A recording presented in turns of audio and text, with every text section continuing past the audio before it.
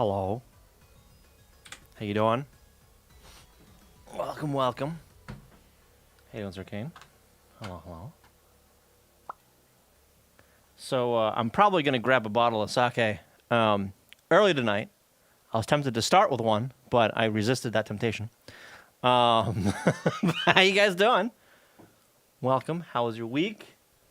Hopefully it wasn't too bad. Is my camera, like... it's not lagging too bad. Okay. Hopefully your week went well. I've got some stories for later about my week, but part of it's why I'm going to be screwing around with some encryption stuff tonight, because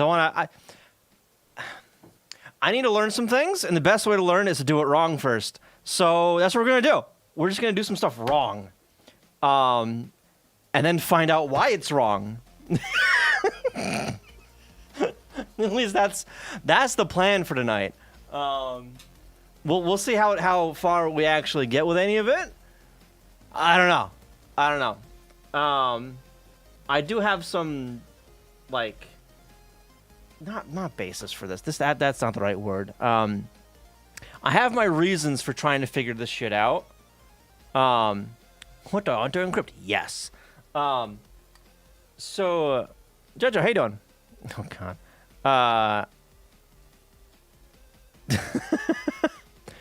Apple TV. Ew. Making it go? Probably, yeah. Hey, by the way, welcome. Rough to Arch? How do I say that? Goes a lot of fun. Why is I have no idea. I have no idea what it's showing. I don't know. That's on you. I am not streaming Apple TV development. No. Avid Go developer. Nice. So I am at my day job. There's two languages I program in. The first one is PLB, which is worse COBOL. The second one is Go, because I'm converting a bunch of shit to Go, because that's what I know. I actually I was invited to a meeting next week by one of the guys, I think in... Actually, I don't even know. I don't know if it's the Florida branch or the New York branch. God, what was it? It was something like .NET Core versus Go on Linux. I guess as a discussion to be like, what would work better? Y'all know what I'm gonna say. But I mean, yeah. Oh, I've got some T2. Don't you worry. I've got loads of it. Loads of tea. It's partially why I'm fucking around with PGP-ish stuff today. It's because I got fed up with a bunch of other shit this past week with fucking Encrypt Right and other PGP shit and GPG being a little bitch. So, yeah. Car-related Go coding. Car-related. Out of Canvas. Really? That's fascinating, actually. Edderfaus, how you doing? Welcome. Canvas. That's the internal network IP stuff of a car, right? So all the different systems of a car can talk to each other. Right? Someone uses both. I also say Go would only win because it's built to be a fast server language. Yeah. Well, C# is more general, but the performance difference wouldn't be that much noticeable. Yeah, I don't think it would be, but I don't know. We'll see.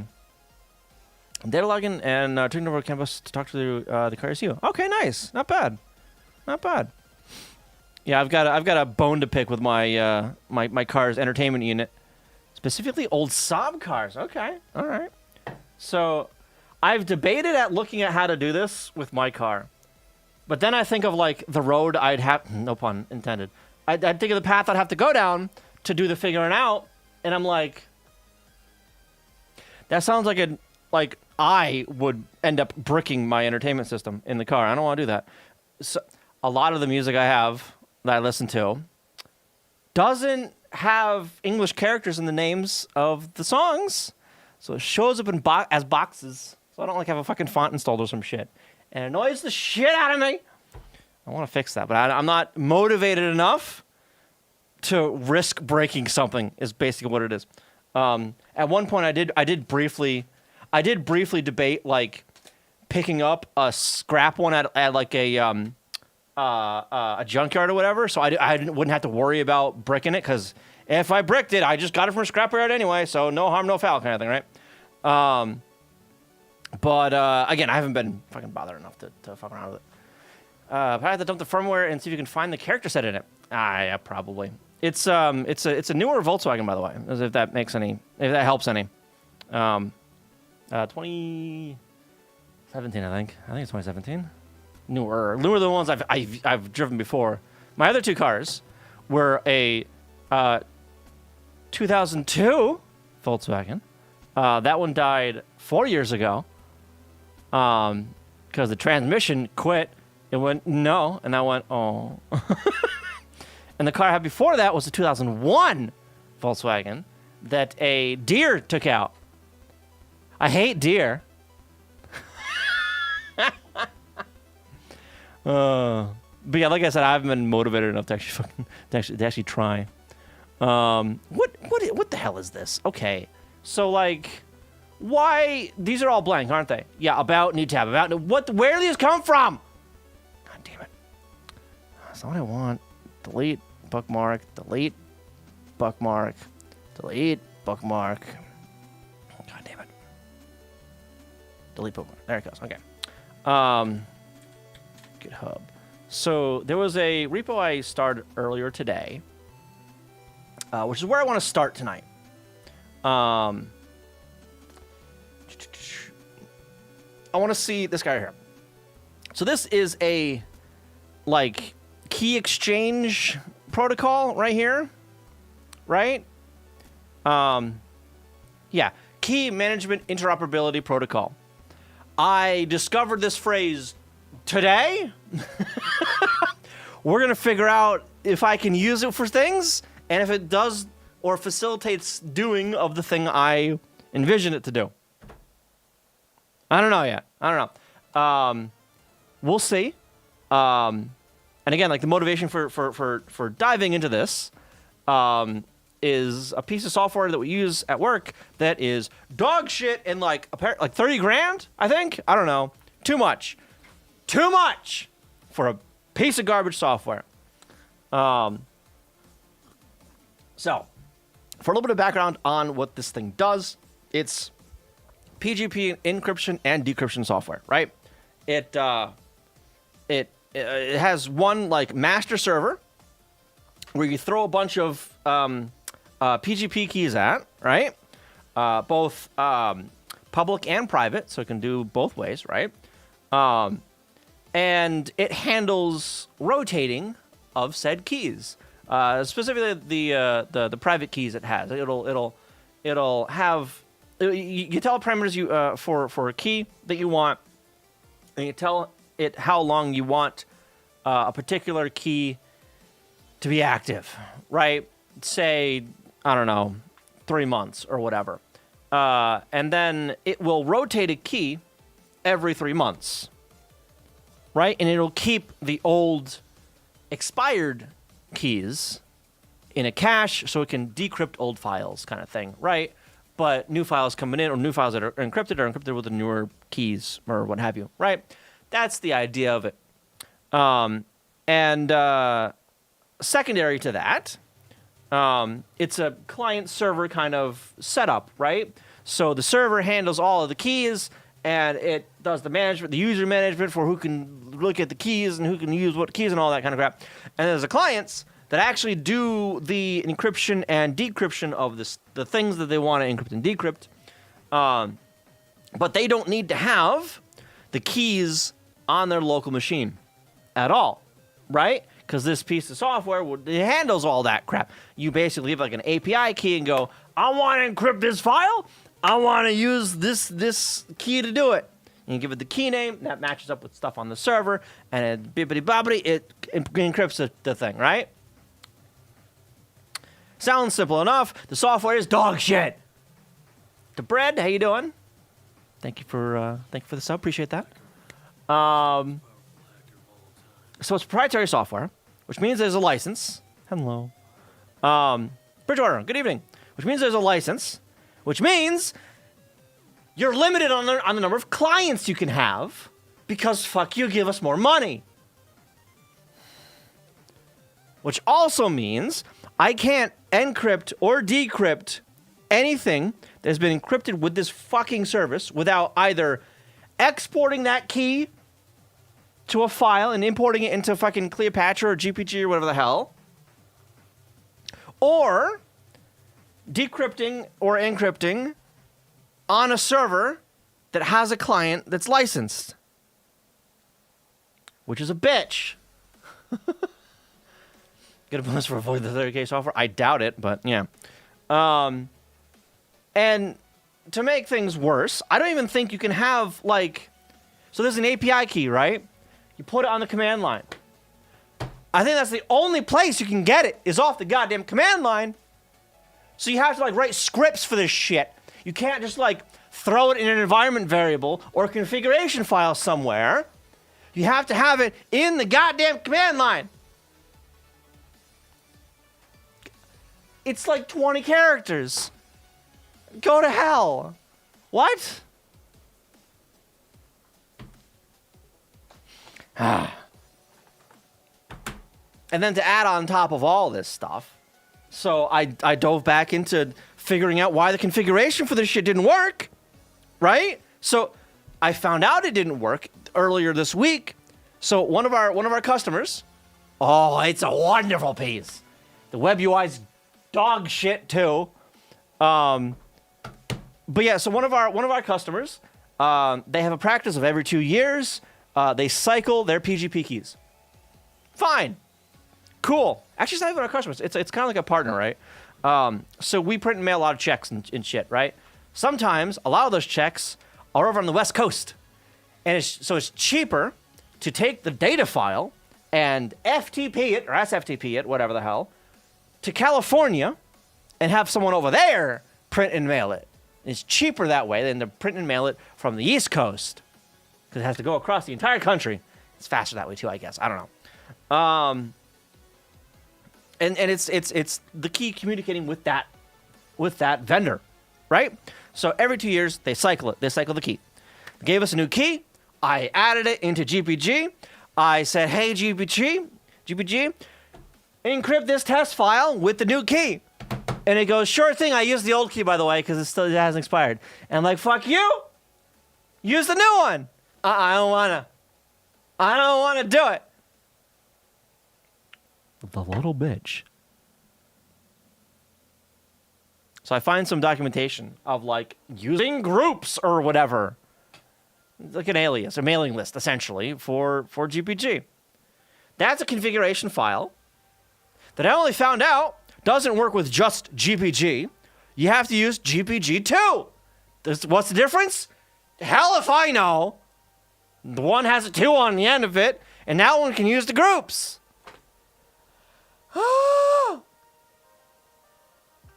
Friends don't let friends use PGP. Yeah, I know. I'm kind of forced into it though. Are you sure when you type replace, you want to replace? So what I'm doing tonight, I don't intend to use at work. I don't intend to use that in production.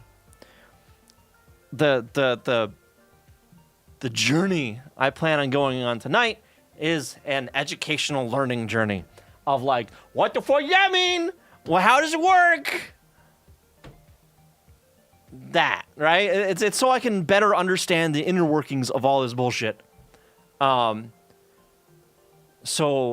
I was about to say so I can explain it to people, but then my boss doesn't fucking listen to me. Anyway, when I try to explain something technical to him, I'll get to that in a second. But yeah, so I'm going down a journey tonight.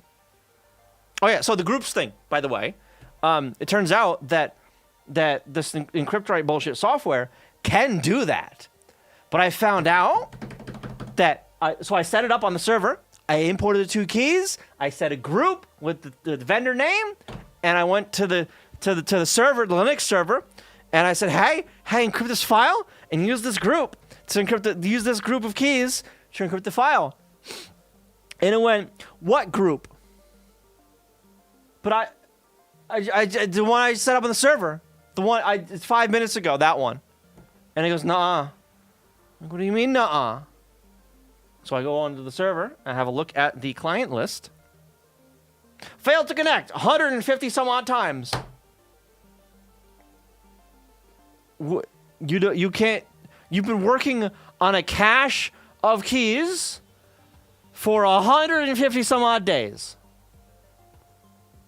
What? You didn't think to tell me that you couldn't talk to the server? How dare? Number one, how dare? Refresh status. Nope, failed again. Okay, for fuck's sake. Turns out, I had some help from Discord, by the way. Turns out that the service files for System D for this thing are like built wrong. All the scripts are init scripts that they didn't bother to port properly over to System D, which apparently was something stupid easy to do. It was like set to environment variables. It's a basic kind of type thing. Here's some timeouts for trying again, and here's the command to run. That's all it is. That's all it is. And they fucked that up. So once I figured out that was the issue, with, again, some help from Discord, it works now. Will it work after we restart the server? I don't fucking know. Gotta wait for the power to go out for that, because I ain't restarting the damn thing.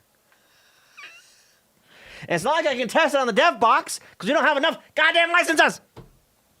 Anyway, so... So, the proof of concept kind of thing I want to build is basically that service enterprise software thing. Yeah. And, what is it? KMIP was the name of one of the services. So I looked it up. I found this. I'm like, oh, neat. So I'm like, that's kind of cool. I don't want to implement that myself, though. So there's a library that does it, apparently. Not completely 100% implement everything. So we're going to see what happens. Yeah, sell a license for $25,000, and the software barely fucking works. It's such a pain in the ass to work with. So you're making an ad hoc consultant way for fun? I mean, I don't know. I don't know. Fun is a strong word. I know I use it in my title, but whatever. For the educational purposes, I'll go with. How about that? But yeah, I mean, I want to figure out how it works, and the best way to do that is try writing one and find out when it fails, kind of thing, right? Oh. Anyway, so KMIP is like a communication protocol between a client and a server.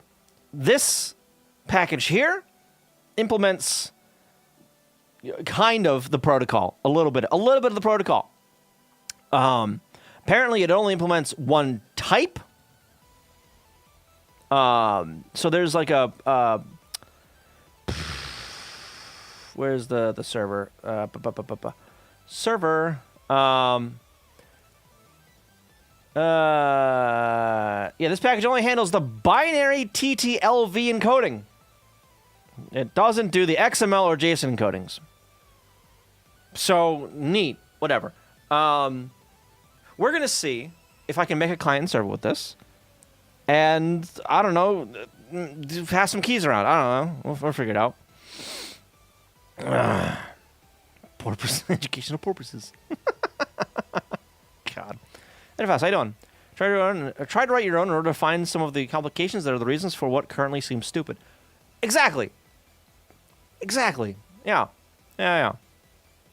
So it seems happening at least. Yeah, so that's actually how I learned how IRC worked years ago. Is I made an IRC bot in Perl. The code isn't great. It's not great.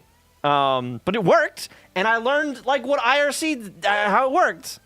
I've forgotten most of it by now, but I mean, you know, I still remember the basics. I don't know how to do any of it, but I remember the basics. Same idea. Same idea. At one point, he was telling that as an IRC client. Oh my god. Gotta be fast with those pongs. All right. Anyway, we're gonna so go mod init main. We're just gonna call it main. And main.go package main import. So I'm gonna get a skeleton up real quick, format, and then so I started to do this kind of skeleton for all the things I've been writing recently. Still, yeah, very educational, exactly. Yeah. So I have a main function that all this does is call a run function that returns an error, right? So I just act on that error. F print line, os.standard error. It just does that, right? So I'm not like, I don't have to do the os.exit one everywhere in the main function when shit breaks. I can just do that in my run function. No, not args. Right? And if I have arguments to pass in, I'll like parse them up here and then pass them into run or whatever, right? But I've been doing that here, so. You what? I may or may not still be able to use Telnet as an RC client. Really? I haven't tried it in ages. God. My protocol may have changed a little bit since, probably. I'm gonna guess. No. All right. So that's like the skeleton that I've started to use, like at work for things, because I don't know, this seems easier, or it seems like it makes sense for some things. I don't know. Not that way. So let's go ahead and grab this. This guy right here. Copy that.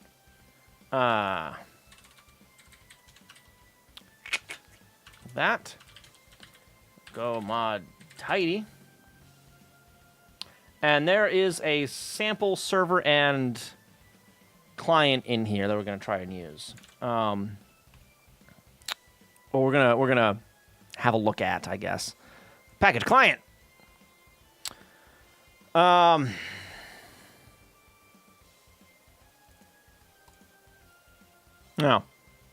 can I scroll up on message, request message? Okay.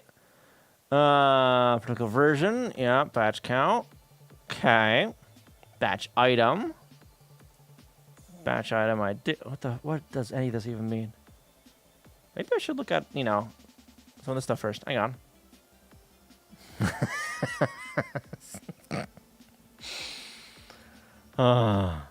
So tea time. Okay. Seems like my boss is bringing onto probably the worst team yet. Is being brought onto the worst thing to help fix some stuff. Oh, he's bringing on. Now, basically, imagine a medium-sized company, 500 plus employees, kept buying new companies, and then there's a catch-all team where if no one knows what it is, the next-gen team handles it. Now, did this for years, and then they split up the team, and our great, fearless, idiotic leaders forget to ask, are we moving the only dev that uses C# off the catch-all application that he is a member of? Or bringing you onto. Ha ha ha. Yep, they forgot. Now they want my boss to clean up their shit show mess. Oh, boy. That sounds like fun. Sounds like a load of fun. So, so some tea that I had today pissed me off. So, we have this other piece of software at work. I'm not a fan of this piece of software. Does it work? Sure. Is it fun to set up? No. No, it is not. This is basically just a file movement management thing, right? We use it for customer sending files to us, right? It sends it to this server, and that distributes it to the actual plant that needs it, kind of thing, right? And some of the other branches have gone hog wild on like conditionals of like moving it here if it's this kind of thing, moving it here if it's that kind of thing. It's bullshit, whatever. Anyway, so we have a web vendor that currently handles all of our website stuff. We are moving to AWS, and we have told them we are moving to AWS. They are not happy because we've had them for like fucking 20 years, right? So, oh no, my customer that I've had for 20 years is leaving for AWS because I'm shit. Anyway, so they manage a bunch of our servers for web, which is bad because someone found out a few months ago that apparently we still had a Windows XP server in production on the web team. What? No. Oh, God, no. So we had to panic and get that thing decommissioned and get everything else over to some other server somewhere, right? God, it was terrible. This other server that they propped up, the Windows box, that apparently is dog shit. They're using like some FileZilla enterprise server thing for SFTP. And they basically have like no encryption algorithms or key exchange algorithms installed on the fucking thing or configured. So this piece of software can't talk directly to that server. Because fuck you. I started to write up basically a proxy kind of thing, right? Where this would send to one of the servers in my location, and I'd have a program that just watched a folder, and whenever it found something, it'd send it off to the web folder, the web FTP, SFTP, whatever the hell, right? And I'm like, that's disgusting. I don't want to fucking do this. Oh, God, please no. I found out today from IT that, like, I guess the support contact or whatever for these guys installed another key exchange algorithm that allegedly will work, but they need to like restart the server for that to happen. So that hasn't happened yet. So I'm holding off on doing the dumb shit because I don't want to do the dumb shit. But anyway, with this stuff here, it's all file movement stuff, right? So like, let's see, connectivity maybe. Oh, I've got all this shit disabled. Yeah, so it does like automation shit and like shit that's timed and fuck you, JavaScript. Yeah, I don't care. Yeah, centralizes shit and where's connectivity? Why won't? Oh my God, that's stupid as hell. Connects to all kinds of things, you know, Azure or in AWS it connects to. Yeah. I haven't started too much of it yet, but I'll get into it. Don't you worry. Hey, by the way, proper copper coffee pot. Go nowhere. Enterprise cron tab rsync. Yeah, it's a little bit more than that, but yeah, basically. Yeah, there's like triggers you can set. Oh, so there's it's project based, right? So you have a project that does a thing, and then like you can have like accounts that log into like SFTP or whatever and upload a file. And then once that file upload finishes, it fires up a trigger that like that executes a project with that file name or some bullshit, right? Fine. So my boss was like, "Oh, but this has an API, the REST API that you can use. That's an arbitrary like, hey, take a file from this server and move it over here. Thank you kindly. And it's all JSON and whatever." And I'm like, I don't believe you. I don't believe you because I've read the documentation and it does not mention any of that anywhere.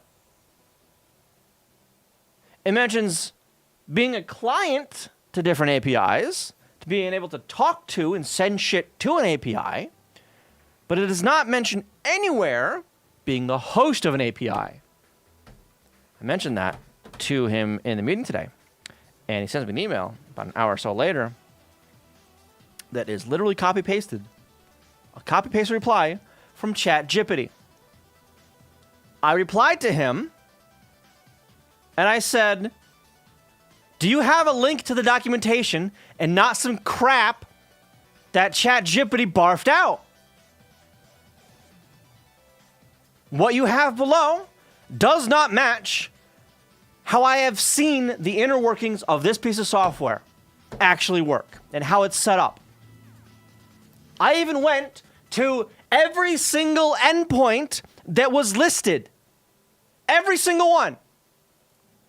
Want to know what I saw? On every single motherfucking endpoint? 404. Everyone. Because it's hallucinated everything. It made it up. It pulled it out of its ass. This is why I hate AI. Right here. He won't fucking shut up about this. He won't shut up about, oh, but ChatGPT will tell you what the documentation is. Give me the documentation, I'll read it. Ah! I don't need someone to read it for me. Just give me the documentation. I will read it myself. Please, God. So I sent him off that email. Then he sends an email to IT and CCs me on it. Hey, can you get him an account on the web UI for the thing? And I'm like, huh? I see that. I messaged the guy in IT that he emailed on Teams. I'm like, hey, he's fucking high. I don't know what he's hallucinating. I don't know. He's like, but account? I'm like, yeah, I have an account to the UI. I was fucking around with it yesterday. I could only do that if I had an account. What do you do? I don't know.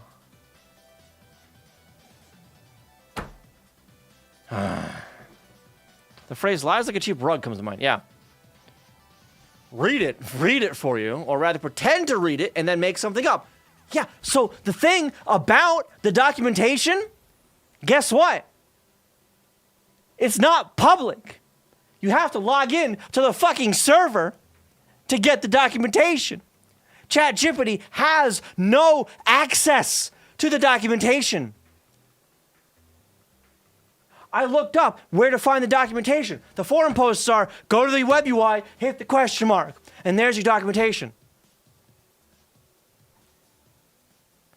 It is not on the public web. It's not there. ChatGPT literally made everything up and sounded like it knew what it was talking about. But no, it bullshitted 100% of the response. 100% of it.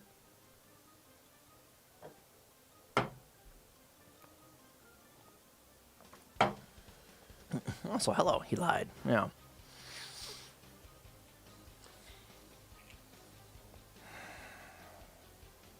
He keeps trying to shove this shit down my throat. I'm like, no, fuck you, no.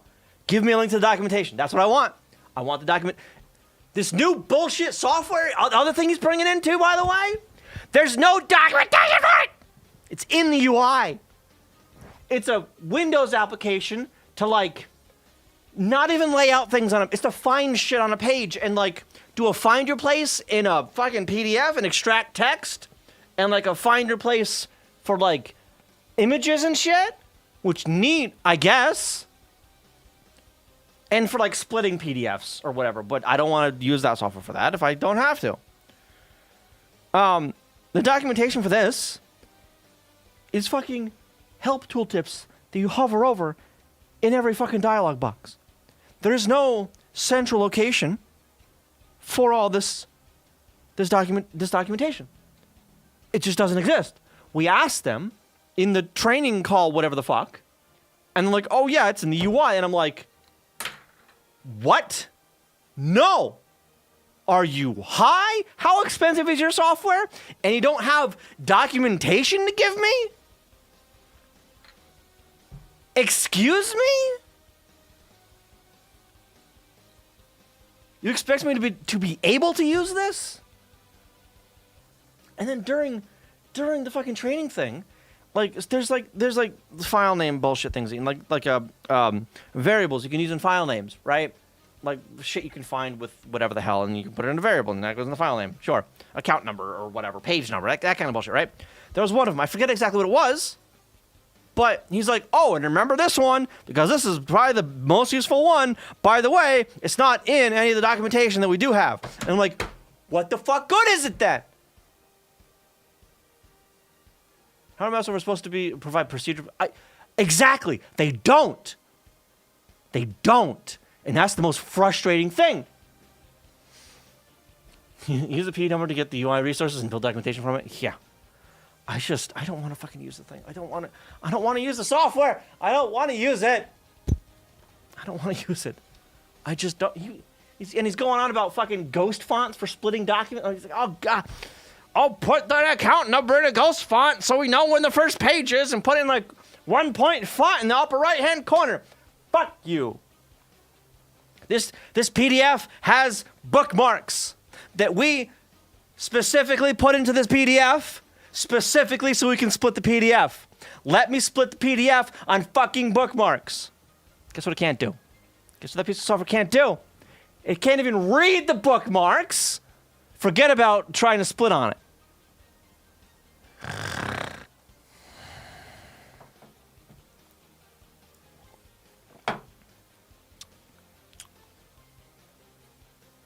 It's exhausting. It's so exhausting.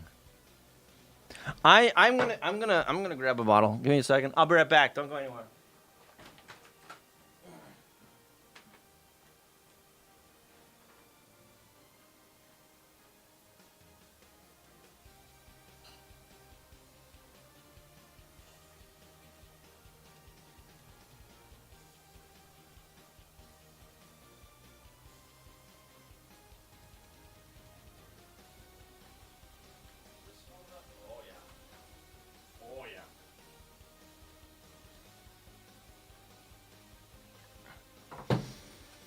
All right, I'm back. Derailed. Oh yeah. Tooltip help is all well and good as an addition, yes, but not as the only source. Yeah, this is the only source of the information. The only thing that they have as like standalone documentation is here's how to hit next in the setup, and I'm like, I can read, thank you. I could probably figure that out on my own. Momokabo Pearl, that's what this is, yeah. I bought this a little while ago. It's still good, but, you know. Mix it up a little bit. Mix it up. There's the cloudy shit. I'm still trying to drill into my second comment. Oh, I didn't even see that. So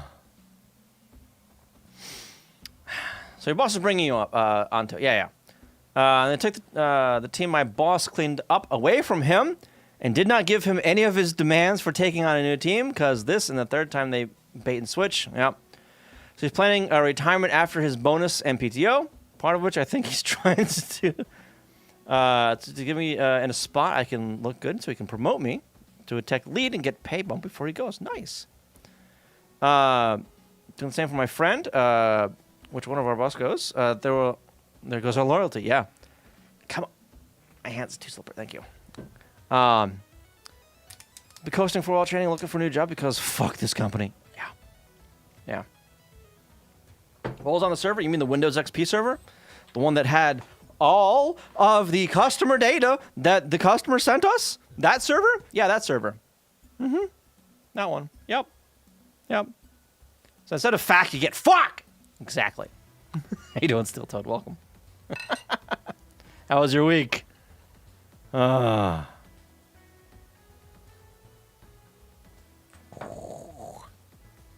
Looks like milk. I can't wait. Put that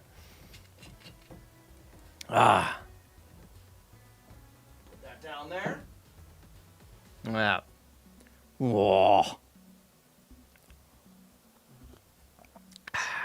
Cheers.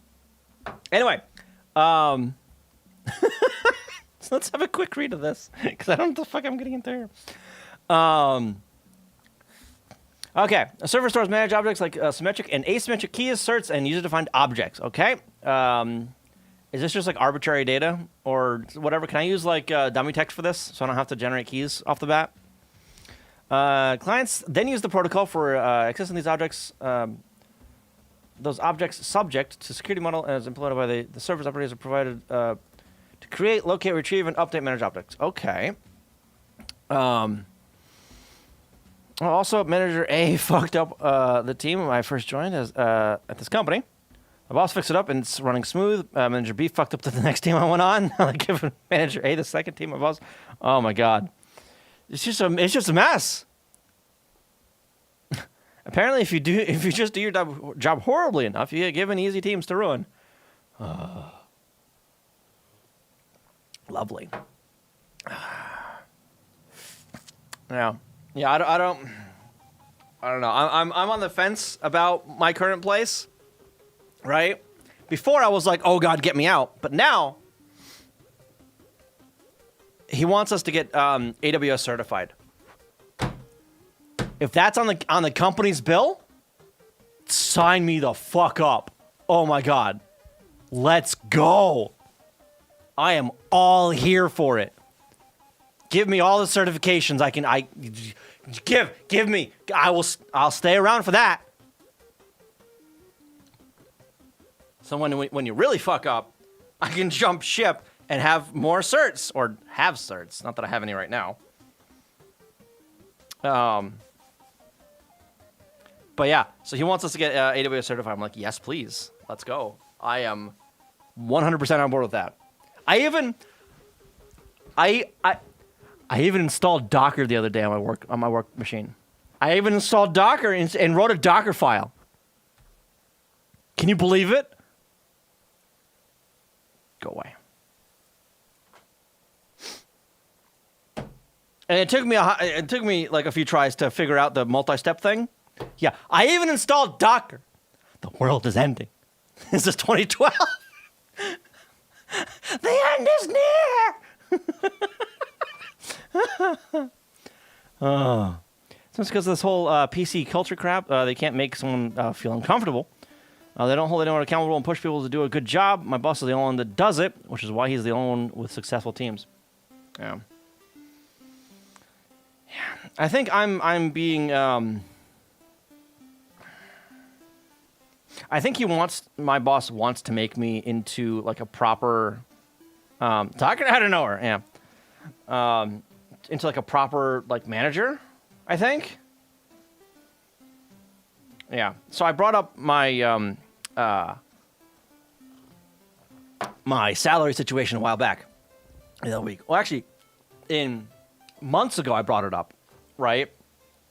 And I re-brought it up again because he was like, "Oh yeah, we'll corner the CEO when we're going over to Germany for the printer thing." And I'm like, "Cool." CEO didn't bother going to Germany for the printer thing, so that didn't happen. So I asked him again. I was like, "Hey, it's been like 2 months and I haven't heard anything. Any updates on this?" He's like, "Oh yeah." So he is planning on cornering this woman in September. He made sure that like this woman doesn't have any like of her kids' graduations to go to. Too fast, how you doing? There's no like weddings or anything around that time. She's not going on vacation, so she doesn't have any distractions. And he's going to trap her in her office and finally talk about giving me a proper raise. And it sounds like he wants to give me more than just a pay increase. I'm not entirely sure what that means. I have some ideas, but I don't want to voice them because then it'll be wrong. So why can't he call her up and do that? Because she's a piece of shit. I have met this woman twice. The first time I met her, she's never in the office. She lives in a ritzy fucking town. I'm not gonna say which town because I don't want to dox myself essentially because it's a town you can find. It's a rich town in New England. I'll leave it at that. And she's never in the office, right? So she was in the office this one particular time. This was the first time that I was there. Neither the CEO of the company. So the first time I saw her was like a year into my employment there, and by that point my boss had quit, and I think her boss had also quit. I think, right? So I was fucking fish out of water kind of thing, right? Like I don't know what the fuck is going on. Everything's on fire. Oh God. Anyway, so she walks in for a board meeting that she has to conduct. Hello, how you doing? Innocent Boo Boo. Nice name. So she is in the meeting room out front. Mind you, this is fucking, what, 2022? A little after COVID, right? COVID's like, is ramping down a little bit, but it's still a thing that can happen, right? I mean, it still is now, but more so then, right? So she's the only one in the office handling this meeting. And she goes into the boardroom and doesn't have internet. And I'm like, huh? So the head CSR comes in and goes, hey, can you help this woman? And I'm like, I guess, sure, whatever. I go in there. She has this jank-ass looking fucking Ethernet cable that's frayed on one end, plugged into her laptop, the other end plugged into the wall. I'm like, what the fuck is this? Huh? And I'm like, there's a Wi-Fi hotspot sitting on the table. It's plugged in. It has the SSID and password on a label written on this thing. Use that. What the fuck? While I'm there, connecting to this fucking thing, she calls the head of IT. And is like, I can't get on the internet. Help! And I can just hear in this guy's voice, like, all right, let me, did you try this? Did you try that? And I'm like, I'm so sorry, man. I know. That's the wrong Wi-Fi cable, ma'am. And we get it working, and I'm walking out, and she goes, but what if I can't print? And I'm like, what? And she goes, I own this company. I should be able to print. And I look her dead in the face. And I'm like, I don't say this. I just stand there in silence, like, what the fuck are you on about? And as deer in headlights I get from her. There's just this stare of, like, panic. And I'm like, what? Office printer, yeah. An office printer for a meeting that she is the only one physically in the office for. What? Then she realizes the time and hurries me out. Because she's late for the meeting or whatever the fuck. And I'm just like, huh? And I'm thinking to myself, nobody in this company, in their right mind, would purposefully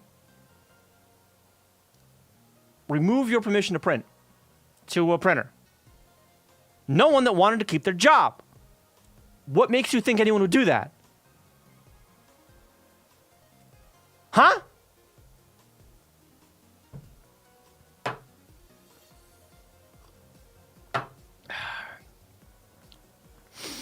I accidentally climbed into someone else's car at night at a gas station a few years ago. Poor lady was terrified. Yeah, that is reasonable, I think. There's reasonable to be terrified if a stranger just hops in your car and you're not an Uber driver. You expect me, of my achievements, to put paper in the printer? I'm not a plebeian. Yeah. If I didn't even realize that someone could, I was just talking about not getting access to the printer. Yeah, I probably, honestly, but I'm like, I was just so dumbfounded that she would even say that. I don't want any Uber driver hopping into my car. Get out, weirdo. And so the second time I saw her, I've spoken with this lady twice. I've been at this company 3.5 years. I've spoken with her twice. The second time, I was talking to one of the CSRs. And that CSR's cube was next to the bathroom. So she was walking by to go to the bathroom. She said hi to the CSR and said hi to me and asked what my name was. I had been at the company for 2 years at this point.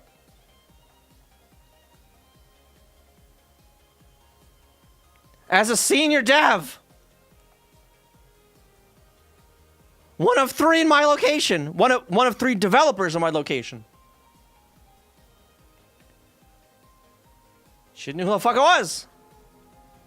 And she really owned the company. Well, it's technically publicly traded, but she has majority shares. So, yeah. Who? The CEO. How you doing, Ivan? Welcome. The CEO of the company. Anyway, from what my boss tells me, my boss, by the way, is the new CTO. Second in command. So, he came on board with the new CEO. So there's 2 CEOs, kind of. The lady is retiring, kind of. She's still going to be on the board. The bitch. Whatever. And there's a new CEO that was brought in to replace her, right? Good thing she's not running things. Only she is, or was. Whatever. Anyway, I have been told directly, bluntly, by my boss, because I said something along the lines of, I don't know if she even knows my name. And he responds with, oh yes, she knows your name. I made sure of that. I'm like, oh shit. Imagine if she was an executive too. What madness. Well, I mean, she is an executive. She's the CEO. She's the acting CEO. Yeah. So I'm like, I hope that's a good thing. He goes, yeah, that's a good thing. Okay, good. All right. This woman needs to fucking retire though. Holy shit. All of the bullshit at my company can be traced back to poor decisions by her and by the people she has hired. Now she's just the owner. Yeah. Yeah, she has majority shares, which is unfortunate. So even after she retires, she will still be on the board and have some say, apparently. But yeah. So my boss needs to corner her. And he even brought this up, like, as an aside on, like, the weekly meeting today. He goes, oh, yeah, I want to meet with you guys and talk about this, that, and the other thing. But I've got a closed-door meeting that I've got to take care of before that. I'm like, oh, I think I know what that's about. I think I know very well what that's about. That's about me. So, yeah, I told my boss, like, hey, the pay here is dog shit. I'm stuck in a tiny fucking apartment. I can't even apply for a mortgage. Forget about, like, getting accepted for one. I can't even apply for one. Throw me a bone here. What the hell's going on? So, hopefully this changes. Hopefully this changes soon. Let me actually see if, like, something like this exists. I can just search this, because I don't want to write the server portion of this, honestly. Is there... But, yeah, so shit happens. What the... Okay. Shit's a clusterfuck at work. And it's kind of improving a little bit. We'll see. I don't know. We'll see if it actually improves. I don't know. So for testing and demonstration purposes only. Okay, it is not a replacement for secure hardware-based key management. Hardware-based key? Okay. It should not be used in production nor for critical. Yeah, sure. Key management appliance supports a dozen key management operations, including all key lifecycle management, object metadata access, and crypto functions like encrypting and signing data. Server is used to test the functionality of client libraries and primarily intended as a testing and demonstration tool. Fine, that's okay. Okay, how do I get it? Installation. Fucking pip. I don't want to use pip though. Can I just... Does it exist here? Damn it!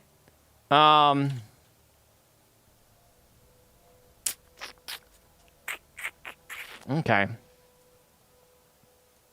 Can I... Is Pip gonna yell at me for this?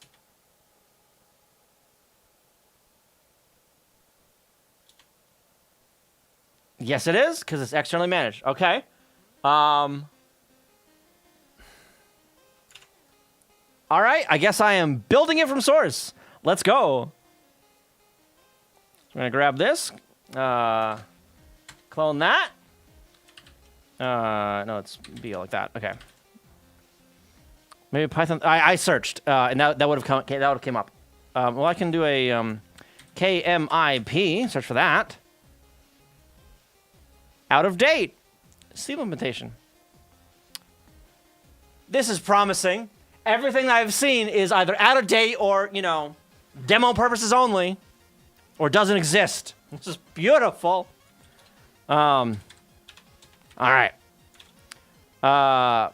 Python install the N37. Okay, good. Python 3. Okay.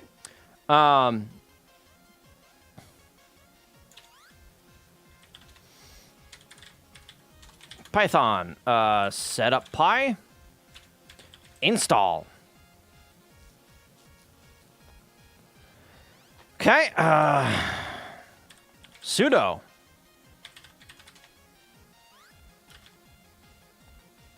Finished. Okay, did it actually do it though? I don't know. Building, okay, sure. Configuration, etc. there. Okay. Copy that. Sudo vim that. It's a new file. New directory. What? Fucking hell.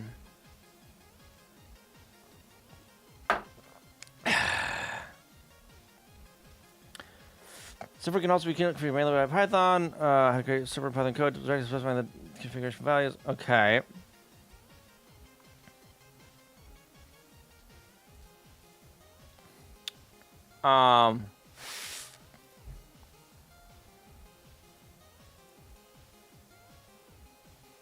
This is gonna be a pain in the ass, isn't it?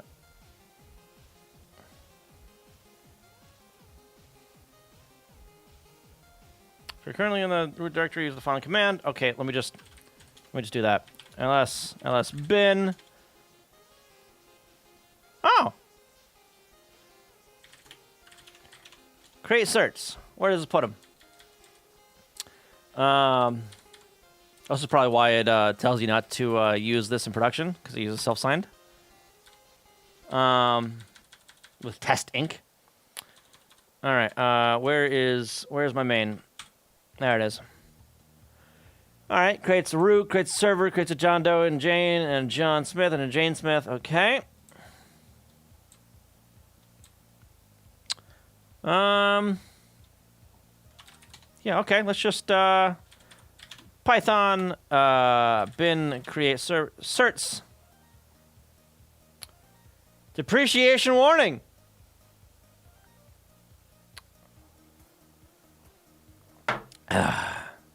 Cool.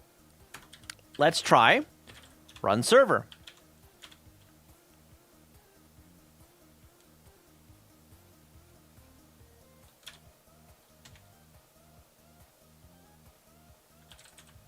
Sudo run server. Fuck you. In there. Okay.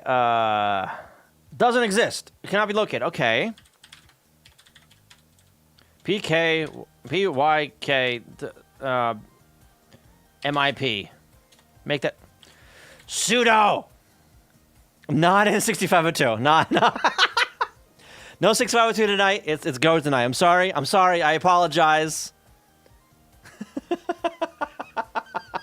That would be a little difficult, I think. That said, I did look at yesterday CRC 32 and how I would go about implementing that in assembly in 6502. I decided against that today. So it's go tonight setting up. Oh, sheesh. Sheesh. Okay, let's do that. Copy located. Okay, fine. sudo vim that. We're gonna come over here. We're gonna grab some default bullshit. Copy all that. Paste. Yes, all of that. Thank you. Excuse me. Quit out of that for now. ls and then lspy, whatever the hell. Those certs are in there. Cert file. Okay, this is going to be code and pykmip slash client. No, I don't want server cert. There it is. Copy that. Paste. Key path is going to be, can I just do it like that? I mean, kind of. And key, server key.pem, server key.pem, okay. CA path, what the fuck is that? Wait, is that the root cert or what the fuck? Hold up, wait a minute. Huh? Sounds like a drinking challenge. Implement a hash collision finder that boots off a cassette on Commodore 64. Right? You have a Bitcoin miner card for Game Boy? What the fuck? Recently looked at doing hash checks on 652. Started looking for a reasonable algo. Didn't get very far before I put it aside for now. Yeah, I can see that. Yeah.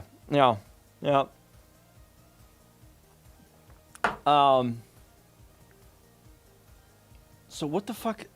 What certificate? Okay, server cert. Okay, server key. I assume is that CA. That's another certificate, isn't it?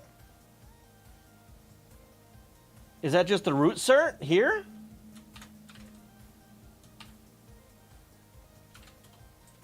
Is that what this is? But there's no like field for a key for this guy. Policy. What the fuck is a policy file? Can I just like give it any file? So the CA probably. So for a self-signed one, probably the same one. Okay, I'll do that. What would the policy file be? I don't know what the hell that is. Database path. No, let's put that also over here. Paste that there. Okay. Unable to let client offshore. Path to policy file. I keep saying this policy file. If you have root cert, then the others are. If the others are signed with, then it's probably that one. Okay, so root.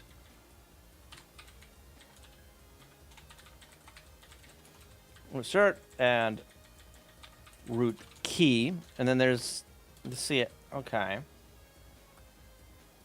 I went for CA path. Oh, wouldn't it need the key for this? Or just the root cert? Or the key would be for signing stuff. And okay, okay, I get it. I think I get it. I'm just gonna give this the fucking changelog file and see if it breaks. Honestly, if it breaks and gives us an error, then we know what to do. Right? RST. Do you utilities someone else? That's fine for this. Probably. I don't know. Depends on what GPG calls policies. I'm more on the evil Active Directory side of things. Well, we'll see. We'll see if this breaks everything. Let's try the run a server again. Not a directory error.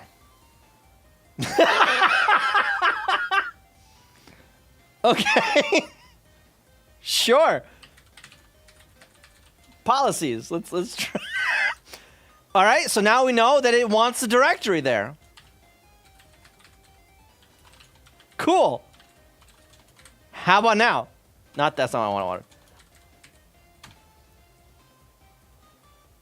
No such file or directory. Did I misspell that? No.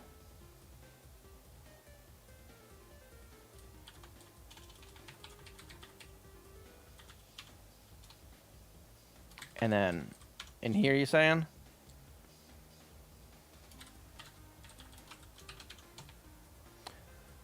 See different bundle files which are automatically created on the basis. Yeah. So okay, let's point it here instead, right? Yeah. So let's point it here instead.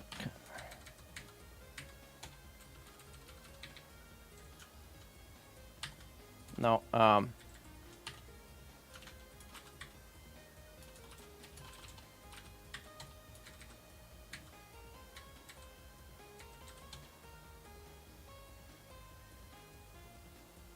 Okay, that's not... Is that a crash?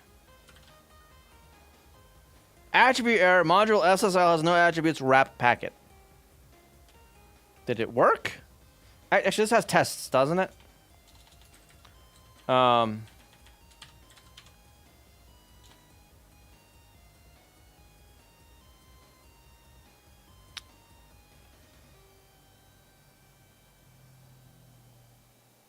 That's an SH file.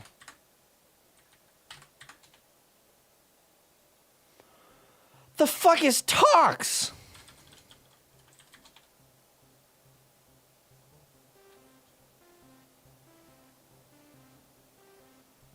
The hell is Tox?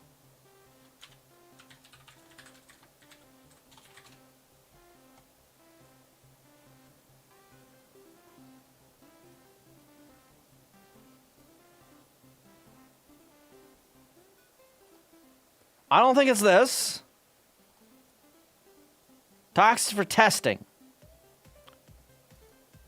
So this.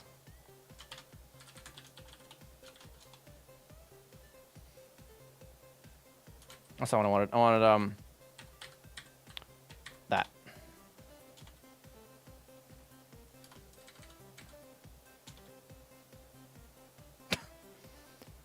Pip install. Okay.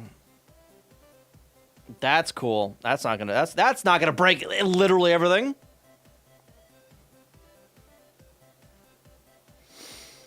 Those are some errors. Goddamn.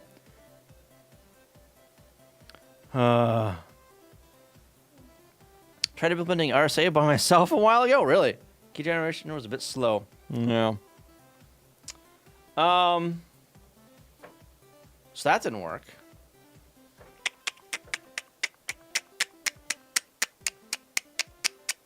Yeah. It expects a JSON file in that directory, apparently, judging by the line they occurred. Oh, Jesus Christ. I tried to use LDAP with SSL and certificate with, auth with Keycloak some time ago and had to give up. Nobody seems to support it overall. Boggles my mind that people use unsecured LDAP. Mm-hmm. Every LDAP client does certificate auth different. Oh, God.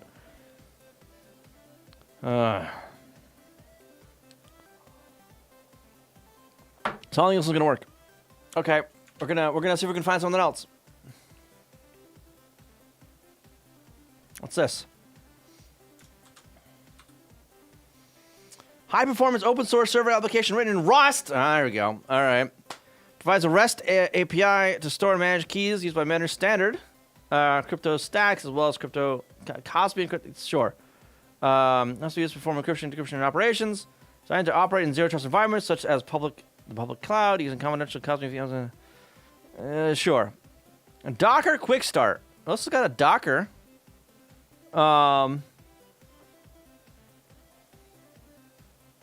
Fuck it. Let's go. Random ass Docker. Let's go.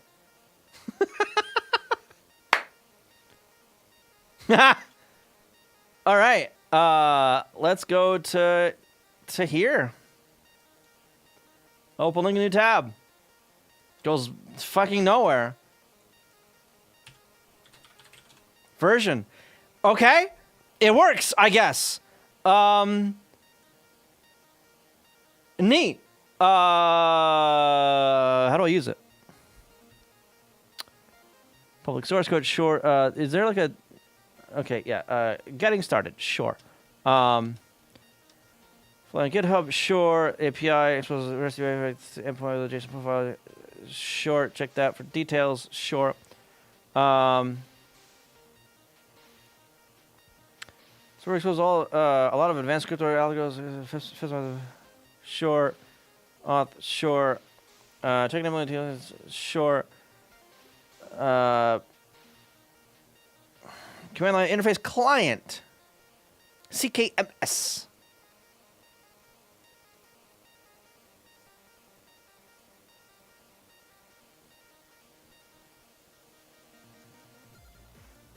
CKMS. CKMS. Okay.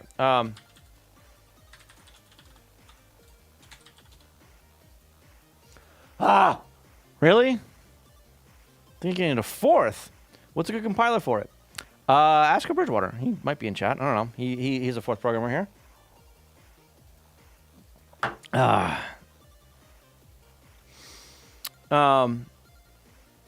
So go back to the Go one. Doesn't have a server? It does, but it doesn't fucking implement anything. The server is like extremely bare bones. And like the example it gives is this. This is the entire example. The whole thing. This tells me nothing. I don't... Huh?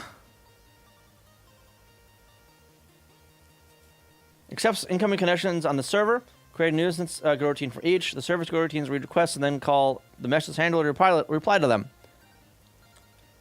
Server always returns a non-nil error and closes. And closes I? And closes L. After shutdown or close, the returned error is error server closed. Oh. C++ macros are shit and called it. It's not a single thing Rust does better, and C++ just supports more stuff. Oh boy. Rust macros are constant compression C and C++. And a bit of reflection, which C++ doesn't have, at least standard, I guess. On purpose, because you're supposed to implement that yourself on top of LLVM, for example. Ugh. C++ doesn't want to add anything extra on top of the generated code. Humstv. Humstv. How you doing? Welcome. I thought you read it. Well, yes, but like this isn't what I wanted to. This part isn't what I really wanted to write. You know. I don't know. Is there like okay standard handler? Do I serve listener? Okay, listener. Where is that? Listener. Okay. Protocol handler. What does this do? Serve that context request. Sure. Do I have like a standard one? Default error handler. Default protocol handler. A message handler. Default operation mux. Where are you? Operation mux. Error handler. Enhanced filter. Okay, sure. Handle.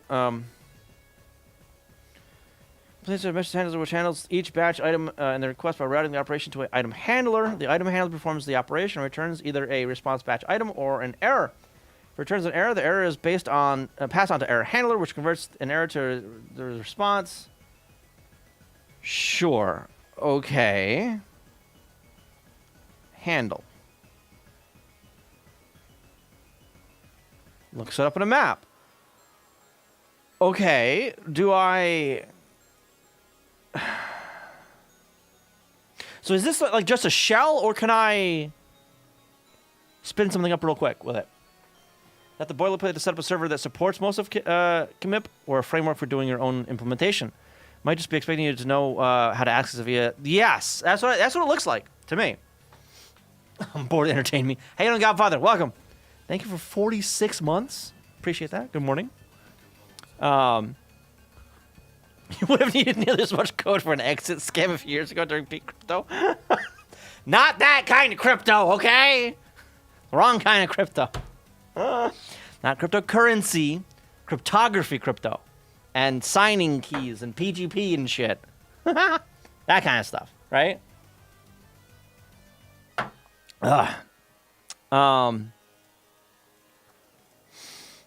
Okay, so yeah, so this looks like just a skeleton, really.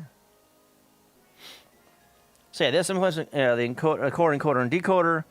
This package contains constants. Defining the spec. Also contains battery for these values. Normalized into JSON and XML encoding. Okay, sure. Definitions are all automatically registered in the default registry. Okay.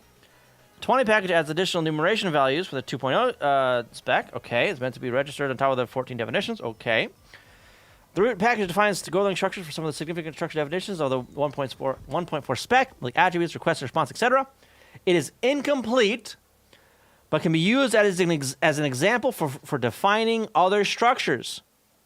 It also contains an example of a client and server.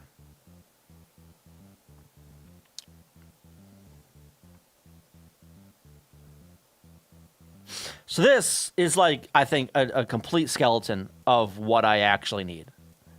Or what I actually want. Right? Okay, so here's the formatting stuff. The actual, like... format... encoding? Yeah.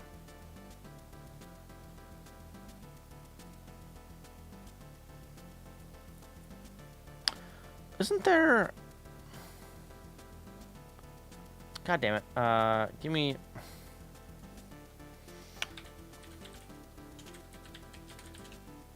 Over here. Standard, what is it? Encoding? Binary and text marshal. Does it implement this shit?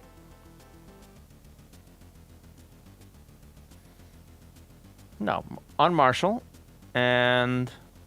has a normalize. It doesn't even have a fucking marshal. Huh? Wait a minute. Jesus Christ. Gotta run? Had to use an DevOps project. You don't like Go? I like it. It's alright. It has its faults, but it's better than the other programming languages at work. So, you, it sounds like, haven't had to deal with languages like PLB. PLB is cancer. Fair enough, since especially the server will be product specific, e.g. in terms of secure key storage. I mean, I guess. What happened with the package system in Go? It's fucking Git. That's all it is. I don't know. Honestly, I think it works well for that. Defend your opinions with convictions. Go with the future. Yeah, well, we'll see. Except for UI. Yeah, UI shit. Good luck. Good fucking luck. Oh my god. That's the only time I've spun up C# recently is for some UI bullshit that I needed to throw together, right? Like that bullshit encrypt right crap. I wrote I threw together a Windows UI in fucking WinForms in C# in like a half an hour. So I could use a GUI instead of the bullshit command line thing that is a pain in the ass to type out. That uses things like -dir space S for encryption. Shorthand for direction, secure.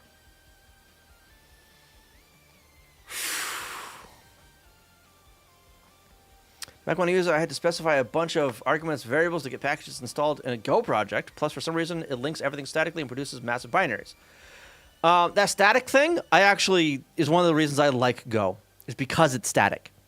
What I liked it was it came with a pre-made unit test setup. Yeah, that's nice too. And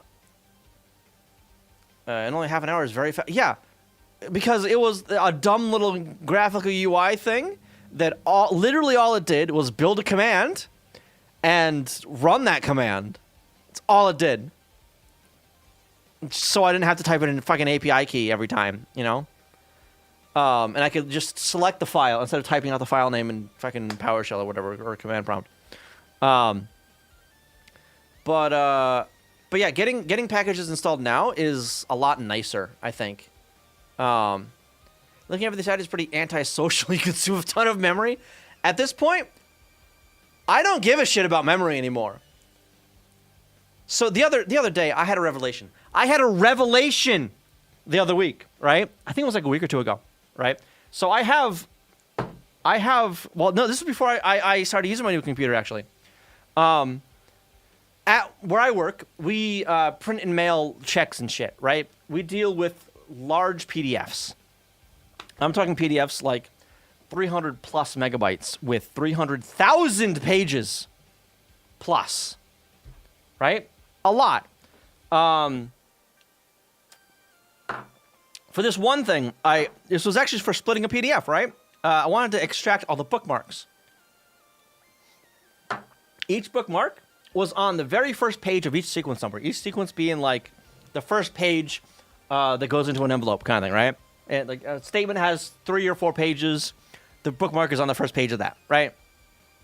I wanted to extract all the bookmarks so I could get the page number, right? And therefore, I'd be able to be like, all right, this statement is from page 4 to 7 or whatever, right? Cool. I found a library to do that in Go.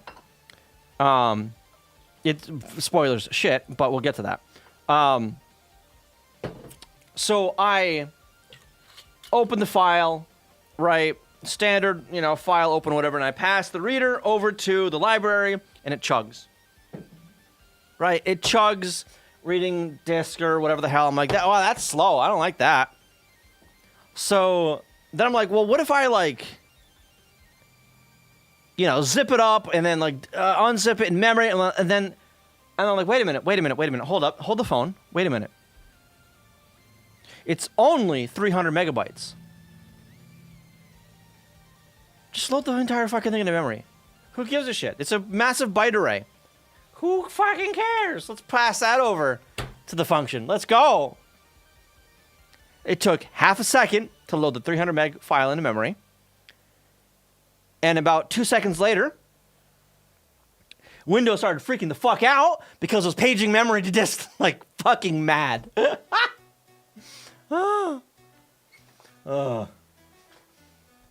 I had some Kubernetes cluster control utilities, etc. Each of them had like 770 meg for language. It's kind of like C.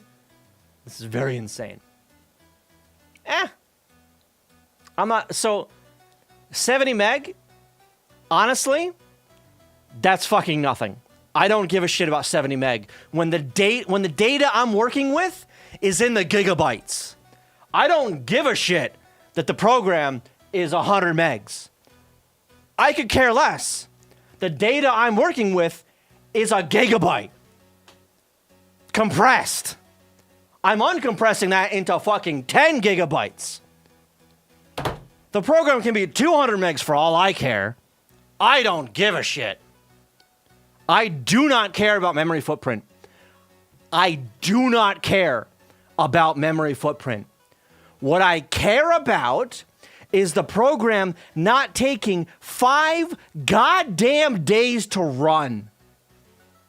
I wish I was joking with that time scale. We have had programs at my company that were started on Friday and took up too much memory on Sunday, halfway done, and then crashed 3 days later.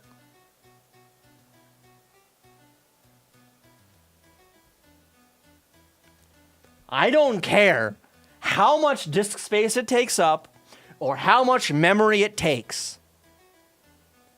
I don't care. As long as it doesn't take 4 days.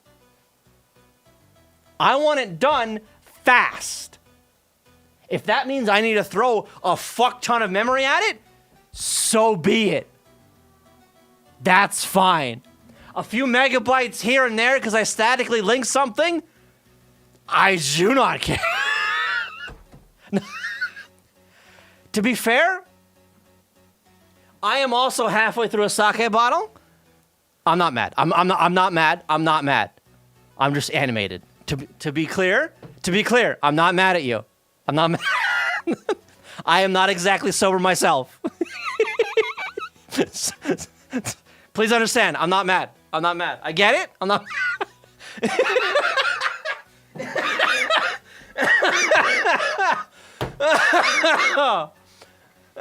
Just T-posing all day.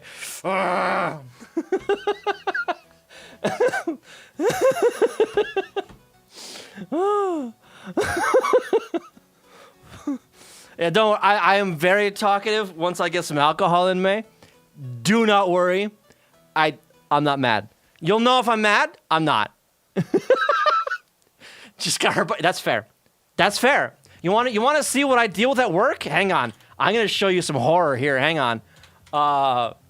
Samples over here, and then so this is the language that I work with in my day job.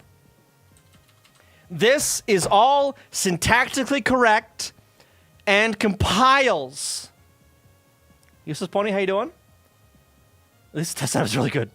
But admittedly, I haven't fucking used it all that much. I do know how it works. I get it. I just haven't fucking used it. It is worse COBOL. A company wanted to run COBOL in 8-bit machines, and COBOL was like, no. So they got out a hedge trimmer and a chainsaw and started chopping shit off. And PLB came out the other end.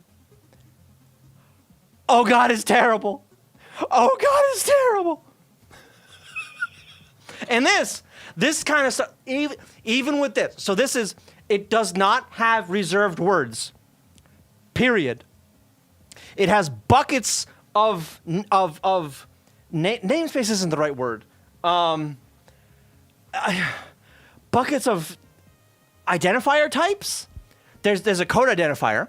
That's what this guy is, right? Go to. That's a label. Code identifier, right? Up here, these are data identifiers, right? Or variables. These are variables, okay? Form 1, that's a number. What does the 1 mean? What do you think the 1 means? What do you think? 1 byte? 8-bit? You think that's what it means? Kind of, but not the way you think. Whoop. No. Undo that. I hit the wrong key. Wrong key. String 1. Yes. Character count in a number. Form 5. 5 digits of a number. 99999. That's the largest number you can have in it. The smallest number? -9999. That's an order of magnitude less. 5 digits of a number stored in a string. Yes. That bit me in the ass months ago. Thinking about PLI? PLI is different. This is PLB. So we have this accounting software that's written in this god-awful language. This postage bullshit. Numbers and dollar amounts in accounts. That's all it really is. Was this a predecessor of C? No. This came out roughly the same time as C. So different family, same rough time period. But C got a hell of a lot more love. Oh my God. And this is not a systems programming language, like at all. I forget what I was saying. Shit. Right. So this accounting software, right? It had the dollar amounts expressed as a 7-digit number. 7.3. 7 whole I almost said bytes. Well, yeah, bytes, but 7 whole characters, digits of a number, a period, and 3 fractional portions of that number. Right? down to one thousandth of a penny, right? One customer we front money for, right? They go in the negative pretty steep. They were late on a payment and went negative $1 million. Now, 1 million. How many characters is that? How many digits is 1 million? You'll notice that 1 million is 7 digits. We only store 7 digits of the number. So, what happens to the negative sign? It doesn't get stored. So they immediately went from negative $999,000 to positive $1 million in their account. Accounting was not happy. Can you blame this man for drinking? I don't blame myself for drinking.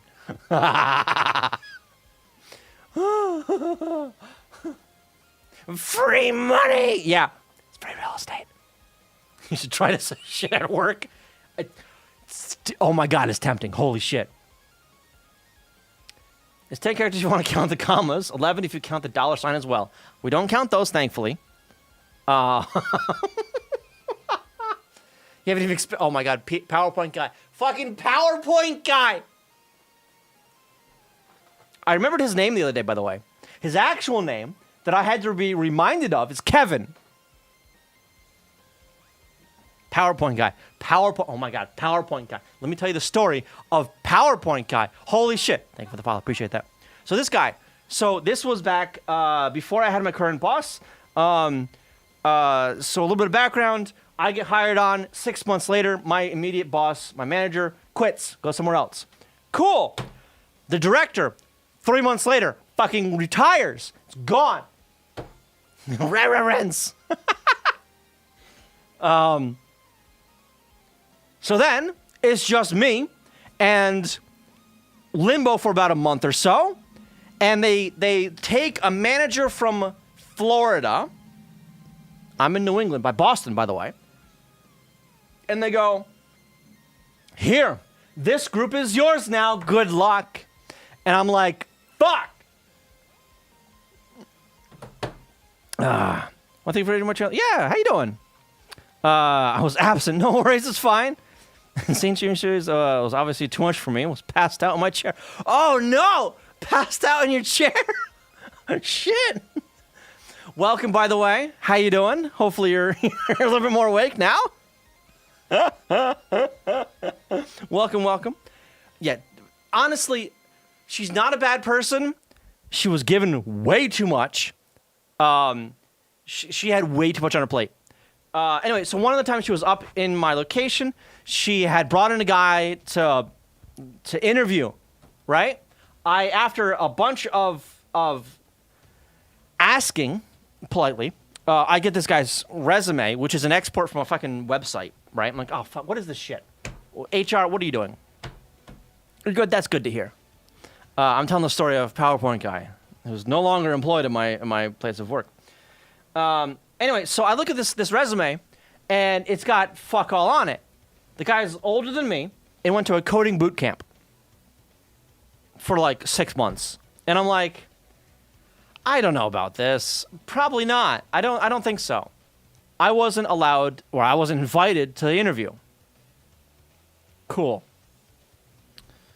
So I'm talking to my boss after the interview because I'm like, hey, can I talk to you about this guy? I want to talk to you about this guy. Actually, well, before that, the reason I wanted to talk to her. So on the job description, right, it had a list of things that were required for the position. In all honesty, this particular thing wasn't required, but it was on the list. PowerShell. I'm sure that most of you know or have at least heard of PowerShell, right? It's a Windows command prompt that's new. Basically, is the short and sweet of it, right? No, it's worse. It's worse. That was on the resume, on not the resume, the job description. So, if it were me and I saw something on the job description that I had never heard of before, I would do the bare minimum, at least, of going to Google and saying, hey, Google, the fuck is this? And at least getting 2 sentences of, this is a command thing for Windows. Instead, he asked her. And both of them walked up to my office and asked me to my face, with a straight face, what is PowerShell? I sat there for a second, stunned. And I'm like, the fuck you mean, what is PowerShell?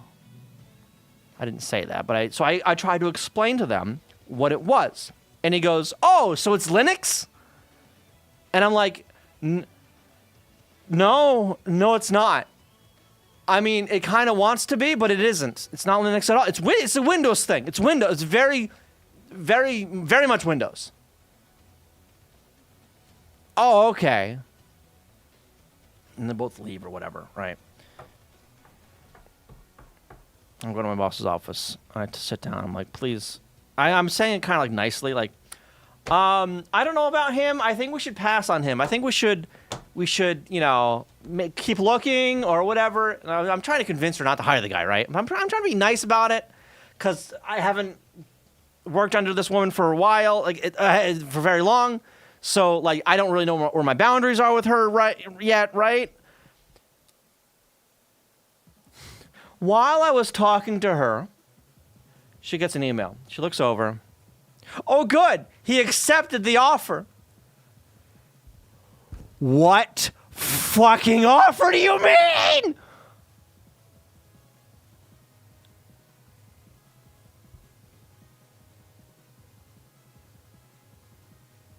This guy starts, and he is dumb as a sack of rocks. And he knows it. I know he knows it because every day almost, he tried to impress everyone on the team with some bullshit. One day he brought in a Raspberry Pi book to like show and tell or some shit. And I'm like, cool. I've got a Raspberry Pi at home that's collecting dust. Go sit down. I don't care. I can understand if someone asks what command prompt is since PowerShell became a thing in 2006. Kingping, how you doing, by the way? Wait, you're using Windows containers coming from Linux? My condolences. Oh, God. Oh, Jesus. I have a supporter who can code and uses ChatGPT. Don't get me started on that one. I'll circle back to that. Don't you put a pin in that. I'm coming back to it. So this PowerPoint, the PowerPoint guy, he knew stuff. He on his resume, he had the Hammer editor, which is the editor for fucking Source, the Source engine, right? I'm like, neat. We don't make games here, but neat, I guess. I don't care. He tried to be like, I've got, and other times he's like, I've got this killer app, man. You're not going to believe this killer app that I'm making a little game on my killer app. He thought he was going to impress me with some bullshit mobile app that he copy-pasted a bunch of shit from. When I asked him to do a different thing, and I'm like, can you just do the thing that I asked you to do? This thing wasn't very hard. Look through some source files, change an email just from this to this, and be done with it. He's trying to impress me with, well, I can code a game. I actually hit him with, I kid you not, I hit him with, neat. I write games in assembly on the NES. I actually told him that. And he shut the fuck up immediately. And he's like, oh, Can't really, you kind of outdid me there. I'm like, yeah, I did. Do your work. Had bad time. Oh God, the board drawing. Jesus. If you can find that in Discord, link it and I'll bring it up. I think Archiboots took a picture of it and linked it. So the reason why he's called PowerPoint guy, he made some flashcards in PowerPoint.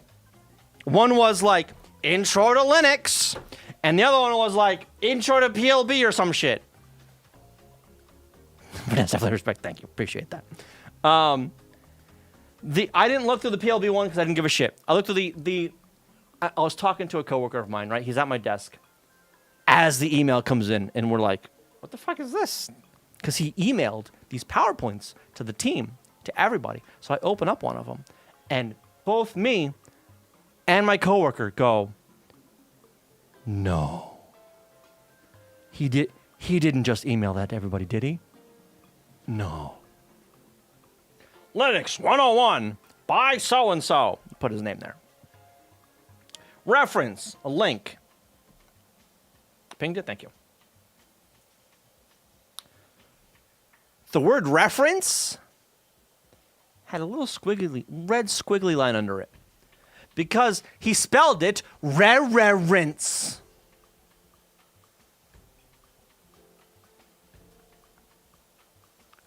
Re-re-rinse.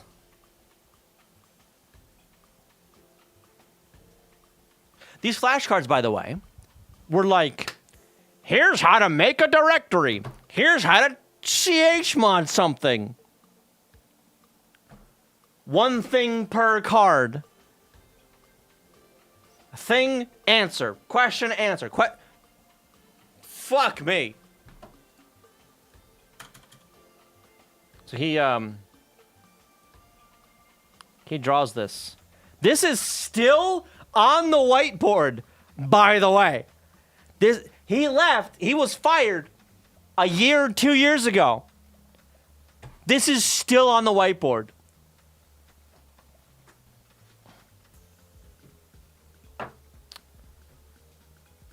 So my grandfather had passed away. He was 93. I hope I can make it that long. Right? So I'm at the service. The whole funeral happens. It's after. We're sitting down, having dinner. Yeah, you can post a link, sure. I get a text. I get a text from one of the customer reps. She goes, hey, I know you're kind of busy today, but I thought I'd let you know that the PowerPoint guy, he uses his name, was walked out today. And I go, what? So a little bit of background on why he was walked out. When you're hired at my company, you have to go for a drug test. He failed the drug test initially. They still hired him. They go, okay, you failed it this time. In 3 months, you need to take it again. And if you fail again, you're fired. Right? They worded it something like, you need to pass the second drug test in order to keep your employment here at, I almost said the company name, Jesus, at the company. He signed it away. He's like, yeah, sure, fuck it. This dumb motherfucker, this moron thought it was A-okay to smoke pot on the weekends. Can they force you to such a test? It is actually very commonplace here in the United States. Yes. At my company, it's once upon your hiring. He just needed to stay sober for a month. And they never would have tested him again. Period. They would not have tested him again, and I would still be stuck with this fucker. Well, actually, maybe not. With my current boss, I might have been able to convince him to fire him. Yeah, he had 3 months of notice.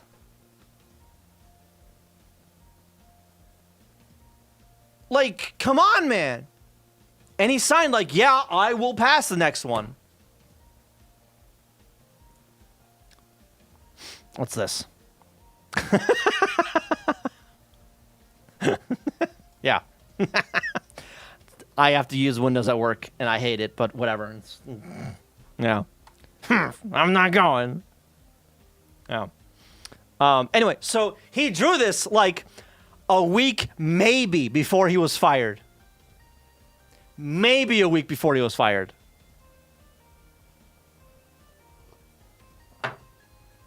It's not law, it's just if you want to keep working here, do it. Yeah. And here that is a perfectly reasonable reason to be let go. Yeah. On my way out, yeah. I like Windows. Just Windows containers is a lot to take in. Can't install shit.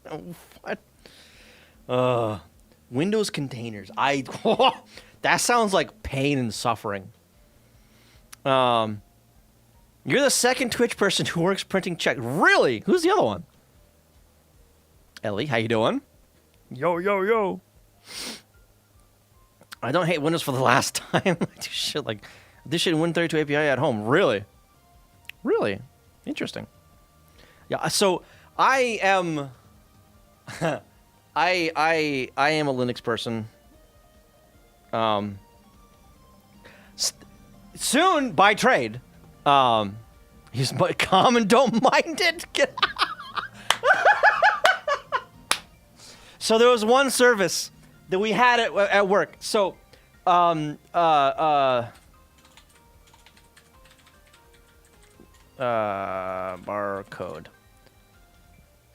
These things, data matrix barcodes, right? We use them for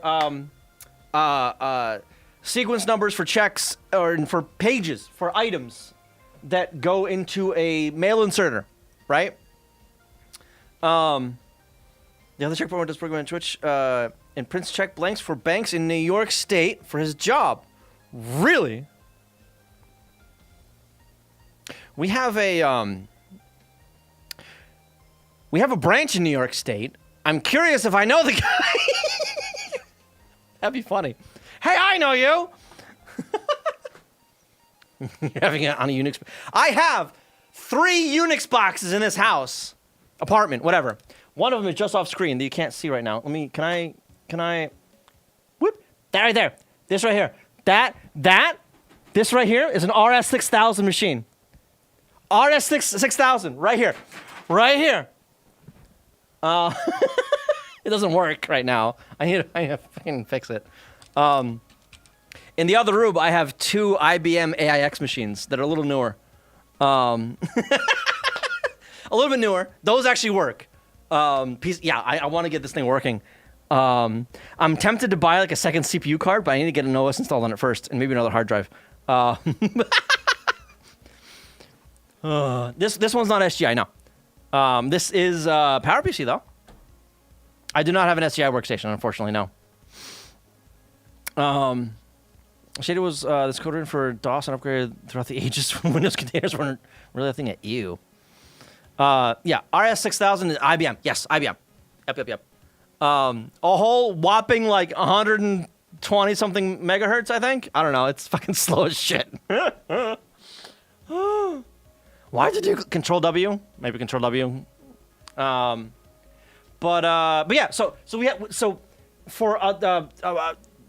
for working with the mail inserter machines. It has a little barcode that scans that says page 1 of 2 and page 2 of 2. And then it knows, okay, new envelope for the next one, right? This whole thing. For some of the old formats, it wasn't PDF, it's DJDE and fucking VIP. I'm not going to get into those right now. They're old Xerox formats that are text-based. Don't worry about it. Anyway, so they're encoded in those in a font, right? The font is 1 pixel wide, 4 high. It's got the dots in it, right? Genpai, how you doing? No, I do. Me neither. I'm drunk. Welcome. Cheers. Thank you for 60 months. Appreciate that. As you 3 Unix boxes, raise you an open VMS machine, multiple SGI. Shut up. So yeah, all we needed to do was take a string of data, bunch of numbers, and convert that into some letters, essentially, that correspond to glyphs in a font that, when printed, look like that. Right? A simple conversion. It's on its way. Woo! Exciting. In order to get this, we had a script set up that watched a directory. Once it found a file, a print file, it read this print file. It filtered out just the lines that had this data on it, because it was in a special comment line. Put that in a new file. Once it found all the lines, it took that file and sent it off to a Windows server. This Windows server had another PLB program that used fucking, what the hell was it? It wasn't COM, it was something else. Help me out. Shit. ActiveX.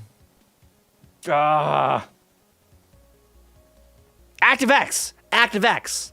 It was an ActiveX fucking library DLL, whatever the hell, that somehow was launched from PLB. I'm like, what is this black magic? I couldn't figure out how it worked. All it did was take a string of numbers and turn it into a string of letters. And it obviously corresponded to the thing, whatever. And then it took that and it sent it back to the first server. And that first server read both files and fucking merged them. And I'm like, fucking why? Oh my god, this is atrocious. So I rewrote that little program that does all the fucking bullshit of like send to the other server, wait for the shit, and trying to get it back. I rewrote it in Go using, I don't know, probably this actually. Yeah, using this. Takes it, puts it into a data matrix barcode, and I can convert it into the font. I figured out that like how to convert the data into the font, and we're good. No more sending it to another fucking server or some shit. Proton, how you doing? Did I? Yes, I did. I streamed about Game of Life last time. That was. Forgive me, I'm a little drunk right now. It's right here. I need to. Still haven't added the README yet. That was. The hell is it? Why does it have the study box stuff, but not the Game of Life that I... Recent? Gall. Oh, I did. I just was blind. Random seed. Hey, start. Fuck. Where the hell start on the... Nah. Controller wasn't plugged in. Damn it! No, random seed. There it goes.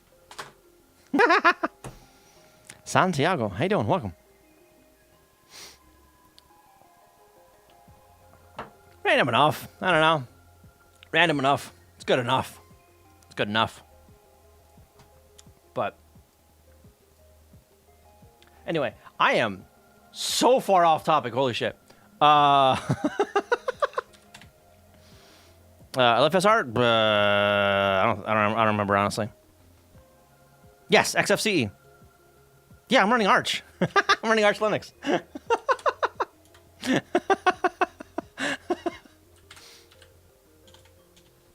Oh. What do you mean, what happened? I've been on Arch for a while. I've even got, like, this is my daily driver. I've even got, like, you know, Steam on here, too, with all my games. And most of them actually work. Surprisingly enough. Hello, this is proof of work. Not cryptocurrency, damn it. Wrong kind of crypto. Welcome, though, by the way. How you doing? more along the lines of PGP crypto. Which distro? Arch. Arch Linux. Raspberry Pi recently saved your ass. Really? Really?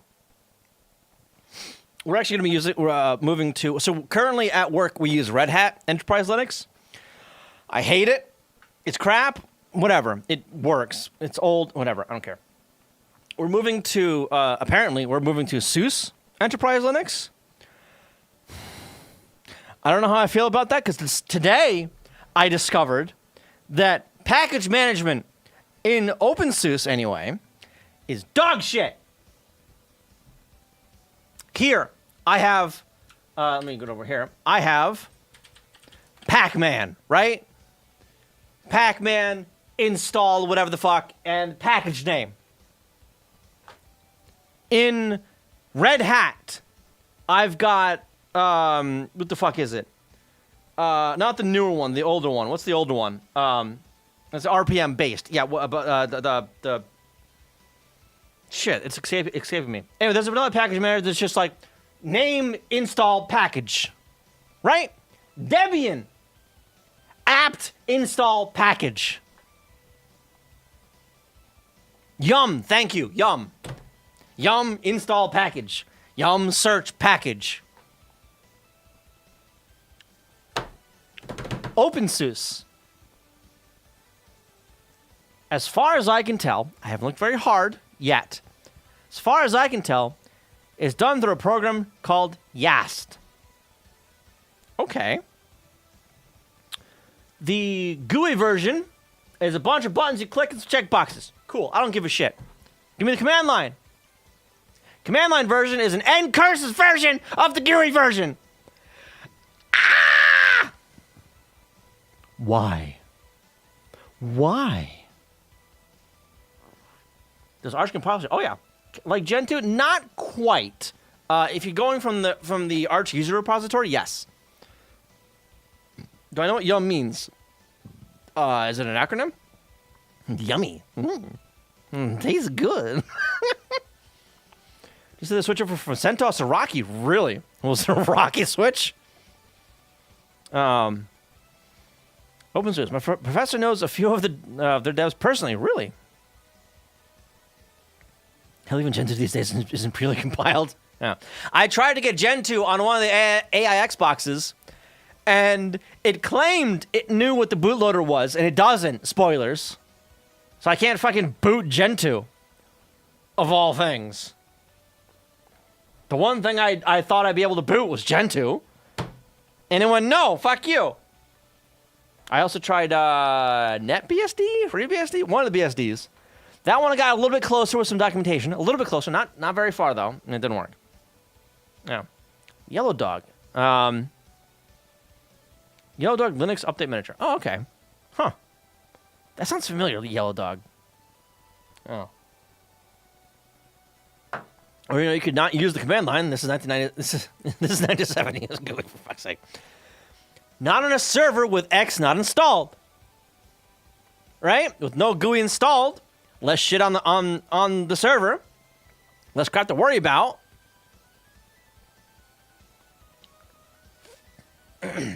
Neo Freerunner? What the hell is that?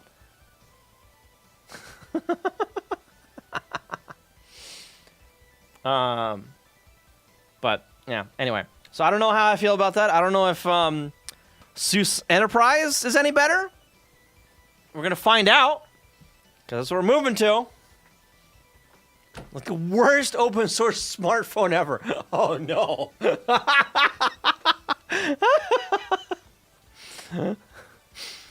The first one. Oh god. Okay. All right. Yep. So I thought about making a home server with Windows Server 08. I feel things will never go wrong. Nothing at all. I don't know about that. I don't know about that. Anyway. Okay, so this shit. What the fuck do I do with this?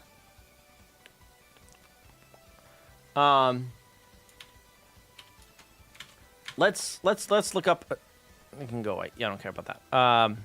I don't care about this. This can go... No, not that window, damn it. That's my Discord window. I want this window here. Shit, I closed Discord. God damn it. No, pop back up. Thank you.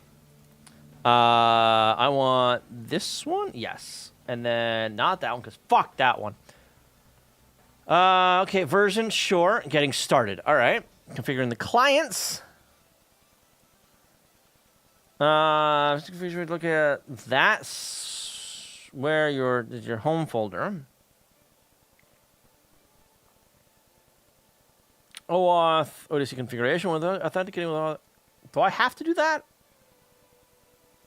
How do I administer this server thing? Yeah, I don't care. Comprehensive inline help. I don't care really about that. Toml configuration file. Is this what I want? Docker run, sure. Okay. But this is going to be like in the Docker image, isn't it? I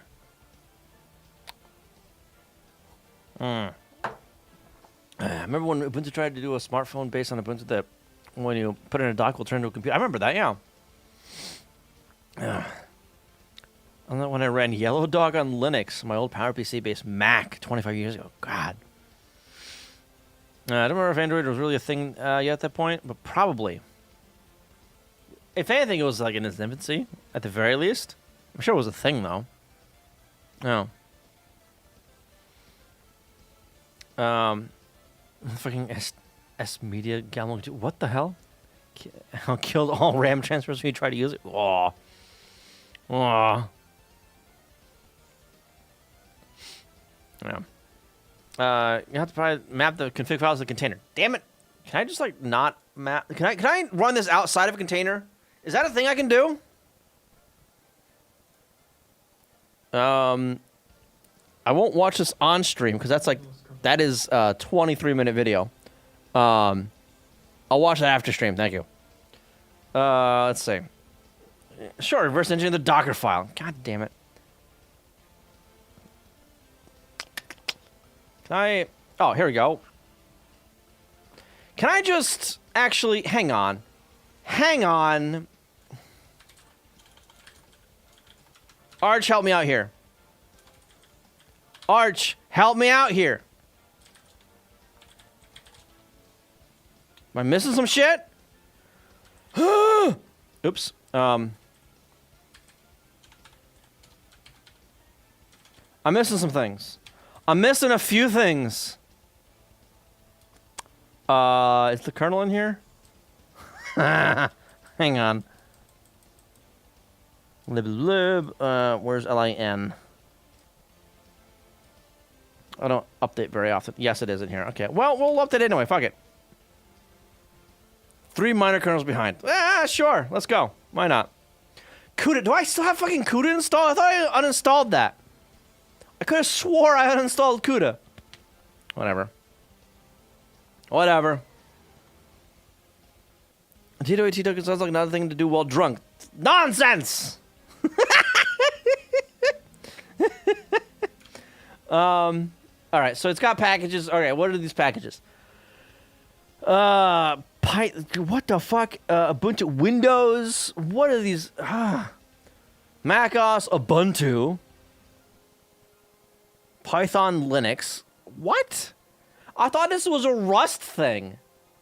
Written in Rust. Why is there a Python release? The hell is this? A wheel file. Fuck you. Oh my god.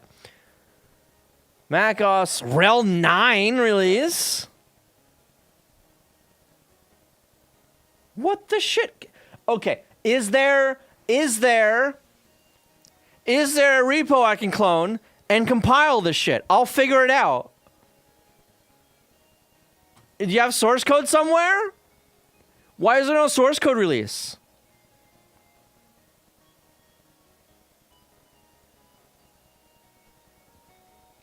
CentOS, RPM, FIPS Ubuntu, some more. What the fuck?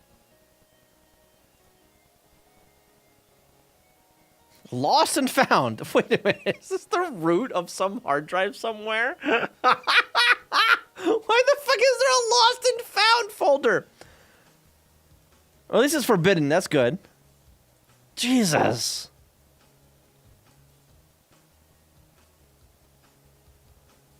Oh, God. What's in the last build one?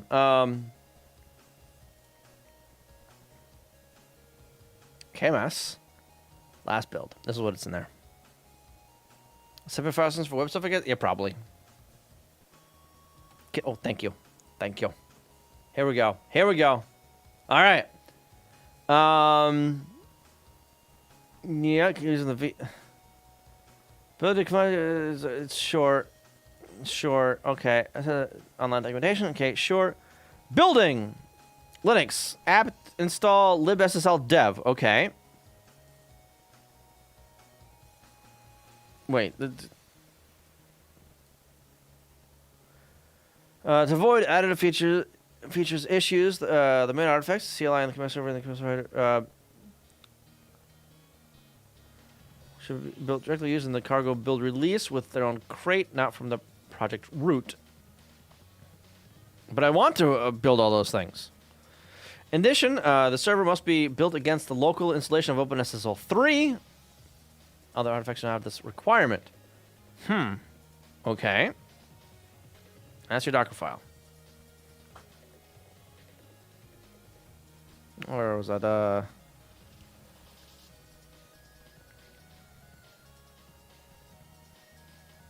Here. apt-get, so Debian based. Okay. Oh yeah, Ubuntu. There it is.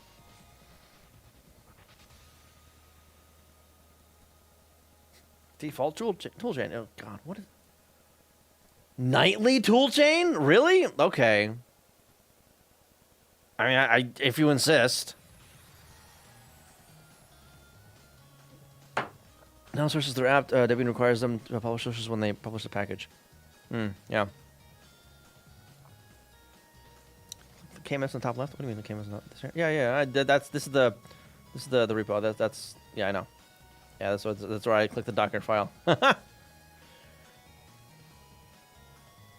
Builder short, and so this uses the multi-step. Again, the other shit I figured out, which was it uses like two containers. One container to actually build the thing, and a second container to just run the thing, which I think is neat. Yeah, you're fine. Don't worry about it. I'm drunk too. It's okay. You're fine.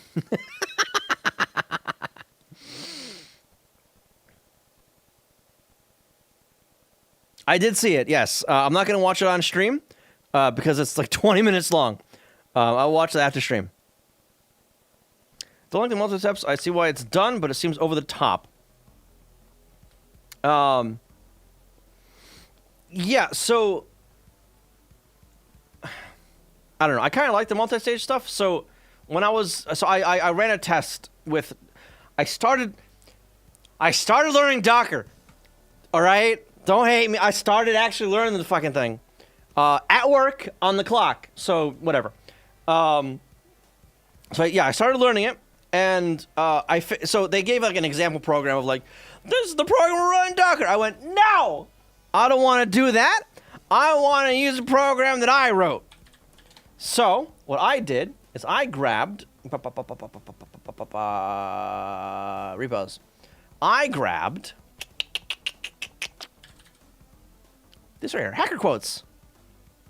All this is it randomly generates fucking corny ass, hacker movie quotes or whatever, right? That's literally all it does. That's all it does. Ready and go, and it's like a web UI kind of thing, a web interface kind of thing. So I'm like, all right, I'm going to take this, I'm going to build it in Docker. Or whatever. Because sure, why not? Fuck it. That's the best I like the rest, yeah. For your eyes here.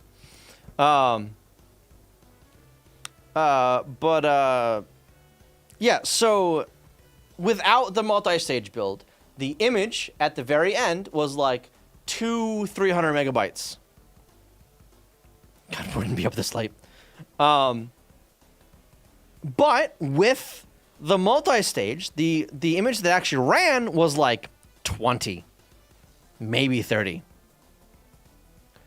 Let me rephrase, I don't like how many multi-stage files are done. The idea, as far as I understand, is one container for building and a really bare bones container for running it. Yes.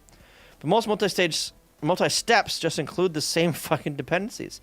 Oh, God. Yeah, so for mine, what I did is... So I used Alpine as the base, right?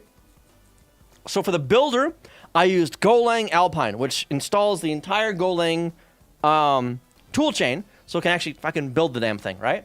And that's what, like, goes and clones the repo and does all the bullshit, right? Whereas the actual running container, that was just vanilla Alpine. And all it did was copy the executable from the build container to the run container. So it had none of the Go toolchain and none of the source code on it. Right? Another reason, by the way, why I love the static nature of Go is because if I'm launching it in a fucking container anyway, I'm going to have to install the dependencies. So why don't I just bake it into the goddamn executable? Yeah. For Go, multi-stage builds like a perfect thing to use. Exactly, yeah. Because all of the DLLs and bullshit are just built into the executable. You don't have to worry about it, right? You don't have to worry about, like, installing dependencies or whatever. You just copy the thing from here to there and then start it and run it. Let's go. But yeah, if they're, like, using multi-stage and just installing the same fucking dependencies in the run container, you're just doing it wrong. You're just doing it wrong. That's it. You're just wrong. Yeah. It's my favorite hacker movie? I don't know. That's a hard one. But yeah. And I'm also like, that's why I work with this Docker stuff. I'm using Docker Desktop, which is like a GUI thing, so I can just click buttons, which is very. It's a what's the word I'm looking for? Diversion? The kind of thing I usually do when learning things like this, which is strictly command line. Like, I want to learn the fucking commands. Let me learn. Like, Git is a perfect example, right? I used to use like a Git GUI bullshit thing or whatever, right? I don't anymore. I just use fucking Git on the command line. I'm comfortable with it, and I'm more productive with it than some GUI that I've got to click around and bullshit and figure out merge conflicts there. I figured out my merge conflicts in Vim. Fuck you. For Docker, I'm like, fuck it. For Go, you could possibly use an empty container. Yeah. Create your own container from scratch. If that will work with Go. I mean, so you have to, like, you have to either have a kernel to do some things or do everything that the kernel will do in your executable. Right? Yeah, the syscalls. Right. You need something to handle the syscalls. Which, I mean, might be possible if you're masochistic enough. I don't know. I don't think I'm at that level yet. Operation Takedown? What? I'm part of the container. Right, yeah. Which is why I chose Alpine, right? Because it's a very, very bare bones distro, right? Alpine, security-oriented, lightweight Linux distro based on Muscle, libc, and BusyBox. Very lightweight. Small, simple, secure. Beautiful. Yeah. Built around the Muscle, libc, and BusyBox. This makes it small and very resource efficient. A container requires no more than 8 megabytes And a minimal installation to disk requires about 130 meg of storage. Not only do you get a fully fledged Linux environment, but also a large selection of packages from the repo. Huh. Binary packages are thinned out and split, giving you even more control over what you install. Teeny tiny.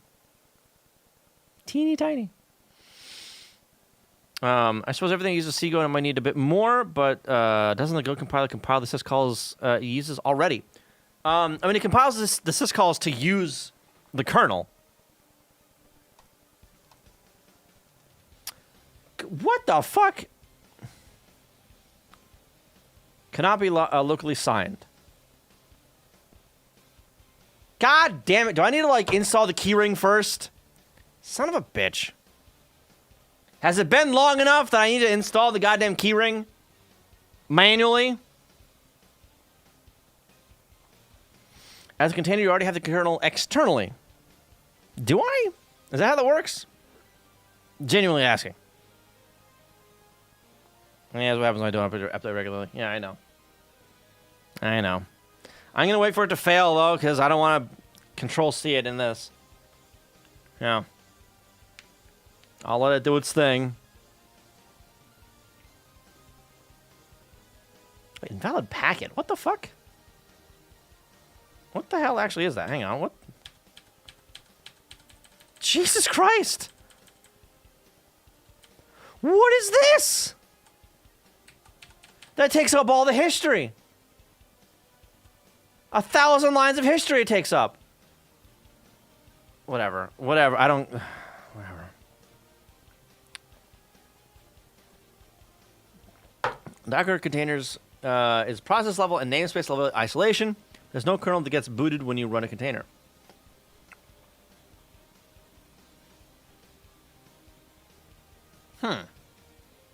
So if I don't have to do any OS level stuff, right? Like file IO or whatever the hell. I'm not calling any external commands. In theory, I could just have the one program that launches in the container. Right? I'm honestly clueless. I don't know. I don't know.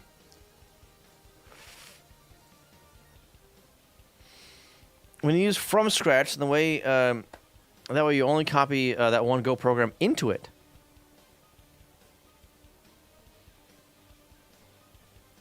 Really? Really? I'm curious now. So while this is doing its thing, we're just gonna Control-C that, exit out of that, and then do one of these. I've got that somewhere in here, right? Hacker quotes.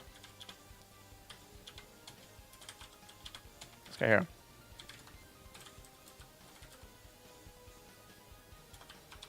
Docker file. While shit's upgrading, we'll do this. Create the smallest and secured... Okay, do that, and then... Refresh that real quick. That's the wrong page to refresh. Stop that. When you're building a Docker image, the first idea is using the default official image. Okay. Talk about building with from going from Nginx. Sure. Docker image for Go.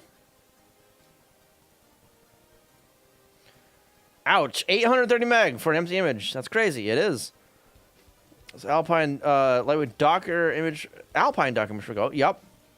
From going like Alpine. Sure. Small too large for production image with nothing. 300 megs, right? Use multi-stage builds. Sure. Thanks for talking about this. Build your application in a Docker image, Alpine image, and procure a small image with only a binary and a scratch image. Okay. Okay, it's time to build a small image with multi-stage build. Okay.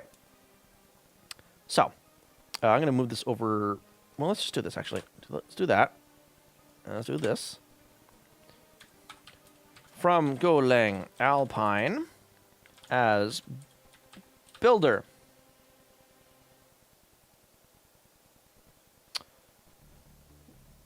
didn't need to install Git there, did I? Maybe I did. APK update and APK add no cache Git workdir app. That's just what I'm gonna do.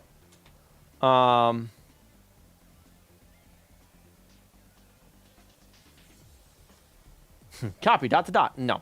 Instead, we're going to what is it? Run? It's run, right? Yeah.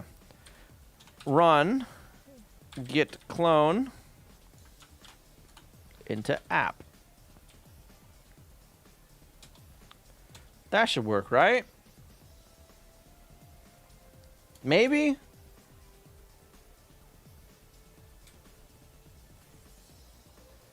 Or is workdir just the, yeah, git clone hacker quotes into there. And then run.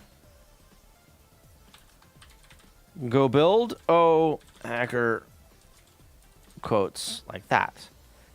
Actually, go bin server dot go. I think it is, right? I think it's that. That should take care of that. From scratch. Copy from builder.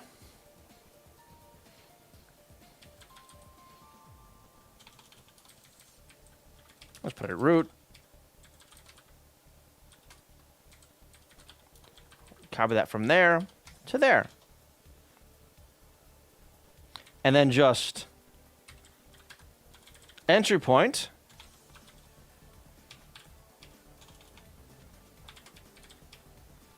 No. Like that. Should this work? Is that gonna work? How do I, what is it, Docker compose? What the fuck is the command? Why isn't this doing anything?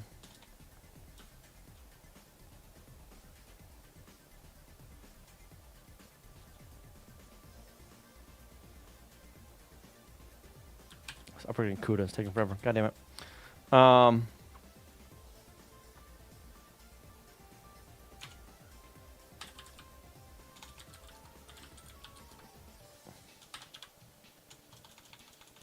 It's just this. Maybe?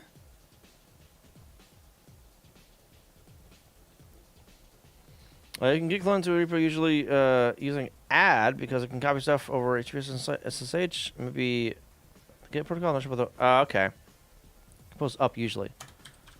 Up.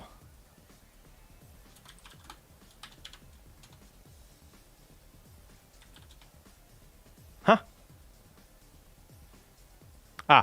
Docker compose up. No, build. Huh? Docker compose file. Docker build. Docker build. Exactly one argument, the Docker file. Docker file. Huh? Must be a directory. What the fuck do you mean directory? With that, or is it compose up?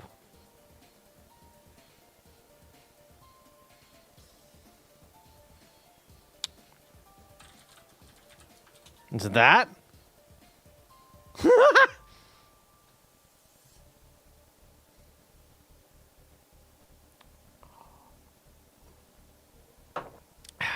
Upgrading Docker. Oh shit. Oh fuck.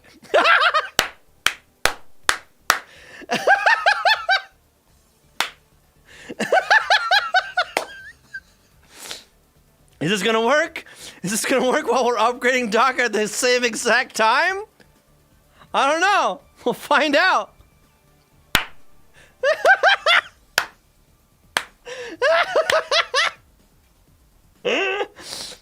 It looks like it's working. I don't know.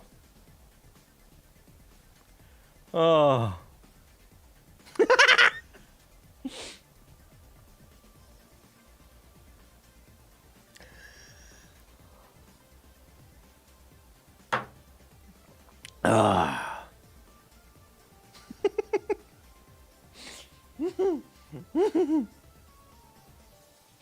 Compose requires a correct compose file.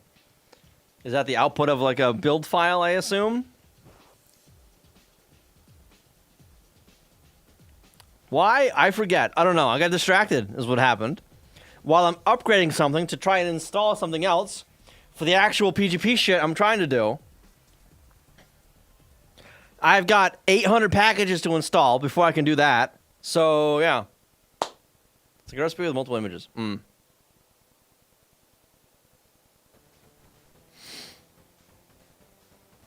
Yeah, I'm not used to it. I've installed it on Windows as the fucking Docker desktop, right? And I click some buttons and it does some things. And I'm like, cool. Thank you. So I don't know the commands. I don't know the fucking commands for it. Docker. Let's say here. Yeah. And oh god, why is it so bright? Learn. Why is it so bright?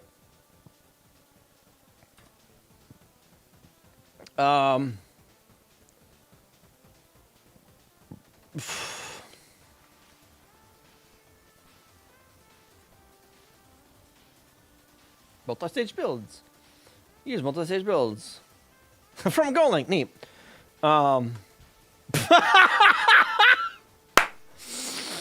Oh my god.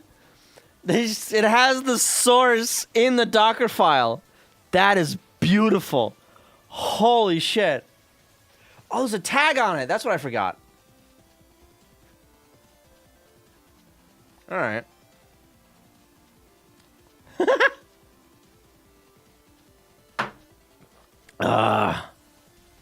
Not too much Docker for work. It's not part of my job description, though. RIP. It takes when you don't pay for the Docker desktop and switch to light mode. Ah! Just open up, start screeching.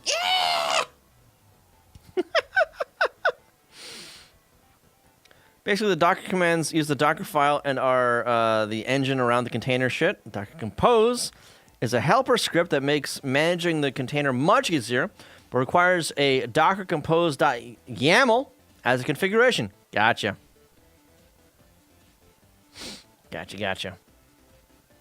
Great Docker image that runs a Windows. Oh, Jesus.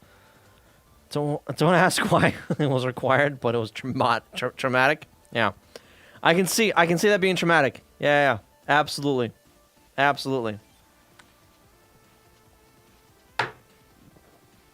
thank you. I was just about to ban him. There's been an uptick in those bots recently.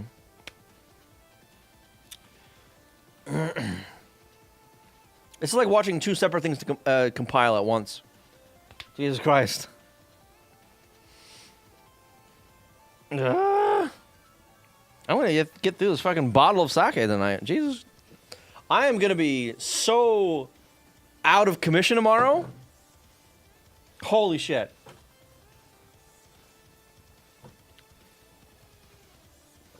Like daisies. Mars Raptor, how you doing? It's so, yeah. I mean, I am doing two separate things, honestly. I guess. What the fuck else am I doing? Uh-oh. I tried to open another terminal, and it didn't do it. There it is. Oh, my God. Holy shit.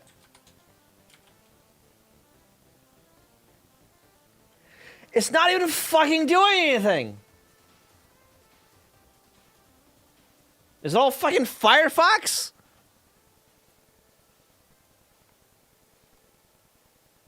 Is that what it is? To get people angry. I mean, I am like 2 or 3 levels distracted right now. So I'm up here is so I can install some updates to install this Cosmian, which is a server that does key management shit. This stuff here. So I could try and figure out re-implementing a server that we have at work. And while that's doing a thing, I'm doing a Docker thing down here just for shits and giggles. So things are going, and I'm drinking. I started drinking early, so we're going swimmingly. Now, lemon wouldn't be bad if they use like beige. Yeah, instead of pure, unadulterated, like bright white. Yeah. You can Control Z. Yeah, I've done that so many times accidentally. Yeah. But I'm gonna let it run and just do its thing. It's fine. With an up-to-date package directory, there's nothing cosmic related in the art. Damn it! FG for foreground? Right. Yeah. Yeah, I've done that enough times. Because, like, to maximize a pane in Tmux, that is Control B and then Z. But to background something, it's Control B or in Z. So I just background. It stopped it. Foreground it, brings it back. I do it all the goddamn time. On accident. Control Q, I've done that too. Yep. I think Control S is another one that like stops the output. So it looks like Vim crashed, but it really didn't because you just hit Control S instead of, :W. Yeah. I do that all the time. All the goddamn time.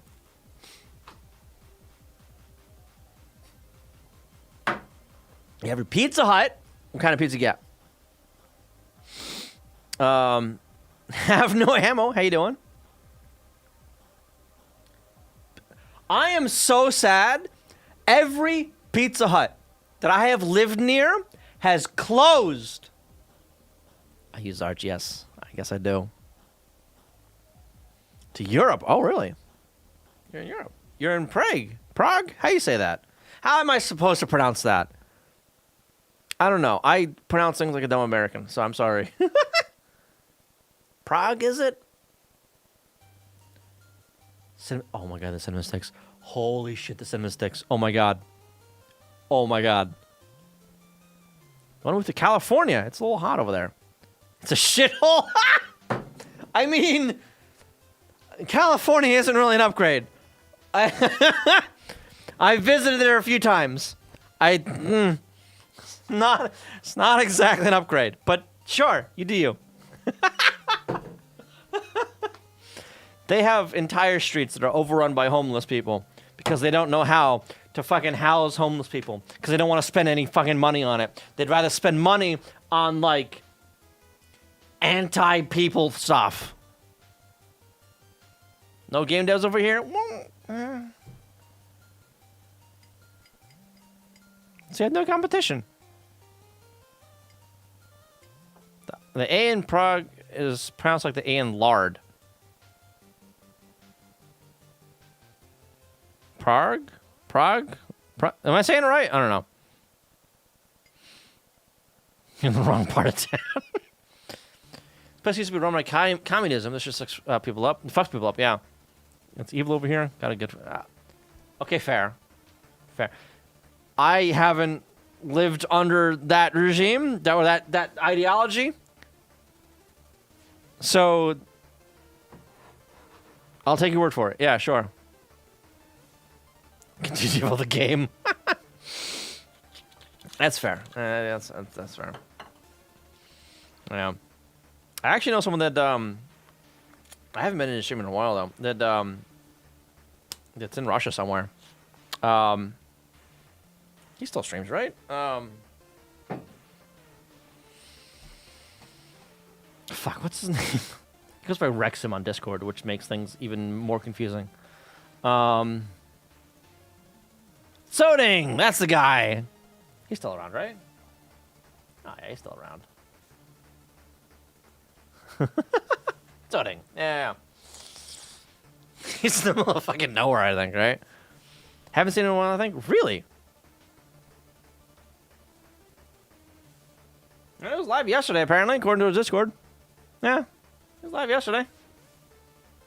He's still around. I haven't been. He streams at a different time now. So when I was able to catch him, he streamed at a time that was more. There was a little easier to attend for the East Coast of the U.S. Now he streams at like fucking 3 a.m. my time or something stupid. So I can never catch him. Yeah. Not that I've been looking. Yeah.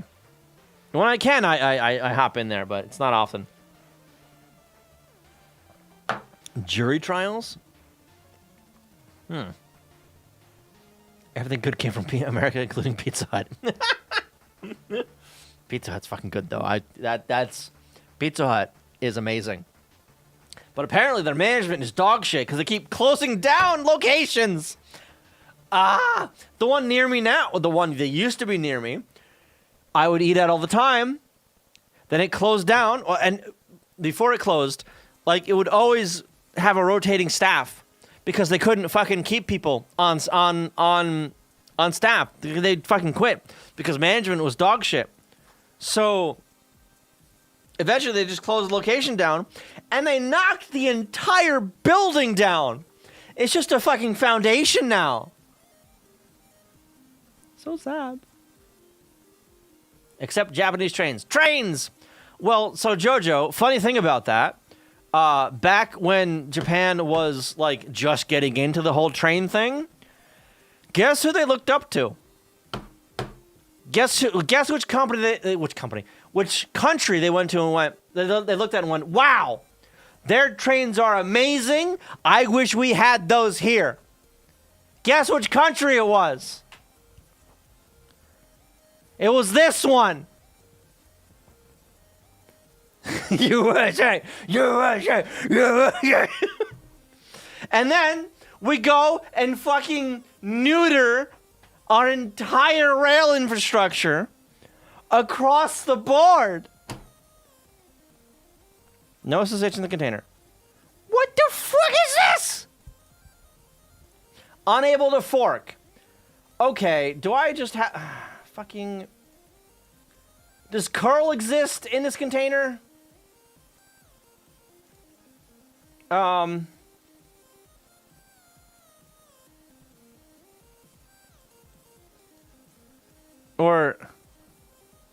can I clone to that? Can I do that? Can I just clone with this?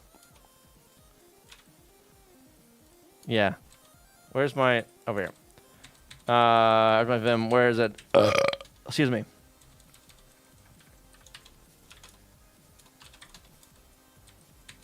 Build. Go. That says clone's fucked up. Yeah, that's fair. Well, then again, I don't have the fucking keys installed. Yeah, it's fine. I should have just done HTTPS anyway. I don't know how old I am. Fuck Alpine. What do you mean Alpine? Rail is completely unprofitable everywhere. It's always heavily state supported, which is fine, honestly, because what do you think roads are? The pavement is heavily state supported. That's just a fucking money hole. I don't care if rail is state supported too. It's cheaper and better. Give me trains, please, God, give me trains. Never saw SSH clone in a container. That's fair, to be honest. That is fair. That's fair. Yeah.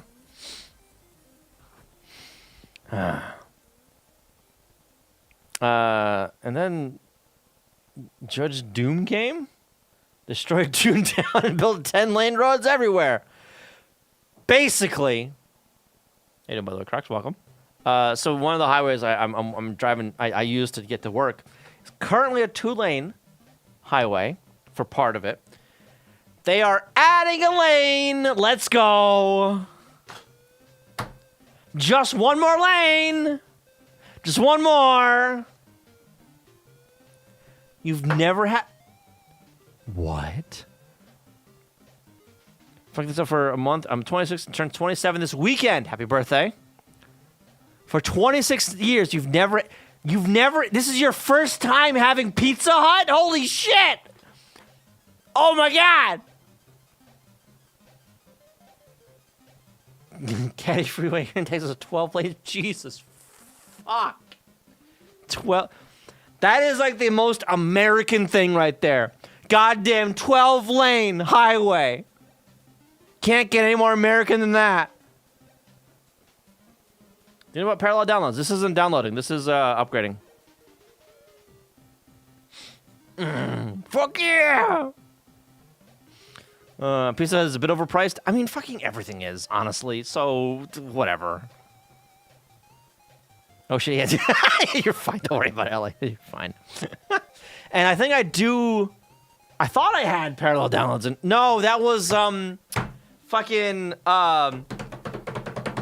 the make flag for the J whatever the fuck flag for building in the R. Go build... What the Package? What do you mean package? That's not a package. Build that file, you fuck. It's it's in command. It's not in bin. It's not a binary. It's in command. Try that again. Let's try that again. We're gonna try that again. It's 15 million highway in China. Jesus Christ. Yeah. Let's go to Wilder. Yeah. People actually use it on North Korea for whatever place that was. Yeah. Cheaper than the other pizza places over here? Yeah, that's fair. Like the real pizza places, the non-chain pizza places, are usually a bit more expensive than the chain stuff. Yeah. Yeah. SSA. See, but return to non-zero. What the fuck? Package command server is not in standard. Yeah, I know. Huh? I'm tempted to fucking... I'm just gonna do all the R. To just boot up my fucking work laptop and figure out what the hell I had in my Docker config. Cause, like... I had it working. Honest to God, I had it working. I swear. I swear I did. Wrong working directory for the Go command. Well, isn't that what workdir is? Do I have to, like, cd into app and then do that? Or is it one of those? Hang on. Did I clone into the wrong directory? Did I clone, into a subdirectory because I didn't have the dot after it? That might be it.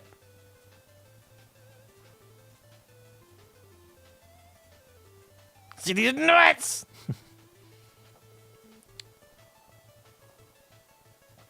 Don't do from Golang Apache, Alpine, do Golang by itself. No. Because I think that... Okay, so when I tried that eventually... Oh, fantastic. When I tried that originally, I used Alpine as just the run. The builds container I was using used glibc. Alpine uses muscle. So it didn't fucking work. It didn't run. It failed to run.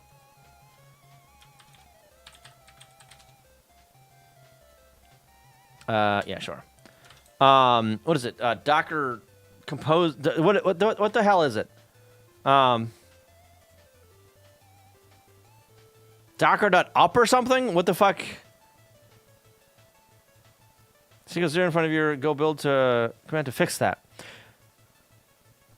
No, I can't actually because I need to use Seago.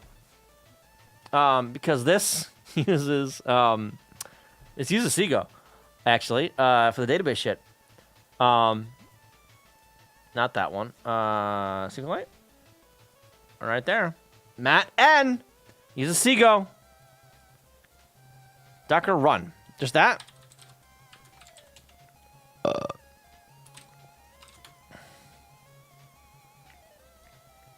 I need some more shit. What else do I need? And the hash. Fuck. This guy here. That. I need to expose the port, though. How do I expose the port? I think it defaults to, like, fucking 8080, right? So I need to expose that port, because it's using the default settings, 8080. Seago, yeah, it's Go that wraps C bullshit. Yeah. Port 8080. That exposes it. P80 to 8080. Like that, right?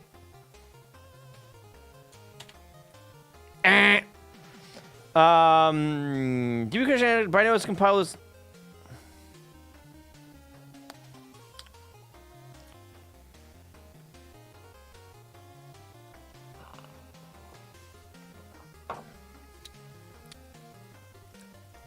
Maybe that's one thing I actually changed. Hang on. Shit!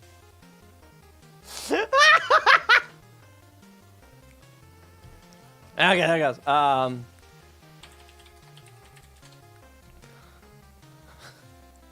Not Madden, not that one. There's another one. This one. I don't think this is it, but I'm gonna try it anyway. Let's go. Copy that.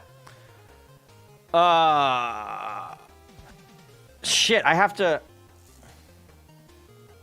like, commit this shit, don't I? Fuck. So that won't work. Fuck me. Yes, import key. Yes, import key. Modern C. That's the one. That's the other one. That's the one I'm using to work. How you doing, by the way? Welcome. Yeah, right. It's pure Go. Right. But this means I need to actually, like, push that to the repo for that.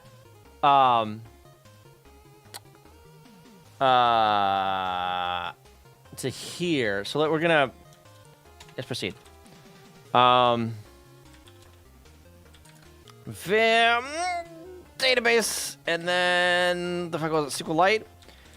So we're not gonna do that, and then we're gonna copy it real quick, and then delete the insides. I said delete the insides. Delete the inside. Thank you. Come over to here, and then grab where is it? This. Copy that. Paste it there. For mine, because the other SQLite package doesn't allow multiple statements. Really?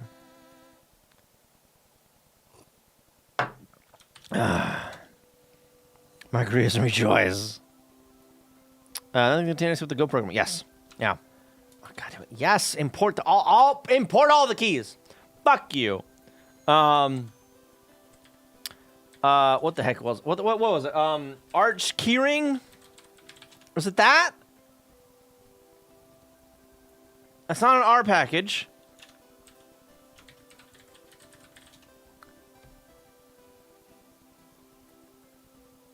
Arch Linux keyring.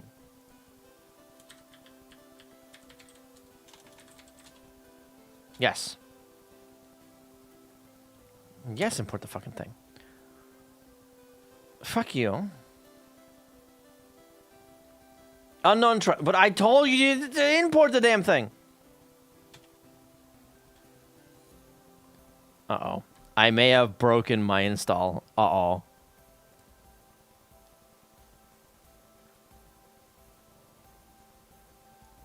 What's this? Oops, that's the wrong one. Do that on? And that's why I have to... Yeah, I know. I forgot, all right? Currently bugging this library where passing multiple statements to query does not work. Only the last will actually be executed. Suggest splitting the statements using to be begin or to be con. As a reminder, you should always check row's error after iterating. There's a way to omit the checks. How do I omit the checks? How do I just force it to fucking install the damn thing? Can I snapshot the system volume? I mean, so I have it set up. I have a separate stream machine. I can restart the machine you're looking at, and stream will keep going. So I'm not too worried about it, honestly, for stream.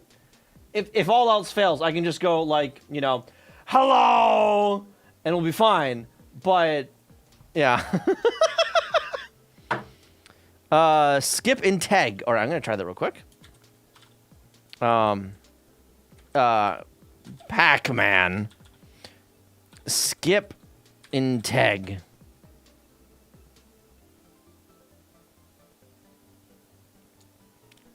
I didn't like that. It's a yay command.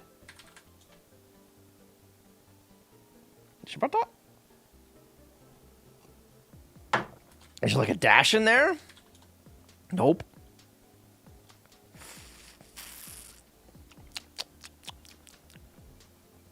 Oh boy. Uh-oh. Issues page. M flags. Thank you. M flags, skip and tag. Is it after S? Is it an order of operations thing? Is it that? Okay, first off, I gotta remove that. No, it is not. All right. Can I remove or re-download something? I mean, I wanted to. Does it require M flags? Possibly.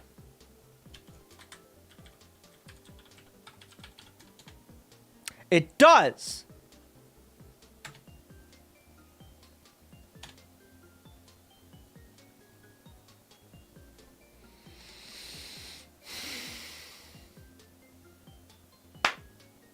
Interesting.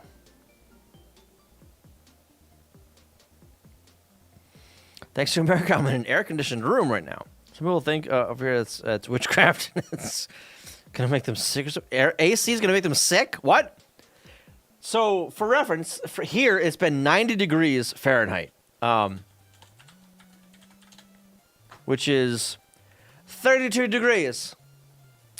It rained today, and it is still 90 goddamn degrees outside. I've got only one of my box lights on because it's so hot in here. In the quotes? What the fuck? I spelled skip and tag correct, right?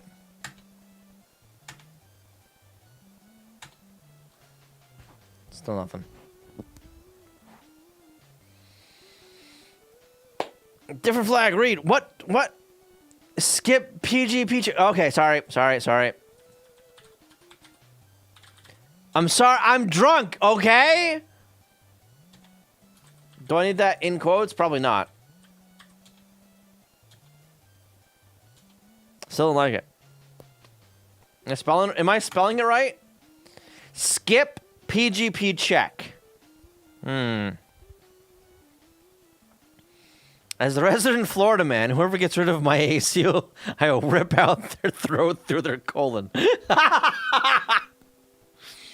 Yeah. Yeah, Florida, I don't think is survivable without fucking AC, honestly. Florida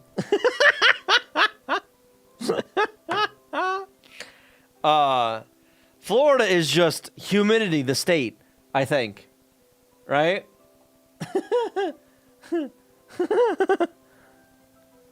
Surrounded by water. What, doesn't it like rain every day there, Captain Pie? Like sprinkle or whatever?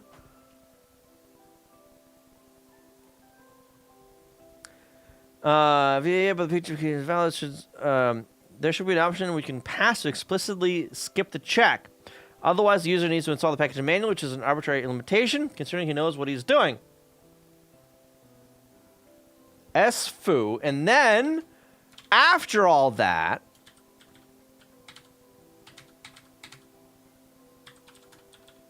M flags, right?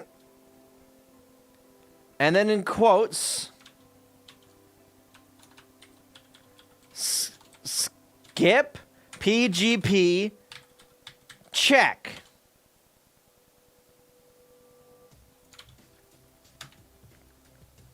Yes. Yes. Nothing.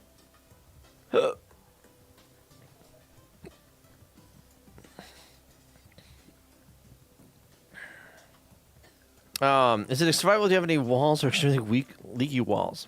It is survivable. Oh, okay. You can't delete it. You know what? Let me try this. Let me try rebooting. And we'll find out.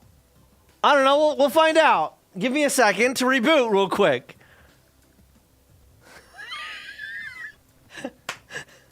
Because I did update a lot of shit. One of them was the kernel. We'll find out. I don't know. Too late.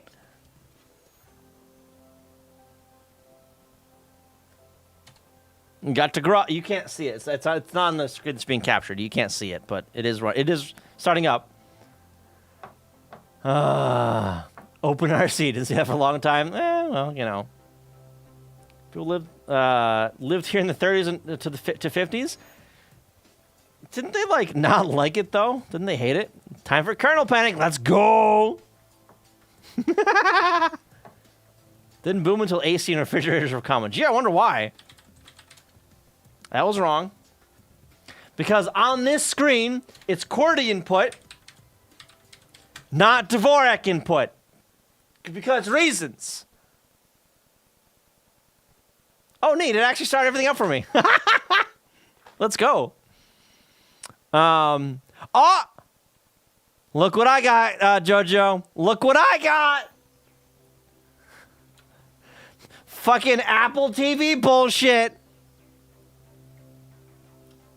I don't know what the fuck it is. I don't want it. I don't know.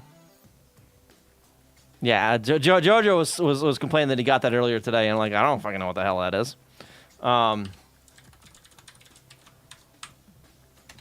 That's my work password, damn it. Shit. Hang on.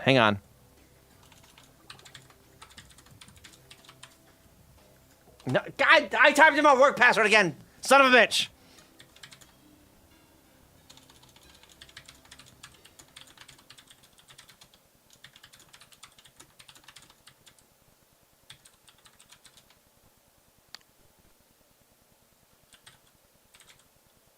Fuck you. God damn it. That. There it goes. There we go.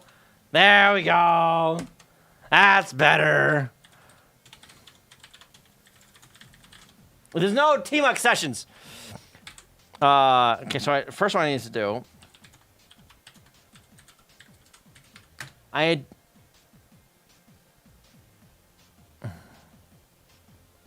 Because I need to, I need to 1080 to that. That's better. Okay. No, I need to exit out of that. First, detach, and then do a new TMUX. That's what I wanted. Okay. Run an update, because fuck it. Sure, why not? Uh-oh. Uh-oh. Uh-oh. Oh, good. Oh, good. Let's go.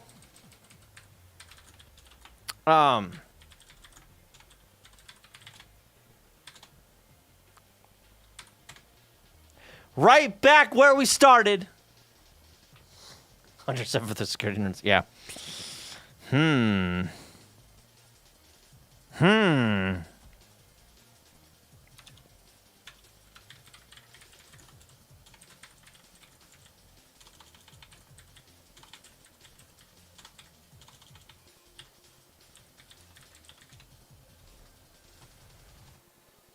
How do I force it? I just want to fucking force it.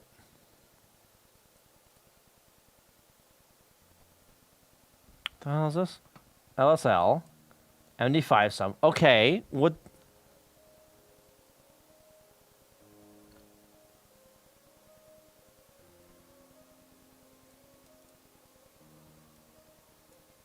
GPG refresh keys. Okay, so let's try that. Ubuntu? What the fuck? Did no one prompt it? Then maybe skip to verify the PGP. Refresh some. Okay.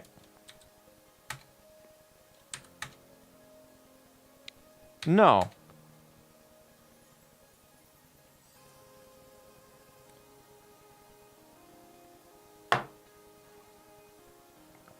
What's the clear cache?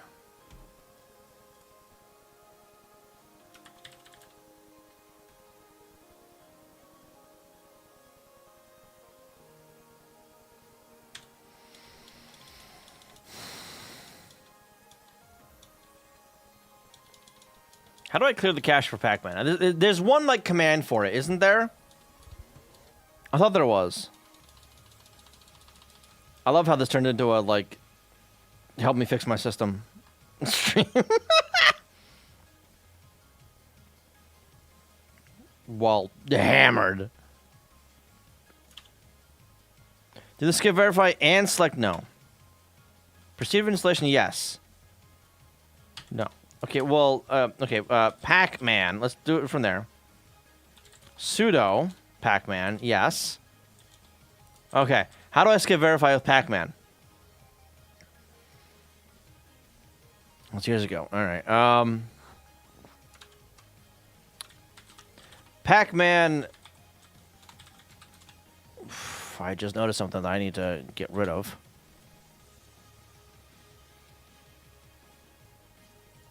Tolerance of the fucking weather. Jesus Christ.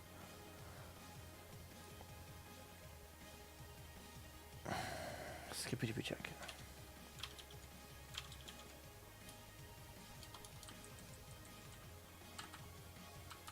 Oh, D2F. Nope. D2F space. Yeah. Yay. And M flags. Skip PGP check. Yes, install. Do not delete.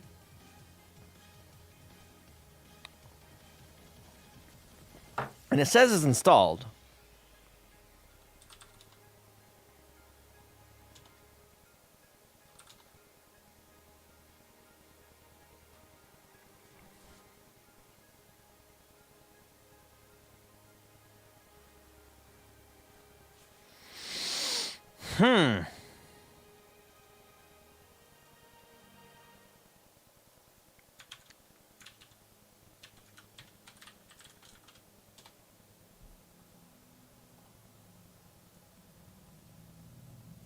Yeah, check the the keyring package, right.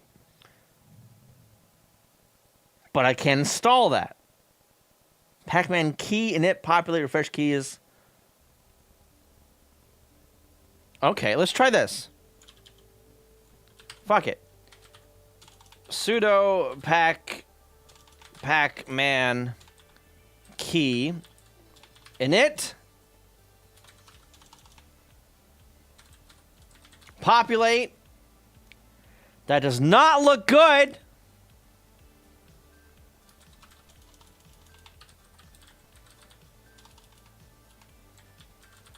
Refresh keys.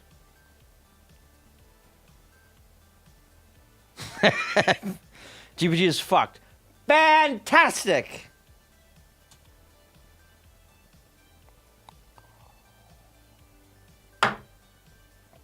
Don't necrobomb. Fuck you.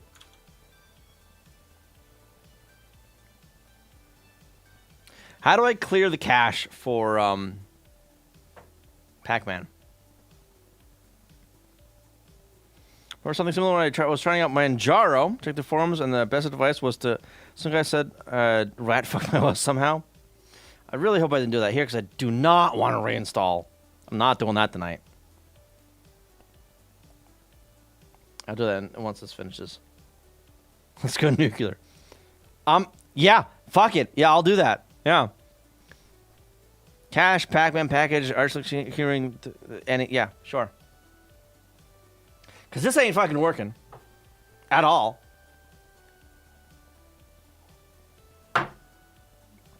Trying to figure out how to see who's logged into a Windows server. Someone forgot to stop an EC2 instance. Whoops. Okay, this isn't gonna fucking work. That's not gonna work. All right.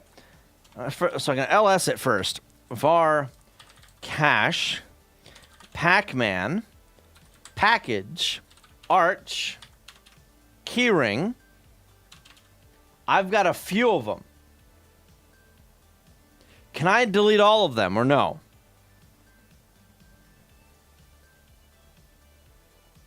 Just 7?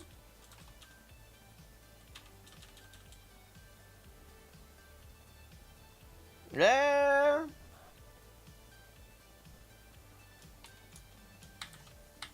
Let me... Hang on. Let me, Whoops. See, whoops.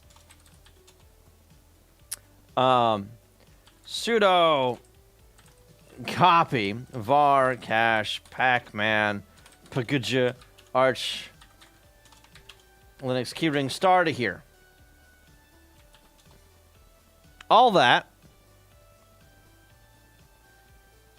I'm just going to delete all of them, I think. I copied them over here. Right?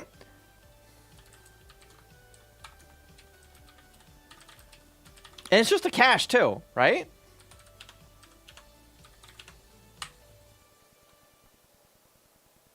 Yeah. It's the cache. Fuck it. Oh, you can't even see the full, no. Pac-Man. SYU. Or just S. Or, no, it's, SYU, sync and all that kind of shit. Sudo, do the thing. Yes. Yes. Fuck! Use the A.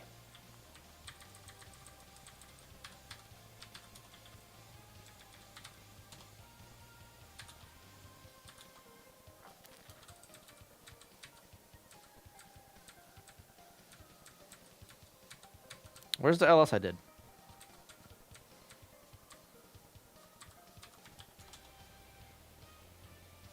No such file or directory. Six 6,000 things in there. Okay. What the shit? No preserver word. Then it's gone. Use the A. Oh.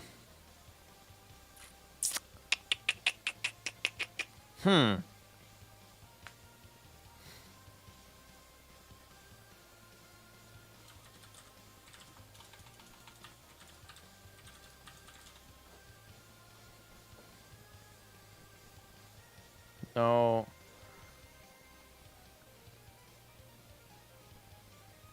SC. SCC.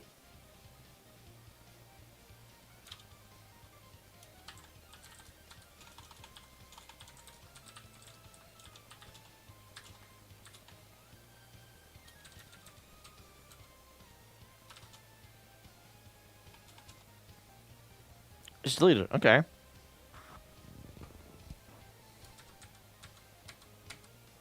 And then yay.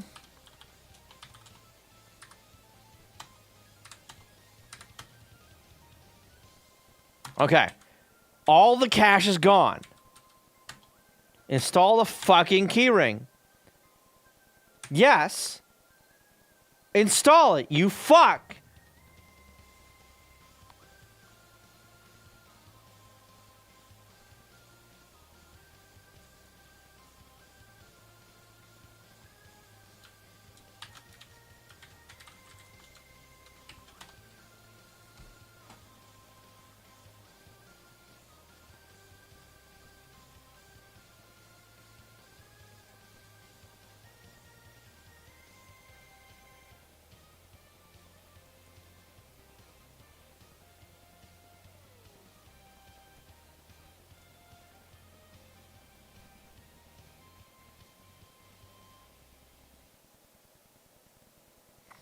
the following. Remove all that shit. Move all that shit. Let me make this a little bigger. Fresh keys. Init. Pacman key. Popular Arch Linux. Pacman key. Fresh keys. All the steps work fine. So the last one I get.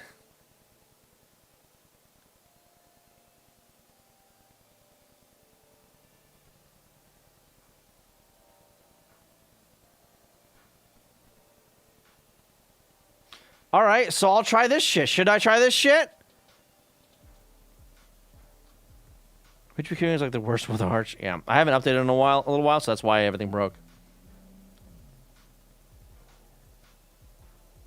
Two people logged in at 4 a.m. Jesus Christ. Why the fuck? I don't know. I don't know. LS. No, let's do. Hang on. We're gonna do something dumb. Sudo su. All right. LS, etc. Pacman. .d. Gnupuku. Do I want to kill all that? I don't know. What's in root dot Gnupuku?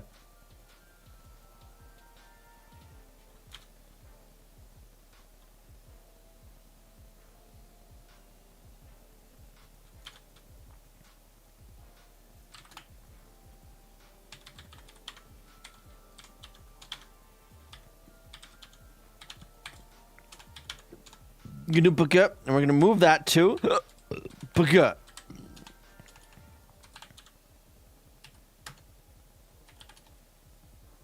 Okay.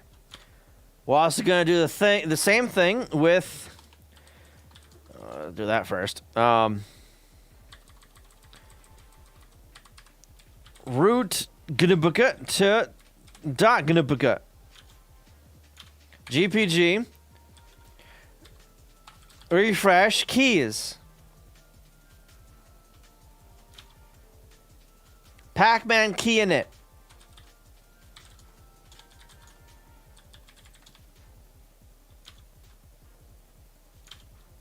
Pacman key. Populate Arch Linux. I need to spell it correctly.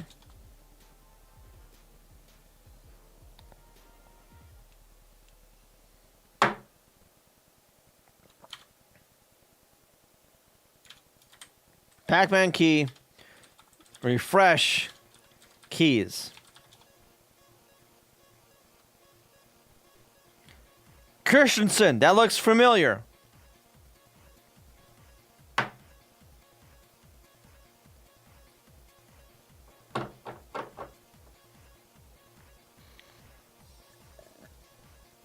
I did see an error in there. I see some errors. I don't like those.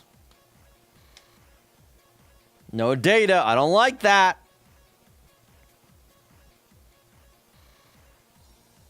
What do you think I'm sane?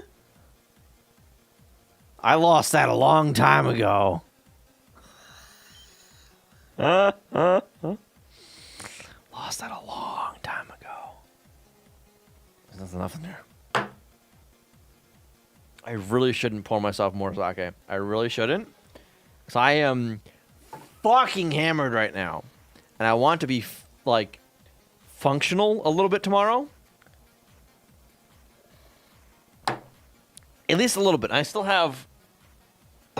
Oh, fuck. I do not have very much left in that. So, whenever I drink a full bottle of this, I am groggy for, like, 2 goddamn days. So my Saturday is fucking gone. What are you even asking? Right? Exactly. I do not like this no data everywhere. I'm getting errors left and fucking right with no data. Unknown host. Did I just fucking, like, nuke my system accidentally? I hope I didn't, because I don't want to fucking reinstall this shit.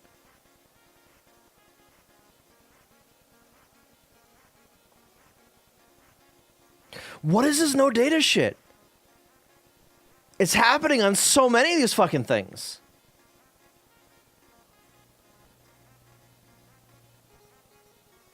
Error retrieving that. No data. No route to host. The fuck you mean no route to host? No data. What the fuck is this no data shit? What is that? What the fuck is that? Is GBG fucking hosed?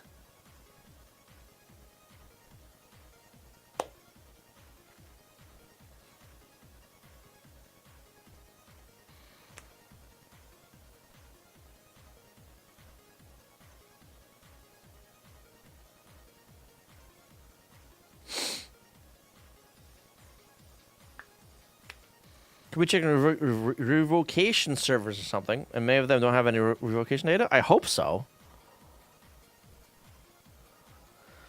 But I don't know. Doesn't it? It doesn't want to download keys. I guess? I don't fucking know. Maybe? I don't know. Is the server offline? PGP were a mistake, yeah. PGP was a fucking mistake. General error? What the fuck does that mean?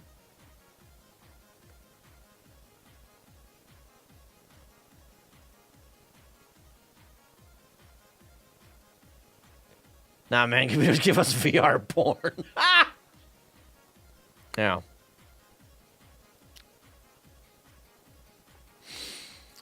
I'm not getting nearly as far, by the way, as I wanted to with the shit I actually wanted to do tonight. Apparently the error means it doesn't want to import them and it doesn't trust them, but it's the fucking official keyring. And it's definitely up. What the fuck? Some of them are old or something, so hopefully the ones that work are enough. I doubted they will be. I gotta wait for the damn thing to finish to run the next command. Which one did I just run? Refresh keys.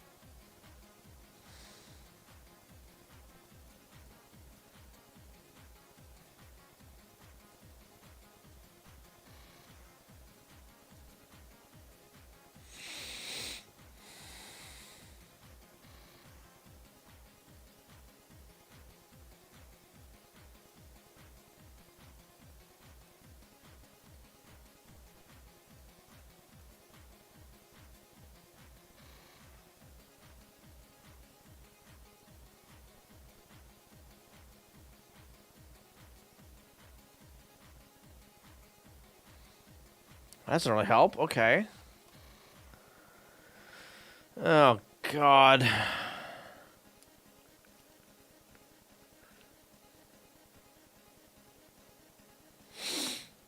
Carmack gave us VR. VR porn was around before Carmack, I think.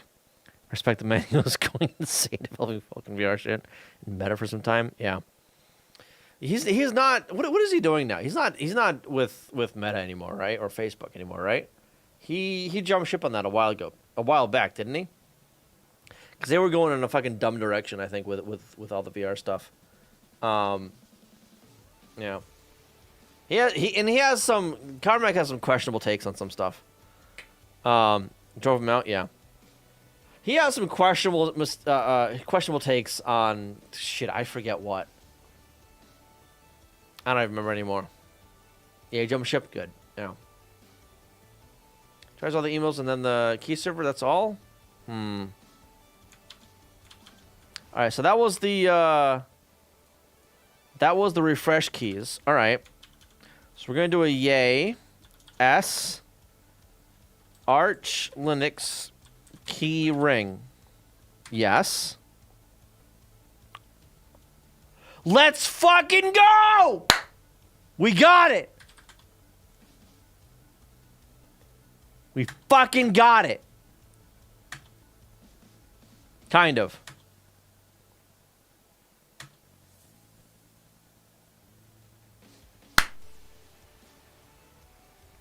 Beautiful. Shit. Right, it's not allowed because Okay, so this is just fucking R shit. That's what that is. What broke? What was it trying to build?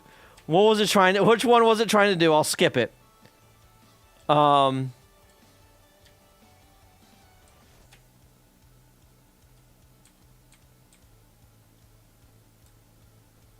don't even know which one I was trying to do.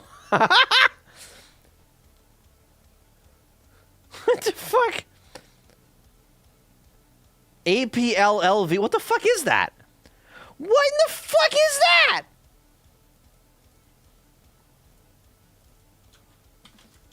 Hang on, give me a second here.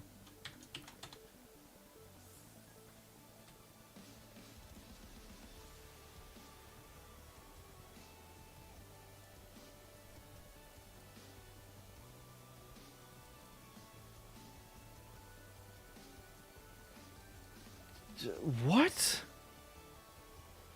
No, I'm gonna... Okay, Yay dash R, whatever the fuck that was. I don't know. I don't remember installing that, so it's gone now. It's gone now.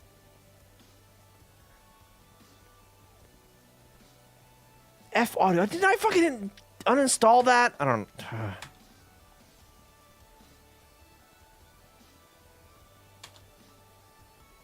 So we're gonna... I am not. What the fuck died now? What was it trying to install? Huh? Error downloading sources. Error downloading sources. What the fuck?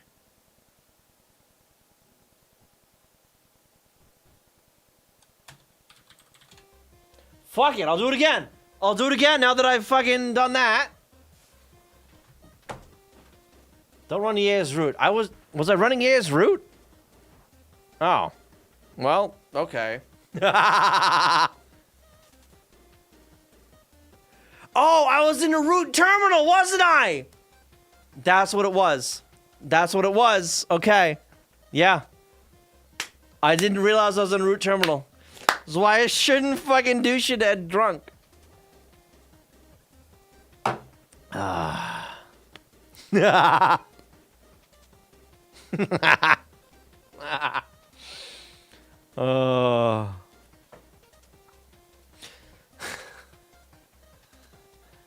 Whatever, it's fine. It's fine. It's fine. That's fine. The capture actually started up. Showed the screen before my monitor showed the screen. That was good. Let's do one of these, and then that. Make sure I got that. Good. And then this.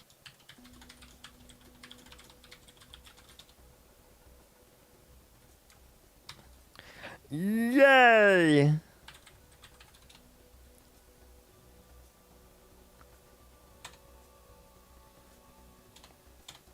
All right.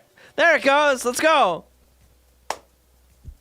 Now, what was the problem? Old AFK key ring refused to update since it couldn't verify the new keys. Basically, yeah. Yeah. Also, what did Comic say that was questionable? Honestly, I don't even fucking remember at this point. I don't even remember. Rip system update. Yeah, well, I mean, I got it working. Yeah, desktop Linux is completely different than the server stuff, server container stuff. Yeah. Yeah. And again, I'm not running like Arch on fucking servers. The server stuff I run is mostly Debian. Yeah, actually, it's all Debian. I think I've played around with FreeBSD a little bit, but I don't have any servers running that right now. Comic likes IDEs. I do agree with him about site type languages are better than dynamic. Oh yeah, absolutely. Yeah. Honestly, coming insane. Arch on a server, my best at system attempt. Really? Arch on a server. I don't know about that. Dude, enjoyed using Debian on Raspberry Pi. It's pretty simple. Yeah, Debian is nice. That's what my stream machine is using over here. I know you can't see the screen I'm tapping, but it's over here. It's right here. That's my stream machine. It's running Debian. Yeah. He does game dev. You need IDs, I guess. Yeah. those weren't around really when he was doing like Doom and Wolfenstein. But yeah, sure, why not? At least not like they are today. That's for sure. Arch on the server works when you don't wait 10 months to update your machine. Yeah. So my boss had actually mentioned that like, oh yeah, you don't even need to update Linux. You can have it running for a year and it'll be fine. And I'm like, sure, but you don't want to do that. That's a bad idea. Having a long uptime actually, it's kind of bad. Yeah. I found Debian great. Debian is fantastic. But Arch on server is really good until it isn't. Dev Scuff, welcome by the way. How you doing? How you doing? Can I fucking get rid of this goddamn notification? Do not show again. Dismiss. Thank you. But yeah, for most of my server stuff, I run Debian. Like my web server stuff is all Debian, right? So this is all running on Debian here. All right, and this is all statically. This is all static HTML that was generated with Hugo, I think. Yeah, Hugo. Yeah. Due to my main machine being Arch, I know how to fix Arch when I fuck up. On Debian, not so much. So Debian is the machine I learned Linux on, really. Debian is the OS. Debian and Ubuntu are what I learned Linux on. So I used Ubuntu early, in the early days. I'm talking like 08-ish. I think I have some 08 install CDs, honestly. Maybe even some 06 install CDs. But some really early shit. From before they started fucking around with GNOME. Would you see? Nice. But after a little while, I started trying other distros, right? I tried DSL, damn small Linux, on a fucking USB drive, which is neat. I think I looked at Slack and went, fucking no, never mind. Same thing with fucking Gen 2 at that point. This is high school age, right? And eventually I settled on like Debian. I know I used Knoppix at one point. This distro, which is like a live distro. Oh my god, this is still around. And it still looks the fucking same. Oh my god.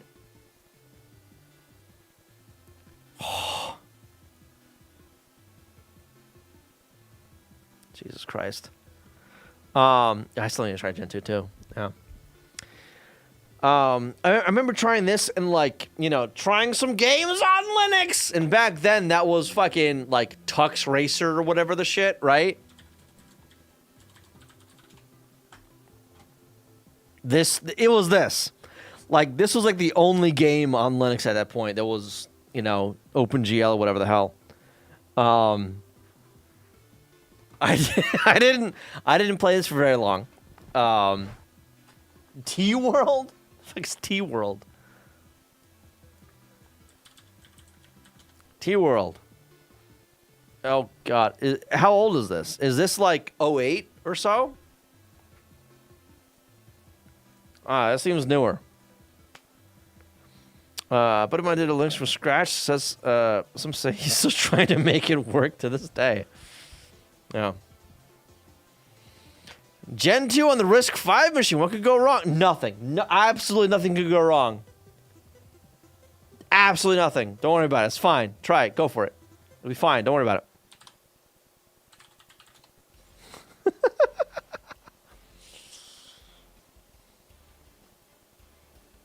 Let me put this at the start. Come on. Get up.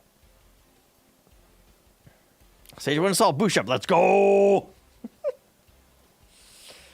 Yeah, so like I said, I tried to install Gen 2 on the AI Xbox, one of the two AI Xboxes I have, and the bootloader didn't know how to fucking start the damn image. And I'm like, fantastic! And I still need to figure out that.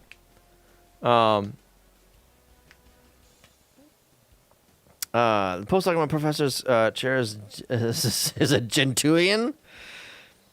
I could have at least, I would at least have support. All right, that's fair. Yeah, that's fair. Oh,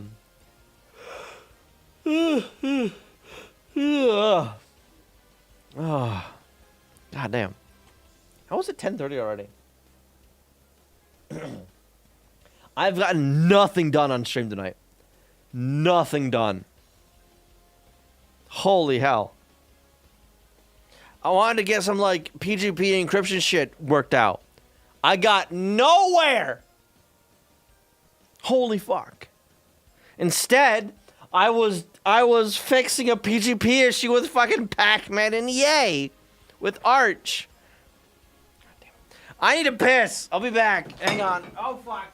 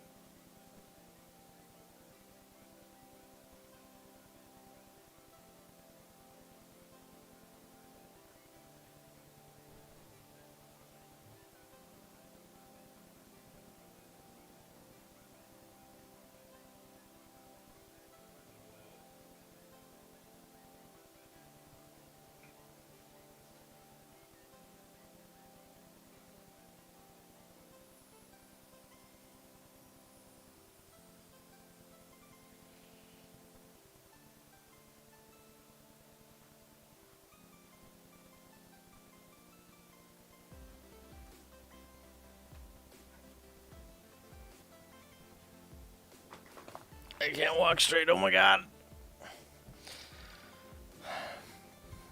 Beefy Fox. What is Beefy Fox?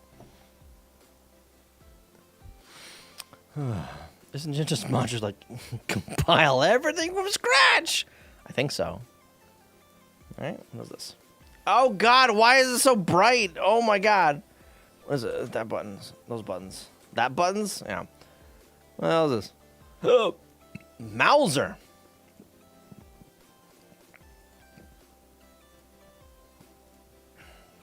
Mauser sells. What is this? Is this a computer? Mauser sells full PCs? I didn't know that.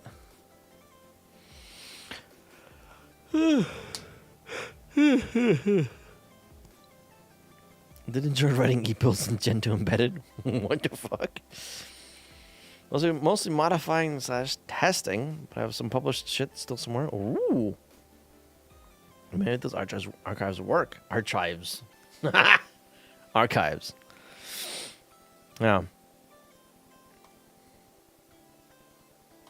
Oh my god, this is still going. The chair's getting too beefy. Risk 5 boxes. My professor. Well, I know what one of those is going to. Constantly compiling shit for Gen 2. That's good. That's good. Constantly compiling shit for Gen 2. Put it to work. Oh fuck! This is compiling on key. This is gonna take forever. Isn't this? Oh god, wheel. This is like a JavaScript application, isn't it? Oh shit! Acorn, how you doing? Welcome, welcome. I am running some updates on my system. I'm a few levels distracted. I apologize. I'm sober. I'm not sober. I am most of the way through this bottle. I'm probably not gonna finish it tonight, because I do want to be functional tomorrow. And if I finish that, I'm not going to be. But welcome. How you doing? I just fixed a GPG error with fucking Pac-Man and yay. That was a pain in the ass to fix. And I was doing that because I wanted to install a package to try and do. Hang on, to try and do. Where is it? How far back is it? Oh god. This right here. I wanted to install a KMIP server so I could write a client for the damn thing. That was 3.5 hours ago. I tried to start that process. And I'm updating my OS now, so this is cool. There's no Warren, bossing say. Welcome, how you doing? Tobbs. What was the lesson we learned tonight? Drink more! Drink more. That's the lesson we have learned tonight. It's the solution for everything. How was your night, Acorn? What are you working on? What are you doing? You playing a game? You writing some code? What are you doing?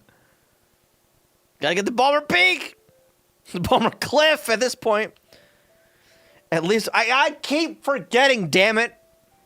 Alright? I have trouble doing things that, like, I need to do. Perfect example. My car has needed an oil change for the past 1,000 miles. I called the fucking auto shop today, and I didn't leave a message when no one picked up. Writing code, fixed up our custom menu component. Ooh, and added custom user chat colors. Ooh, fancy. Nice. It's right a damn cron job. I'm sorry. And Acorn say, okay, let's have a look. Let me look. Put that back there. I gotta turn on JavaScript. Ooh, what's all this? Way over there. Gosh darn Tamagotchi. I had Tamagotchis, all right? They all fucking died, but I mean, whatever. I also have more tabs over here. Don't worry about it. And I've got even more windows, so just don't worry about it. It's fine. These rookie numbers, right? This is just the tabs I've had on stream, right? So you're running like web games and stuff. Nice, not bad. Foon. Any relation to the other Foon that I know on? Well, it used to be Twitter, but now it's Mastodon. Oh, because I've got all kinds of I've got all kinds of scripts blocked. It's only excessive if Firefox takes 70% of the RAM. Exactly. Yeah, I have very aggressive JavaScript blocking. Very aggressive. So, I'll temporarily allow that and that. The Google API stuff. There you go. It's got the rooms now. There you go. I've been bitten in the... Well, I've been frustrated with a lot of JavaScript bullshit over the years. So I'm like, you know what? Fuck it. I'm tech savvy enough to block everything and just allow what I need. So let's do that. So that's what I do. I block everything by default, and I have to manually whitelist stuff. Yeah. 26 Firefox Windows open. God damn. Don't even want to count the tabs. Yeah. Half these tabs aren't even loaded right now because I've restarted like fucking twice on stream. Let's play a quick group typing game. I am far too drunk for that right now, okay? Far too drunk.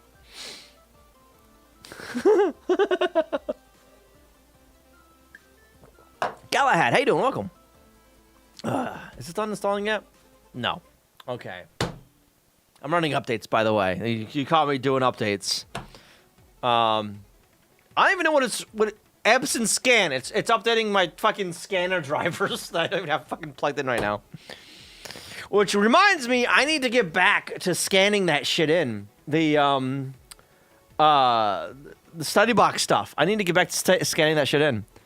Or not scanning it, but like I need to get back to over here. Contrasted. This stuff. I need to like crop this shit and like rotate it correctly and all that kind of crap, you know? One of these days. One of these days. What the hell is this even updating? Oh. Yeah. Yeah. I've had a lot of, what the hell is this doing? Oh. Oh, the thing I asked it to do. Who would have thought? It's live mode kind of short on paper, but it works. Ooh. Lib as well. Nice. I did see you talking about that a little bit. Yeah. On Discord. My printers are actually on the floor right now because I have repurposed my other like TV dinner table, like one of fucking these little things, right? One of these guys. I've got two of them. The other one I have repurposed for a stand for taking pictures of my figures. Because I have a bunch of them, and I've started taking... I've realized that I don't have pictures of most of them. And I've got a fancy-ass fucking camera now, and some nice lenses. So I figure I'll take pictures of them. I'm using that as a stand. It's actually behind... It's right behind this green screen. Right behind that. I don't even think... do I have like a... No. That right there, that green screen, it's right behind... The table's like right there. It's right there. Right there. Some lights back there too. And there's another backdrop actually. And there's a... So this looks like one green screen. It's actually three, believe it or not. So I've got the big one, right? It's the base. It's the base, right? Let me spread that out a little bit. Then I've got another one on top of the big one. It's right over there. I know you can't see it. Don't worry about it. That's my original one my oldest one that I have.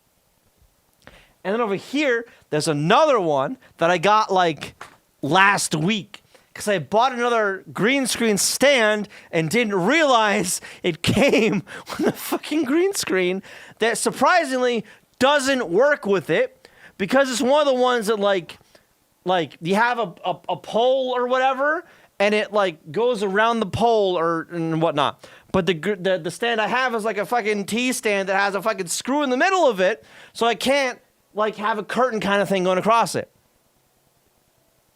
I need to use clamps on top of it.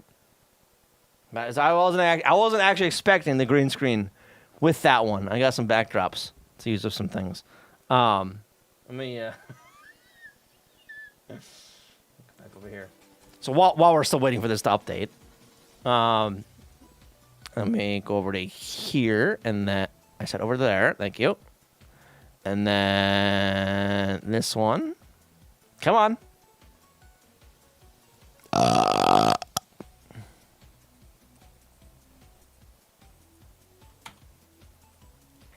What it's not like. It's this is chugging.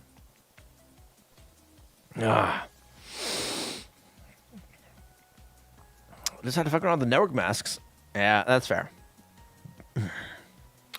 I want to set up a small printer to put next to my computer, put messages on it or something. Yeah, notifications or whatever. Yeah. Yeah. Oh man, so this is chugging. Oh my god. The scroll is so small. It is so like laggy. But yeah, so I started taking pictures. Oh, come on. Started taking pictures of some of the figures I have. This is Ina, by the way. Figuring out fucking camera shit. And I have a lens that is like has been transformed into a macro lens because I've got an extension thing on it because it doesn't fit on my camera, which is why you can see the lens in some of these pictures, right? That's what that's all about. Yeah, like a gura. So that right there, I can actually have the what's it? I have the picture of the setup for this, and it's fucking funny looking. I think it's funny looking. Where is it? Scroll up a little bit. Yeah, the setup for this shot right here. Oops. This shot. View. Can I rotate in this? Rotation. That way. The setup for this shot is this right here. The "oh hello there" setup. Yeah. It's extremely close. Oh. Thank you for the follow. Appreciate that. I don't know why. Did the alert go off for that? I don't know if the alert went off for that. I'm sorry. Someone's taking a big bite out of her. Yeah. So that's Gargura from Hololive. I've got a few other figures as well. This, by the way, I pointed at my screen like you could see it. Oh my god. So this back here is that's my TV. I use the TV as a backdrop. And it works surprisingly well, I think. Right? I think it works pretty well. I don't know. I kind of like it. Not gonna lie. It did the job. Yeah, this is actually like a fucking YouTube video that's like on repeat. So there's some pictures in here of the next figure I took a picture of. Yeah, I'm fucking out of my. So with this setup, I had one of my box lights because I hadn't gotten in my other panel lights in yet. So I'm like, using my fucking cell phone light as well to light her up and all that kind of stuff. This one. Where's the picture? This is a fucking massive goddamn figure. This is so laggy through this. Holy shit. Oh, I can use the password.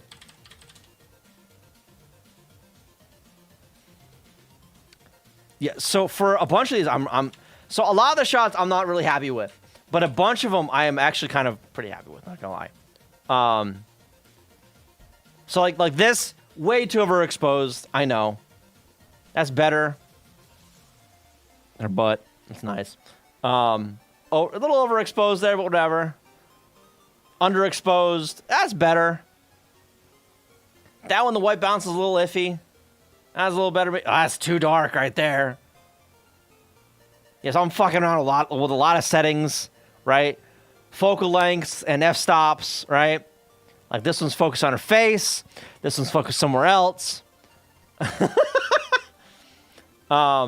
Where's the one? Oh god, the white balance is way off there. That's the correct white balance.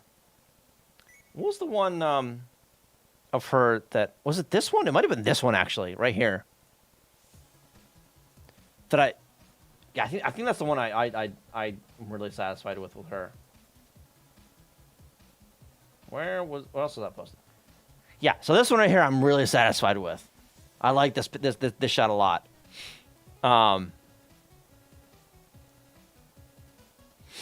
When people say cell phones are better than real cameras, they can suck. Oh, God, yeah. So the reason I bought this camera was because my cell phone pictures were dog shit. The reason, by the way, I bought this wasn't for the figures, mind you. Instead, it was for... Let me get the pictures for it.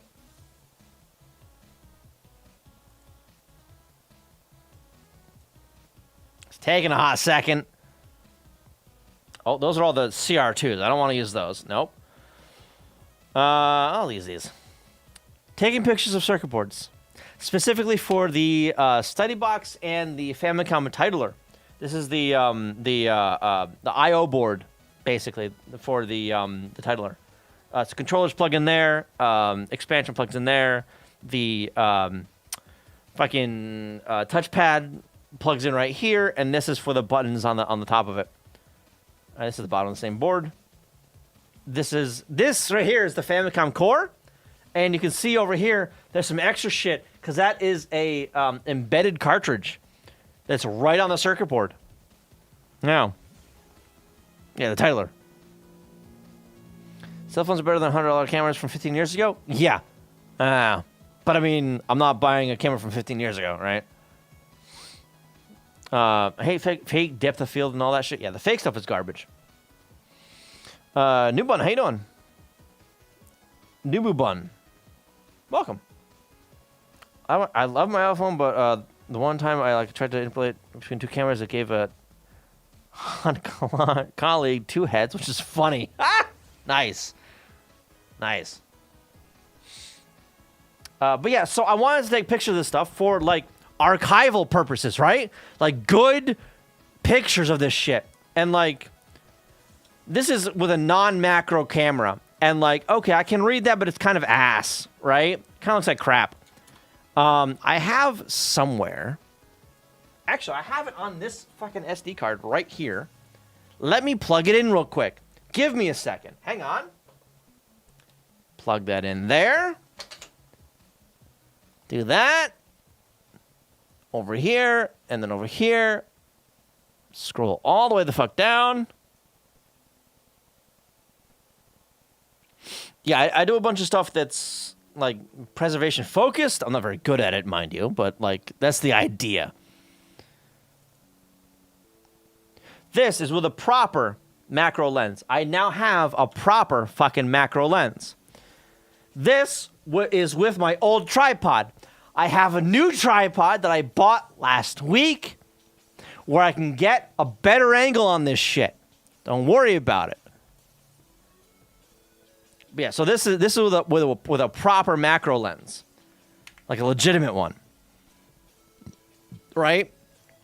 So I figure like I'll map out like the entire fucking circuit board, take pictures of the whole circuit board, right? With detail that's like this good, right? Like this close and this high res, right? Where I can trace every single individual trace. You have a good night, Captain Pie. Thank you for being here. Appreciate it.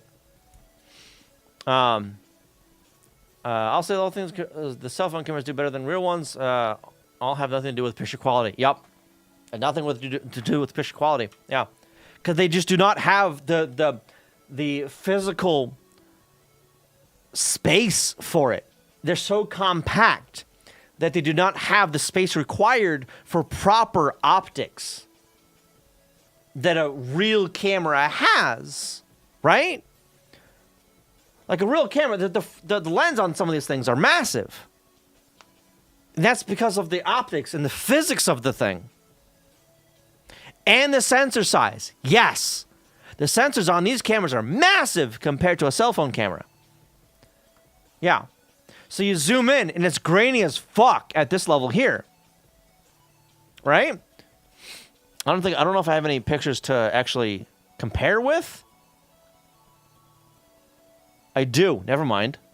Hang on. Let me show you some phone pictures. Is it still compiling back there, by the way?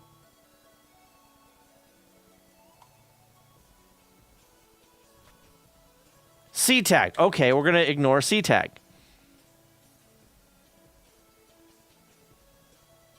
That's the only one left. We're going to try it again. Fuck it. Clean build all of them.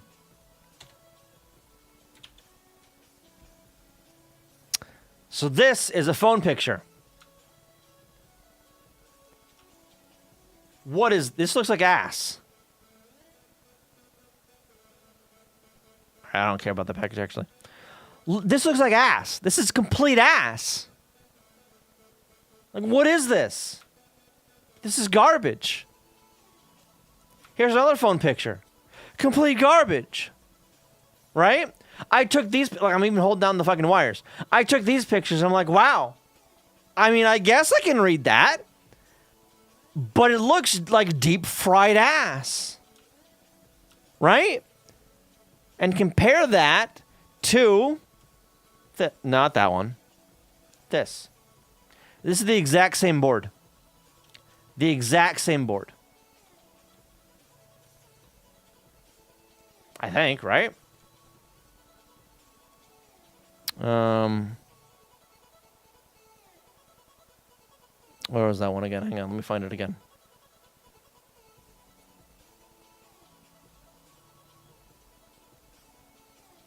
Yeah. Exact same board, different orientation. That's all it is. Different orientation. Same board.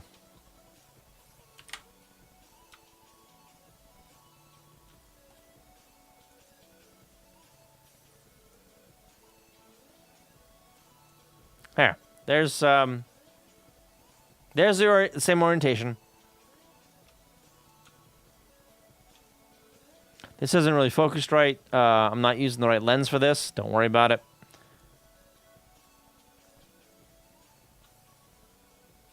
I mean, I'm using a telefocal lens for this right here, and I guess I'm like focused on the chip tops.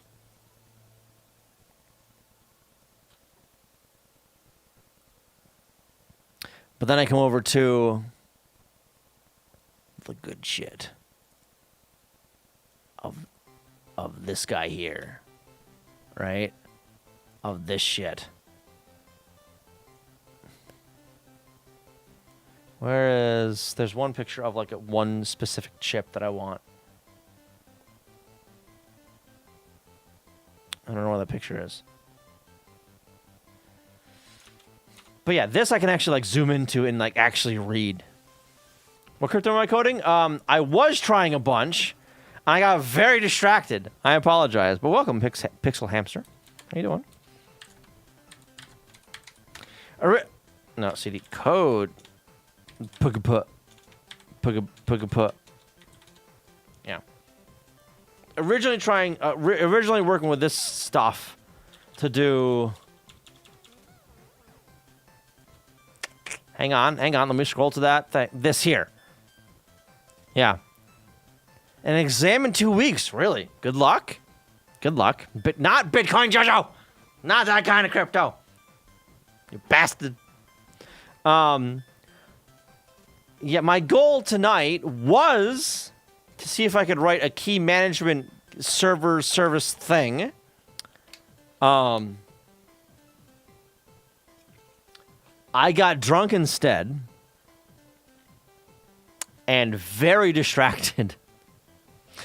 I am almost certainly going to continue this on Sunday, so if you want to stop by then too, that'd be fantastic. But yeah, I got a little drunk, a little distracted, and then I tried. So I didn't want to write a server for this. I wanted to write a client, right? So I wanted to find a server to install, and then write a client to talk to the server. Yeah, sake is rice wine. Yes, that's exactly what it is. And then I got distracted trying to install this shit. I did a system update and shit broke. Ironically, it was PGP that broke, or GPG, excuse me. So I spent like an hour fixing that. You did. You absolutely did see a Gargura figure. That one's Hachama. Where's Gura? Where's Goomba? She's in here somewhere. Where is she? That's someone else. That's Noelle. Where the fuck? Hang on. Let me... Where? Hang on. Where the hell is she? She's up top somewhere, I think. There she is!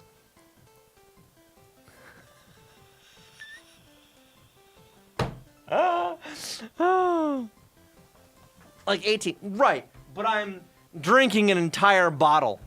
All right? And this one's only 14.8 by volume, so less than. I don't know how I'm still this coherent. Did you have an entire bottle? No. But, yeah, so I've got a bunch of figures that I've been taking pictures of. Guru's one of them. I've got Ina in here somewhere. Ina. I've got some better pictures of her. No, actually, I posted those on Discord, actually. So, this one I like better. There's a better picture. And this one. Nice pictures, thank you. I've also got a bunch of Hosho Marine. That's out for belly. This is a large figure. This one here. That's let me get a full picture of that one. Well, that's of her ass. All right, well, I'll scroll up a little bit. Keep going a little bit. Hang on, I'll get to it eventually. Where is it? These two. I can appreciate it for sure. Right? Person of culture. You're cultured. All right, so here's my it's just two of my lenses. This one here is the macro lens. There's an extension tube on the thing, right? A little extension tube. These over here are all extension tubes. All of them.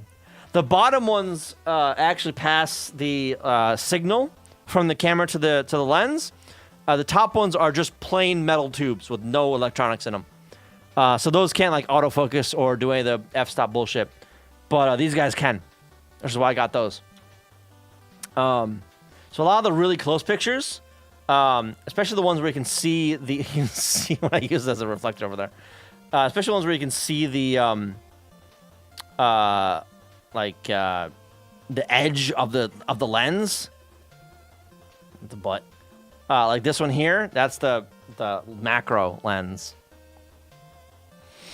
How many of those are your stacking? But I'm using like a large one, like that 31 millimeter one. It's huge. So the focal length on the thing is so fucking narrow, right? So to get this picture here, or like this one here, right? To get this picture right here. Actually, I took that the other with my cell phone. Hang on. The setup for this is legit this.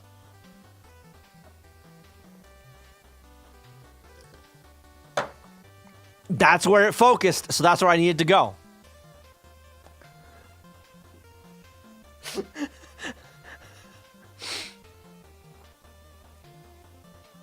And yes, I'm using a TV as the backdrop, which I find hilarious. And it worked really well, I think. I don't know. It worked well. That's not what I used here. I used something else here, but... yeah. I've actually got some more pictures that I took that I don't have on my computer yet, because they're still on the SD card. But... yeah, I'm figuring out my camera. Figuring out how it works. Figuring out, like, what f-stops mean. Because, like, I mean, like, look at this. Right? Figuring out what f-stops mean, essentially. Right? And exposure and all that shit. Fucking look at this hair. Look at this hair. Holy shit. Look at that. Look at that hair. This is one of the new backdrops, by the way. Excuse me.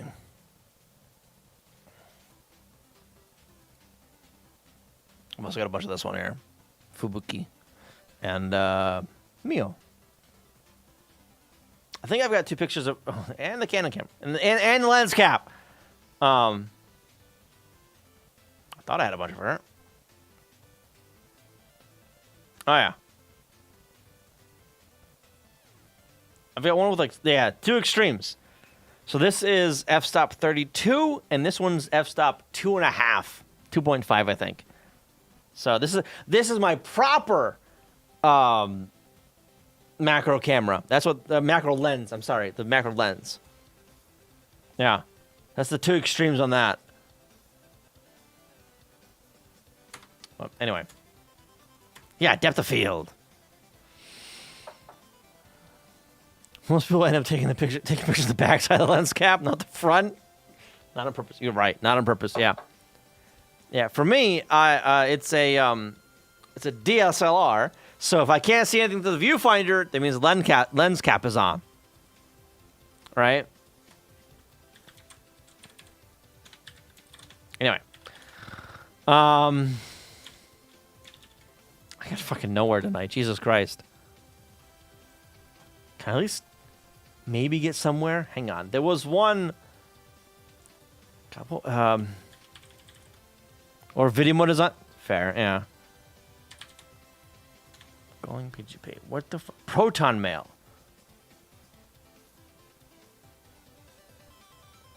No. Yes, maybe.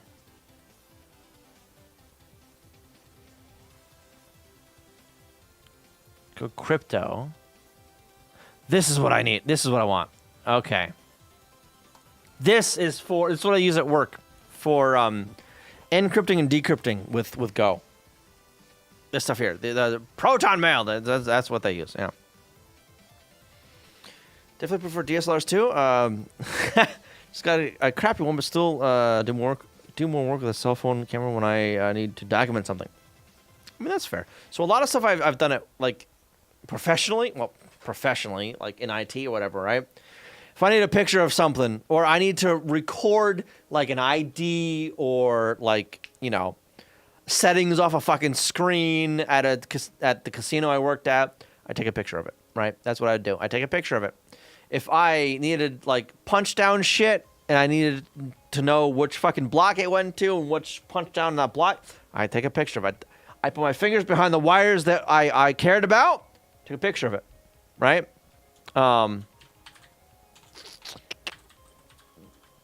Google. I'm gonna open up photos over here, because some of them are kind of questionable. Some of them I think will get me banned off of Twitch. Not gonna lie. It's my trip from Japan. That's what those are from. Let's see. I need to find something I can show. Oh yeah, something like this. That's a thumbnail. What the fuck?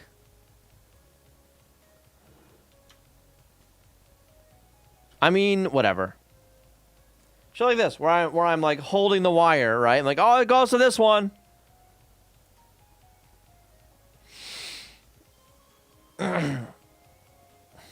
Is daybreak over here? Oh no. Gotta go to sleep. No worries. Thank you for stopping by. I do appreciate it. Good night. Good morning. I hope you have a good night. Sleep well. Hope to see you again. I'll be on Sunday earlier this time. Afternoon my time. I'm not sure what that is your time. But earlier. I got an SLR camera. Non-digital. Wait. Film? Oh shit! Not sure exactly where at the moment. I don't use it often. Film camera. Goddamn. My mom's got a film camera. So, my mother has owned this film SLR camera since longer than I have been around. Right? She possessed this camera at her wedding, which was 2 or 3 years before I was born.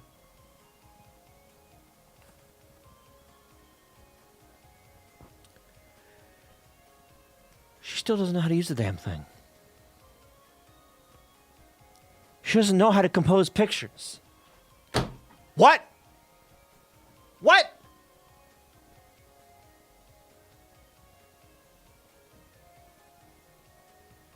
I think she concentrates too much on, like, having people pose for a picture.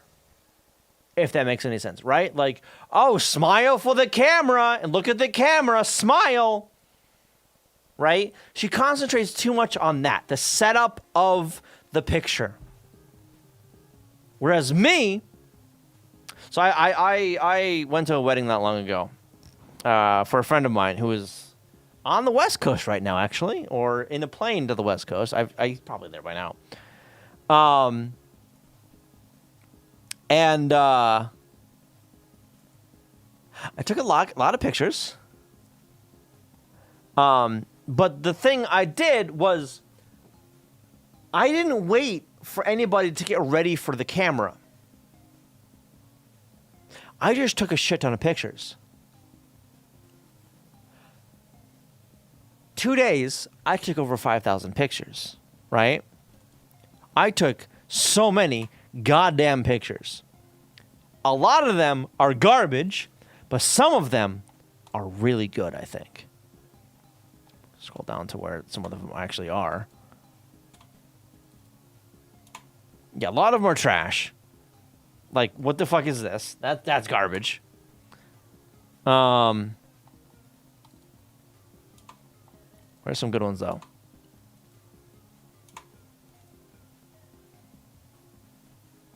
That's blurry as hell. No, hang on. Hang on. I'm close to one. I'm close.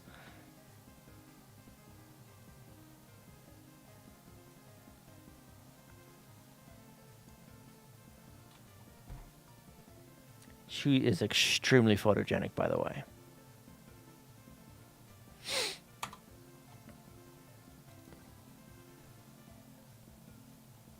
But the thing is, I just took so many goddamn pictures. I didn't stop. I took pictures the entire goddamn weekend that I was up there, right? I just took I didn't stop. Yeah, I found out on the car ride up that if I switch my camera to a certain mode that was like, I don't know, high speed frame mode or whatever the fuck it was, multiple frame mode, right? The icon is 3 frames. Originally, I thought, it'll only take 3 pictures. So I held the button down and I heard 3 cha cha cha cha, right? Cha cha cha. I'm like, oh, that's it. Then one time I held it down not long enough and it did 2. Cha cha. I'm like, wait a minute. That's not what I expected. So I held the button down. Cha cha cha cha cha cha cha cha cha cha cha. It didn't stop. And I'm like, oh my God. This is a fantastic discovery. Holy shit. It will just keep taking pictures. Let's fucking go. I was so excited. Oh my God. So excited. So things happened where I went like, da, da, da, da, da, da, da, da, da. That's what that was, right? That's just me taking a bunch of pictures at once.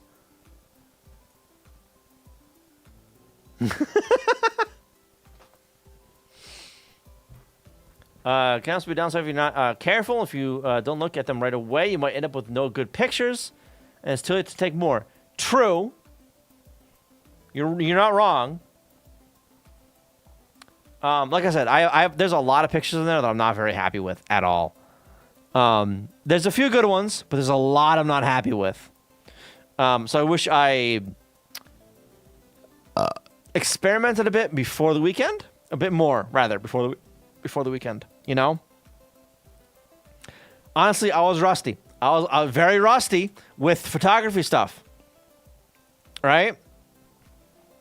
Last time I did any photography stuff, it was in college, and that was a while ago. It's a long while ago.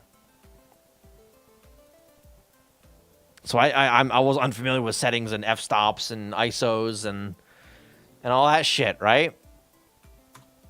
And I figured it out. It did all right. I did all right. But yeah.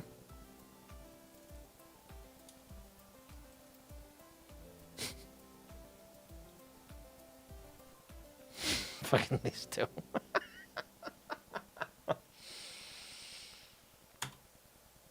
Anyway. Boom, boom, boom, boom, boom, boom. What am I even doing right now? I don't even know what I'm doing right now. Okay, so I wanted to install something, didn't I? I think I wanted to install. Let me close out of that. Let's close out of. Don't play. Thank you. Don't play. Close out of that. Let's reload these pages. Thank you. Pixel Hamster, how you doing? What crypto am I coding? I am extremely distracted right now. I am trying to remember what the fuck I was doing. I'm a little drunk right now. I apologize. Where was it? Over here. Right. And then here was the thing I tried to install. Kind of. And there's no package for it for nothing. I mean, Rel and Ubuntu. I don't fucking want to use those. And CentOS. And then here's the container. The repo for it.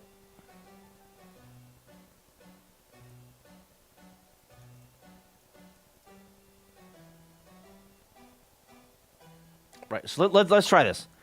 Code, we're going to copy that. Git clone into there. Git clone, thank you. CD, coms. And then we want to do, what do we want to do? Cargo build dash release. No, let's do cargo build. Let's see what I don't have installed. Let's see. Clippy, what the fuck? I don't want clip. What the shit is Clippy? What the shit is Clippy? Is that a paperclip that's gonna try and like tell me what to do? I don't want that. Probably still better than me. I was never very good at it. I don't think I'm very good at it, honestly. We figured out some of those things, some of those settings. But then the one I was using was also very much manual and film based. So yeah. So the film based stuff is like a bit more difficult because you have a lot longer feedback loop. If that makes any sense, right? So you take a picture and you don't know if that picture was fucking in focus, really, until you develop the damn thing.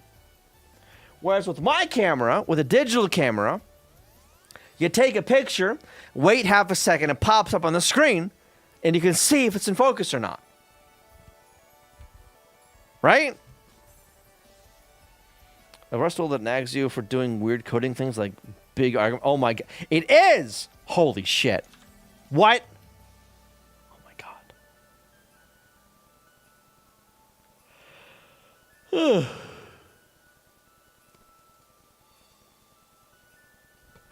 Alright. I don't think I want that.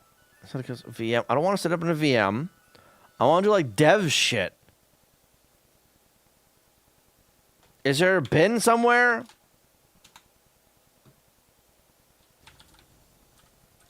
Great. What's in there? Okay. Clee?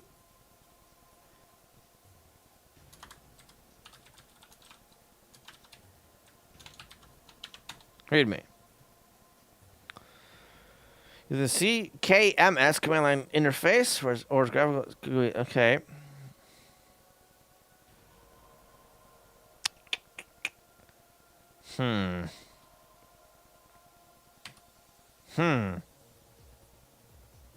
Binaries and target.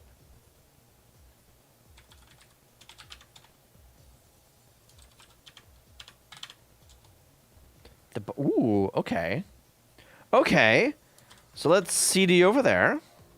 And what happens if I just try to run that? Neat. Okay. What's it listening on?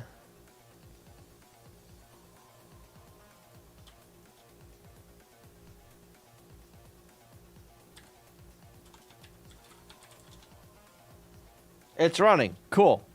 Okay, it's one of those.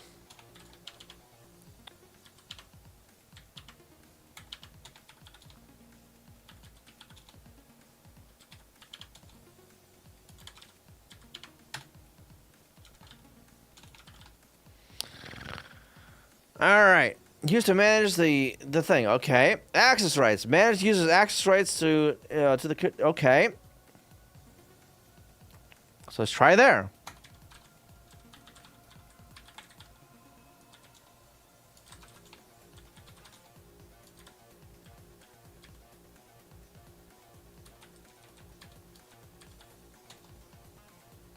Spell it right. Grant revoke list owned obtained help.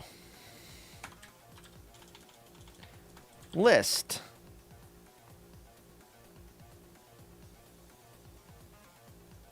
Object UID.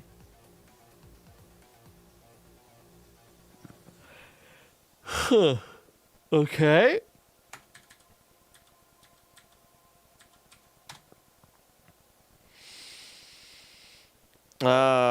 Manage covert crypt keys and policies, rotate options, encrypting data, manage certs, manage key certificates. Okay, well, I might want to do that one.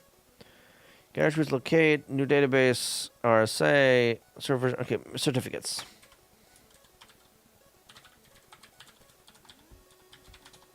What's in here? Certify, encrypt, decrypt, export, import, revoke, destroy, validate. Issue or renew a cert. Okay, let's do certify.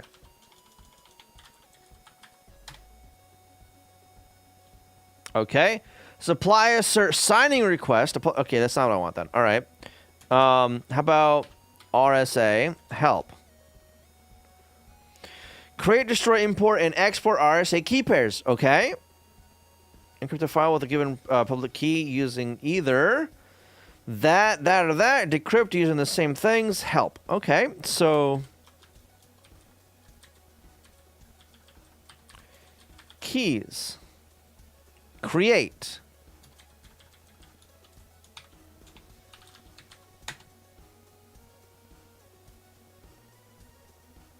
Okay. Now what?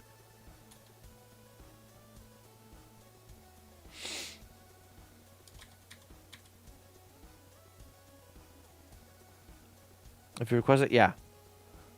Well, whatever. I did the thing. So what I want to do here, or with this stuff, is specifically with PGP stuff, PGP things, not TLS certificates. That's not the aim of what I'm trying to do, right? Okay. You see, elliptic, no attributes. Nah, locate crypto keys inside the key. Let me public and private. Let me copy these, and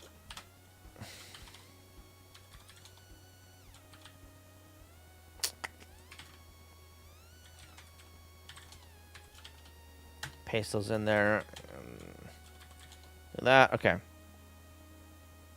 Yeah, not the auth stuff, the encrypt decrypt stuff. Right.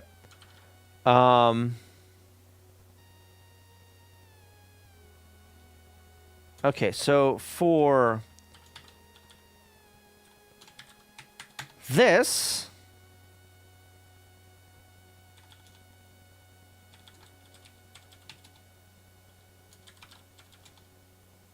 okay, RSA encrypt help. Woo.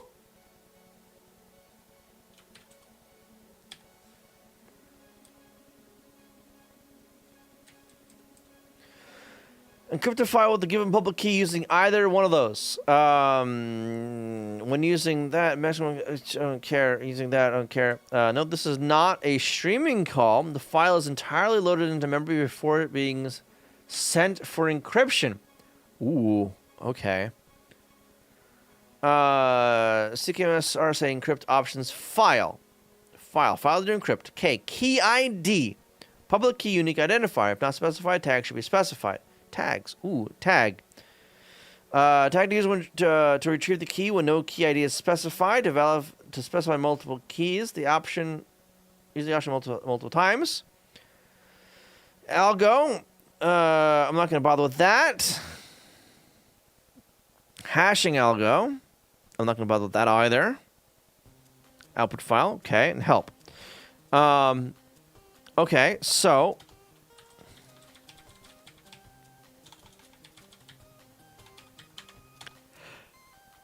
okay.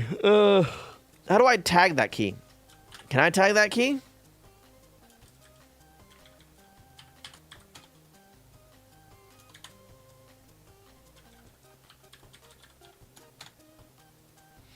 Revoke, destroy, help. Import, export, create. I need a tag on that. Tag Bob.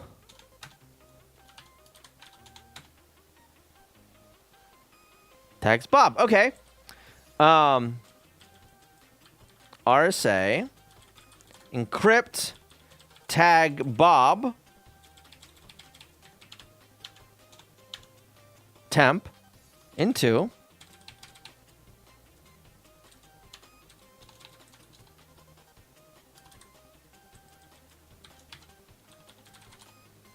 Oh, that's what I need.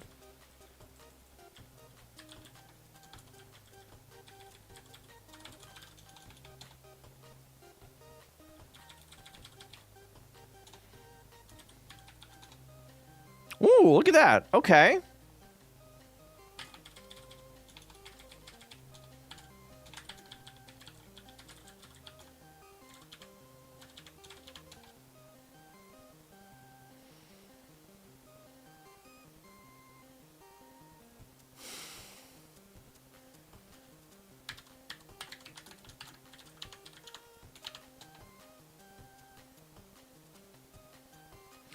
It didn't oh my god, it didn't wrap this in PGP. It just encrypted it straight and didn't do PGP encryption. It's not PGP, yeah. This is encryption, not PGP.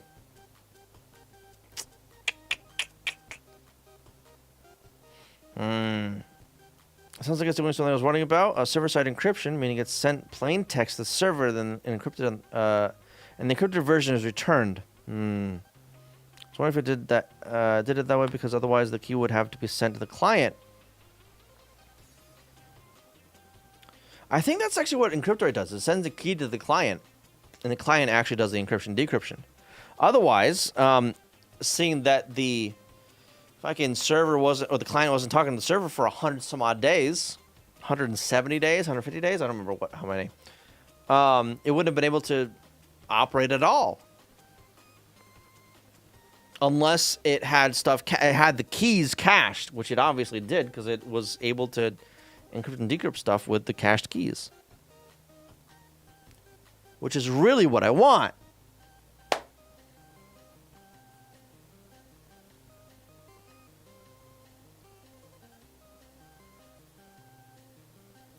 So not really this.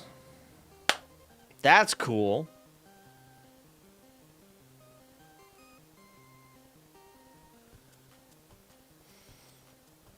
Arguably doing it server side is more secure in terms of not leaking the key, but it's not problem free. Right. So, like, the use case that I would like to use this kind of thing for isn't for a file that's tiny. Some of the files I want to use this for measure in the gigabytes. Just not doing it by default? I mean, that's possible, sure.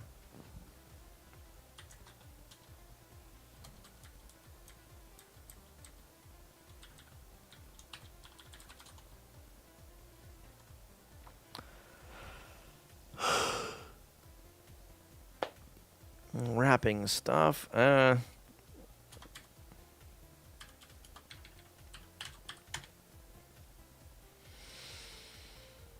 Locate. Okay. RSA manage keys. Manage symmetric keys. Login. Log into the identity provider of the server using the OAuth 2 auth code flow. Log out. Google. Manage Google element. What the fuck? Google API shit.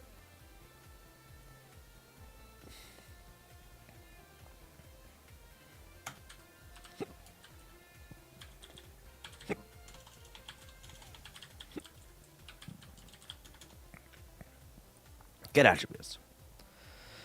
Tags of object ID. An error is returnable to budget. Okay, sure.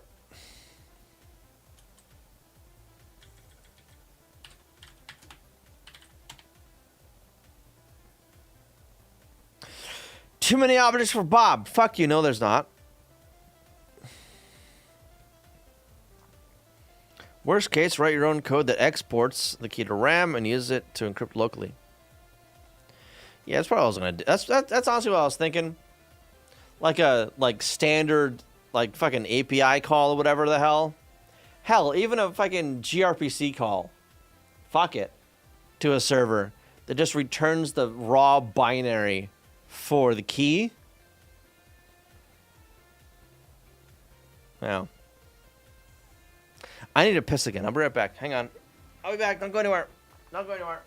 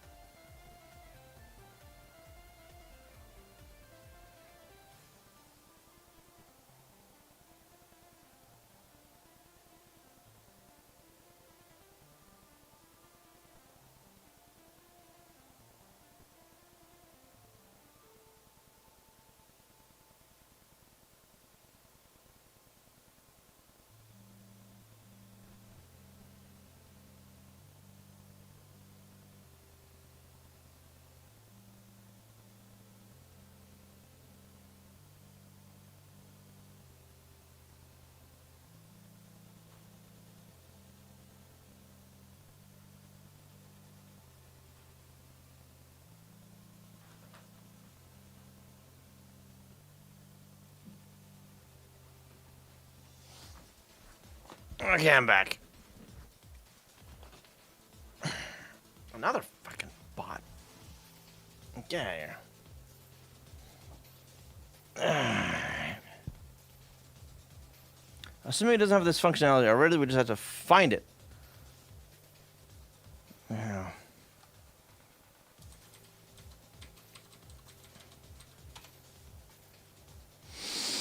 Where the fuck would that even be? I mean, I assume that's like what this shit's for. I thought. I don't know.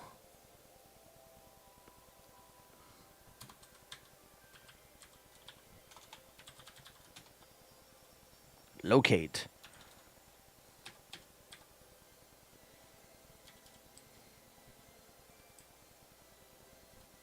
There. Command return one ID per line. There will be no output if no object is found. Tag. Use a tag system tags. Locate the object. Specify multiple times. Algo. Sure. Case insensitive. Nice. Length. Sure. Key format type. Whatever. Oops. This is specified by KMIP 2.1.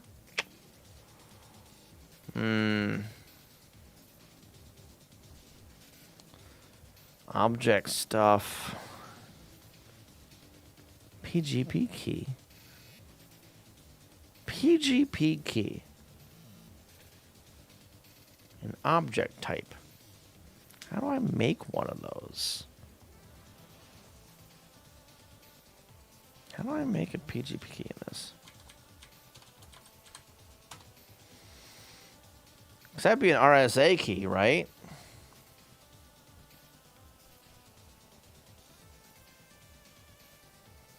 Or is that SIM? That's just AES stuff. No. What's CC? Covert crypt. The fuck is this? The hell is covert crypt?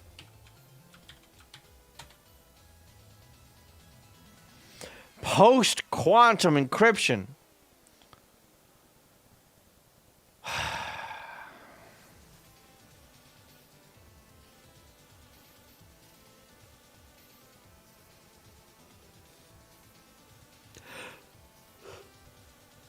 What? I thought it was going to look like a Wikipedia, not a PDF.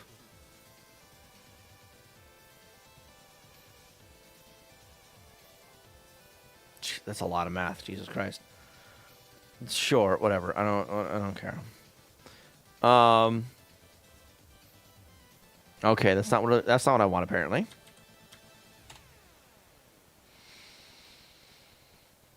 It was locate. No, get attributes. No, EC. Elliptic curves, right? EC.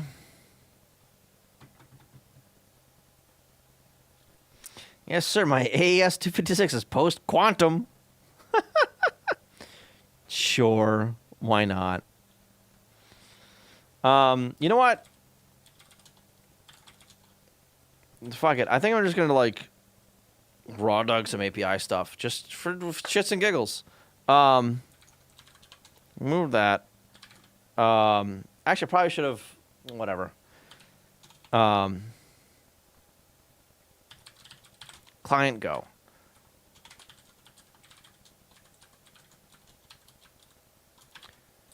I'll do the same boilerplate that I had. Literally, the only thing I had main go that I just deleted, but whatever. Format. Ooh, wow. Okay. OS, and I need probably something else, but we'll get to that in a minute. Main over here, and then if error equals run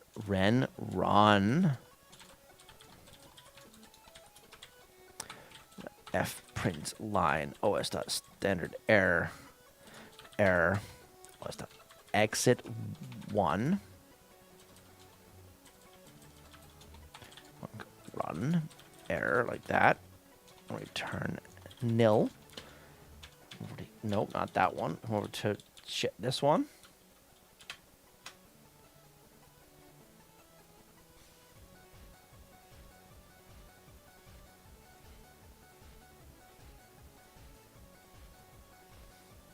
Copy.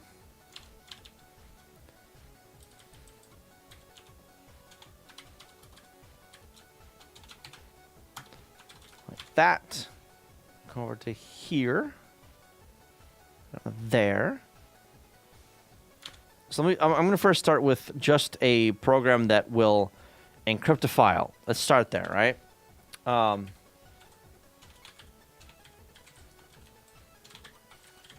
Flint, I think. Gorg. That's what it is. That's what I want. Where's the fucking... That's what I want. Right here. Copy that.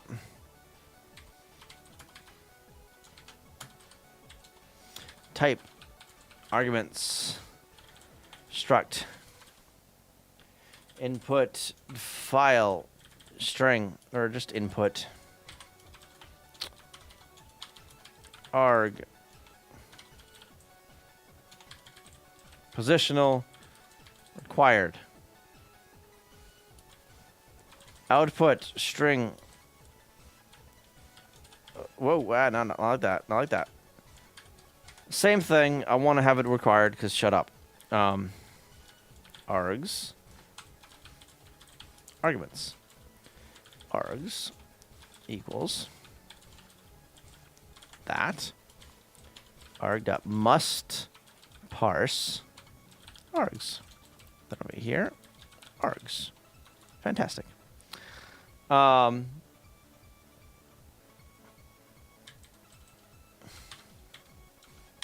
Cancel all that. Clear it.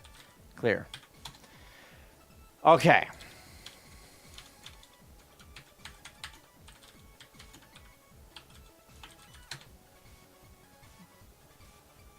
Generating a new GPG key. Generate a full... What the fuck is full generate key? What the fuck?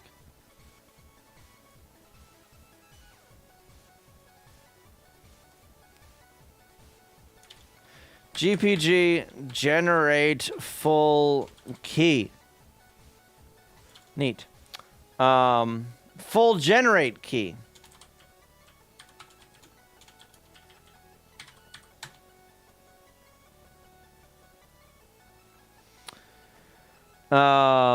RSA 37.2, sure. Specify how long the key should be valid. Does not expire. Is this correct? Yes. Real name. Me. Email address. You're not getting that. Nor the comment. Okay. Okay. No password. Protection not needed. I don't care. Okay. Protection not needed. Thank you. I don't care. I don't care about this key.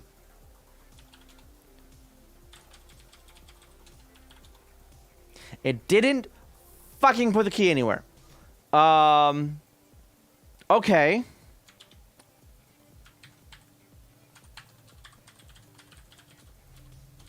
Export the goddamn private key. Export secret, okay. Armor the thing, and then, okay.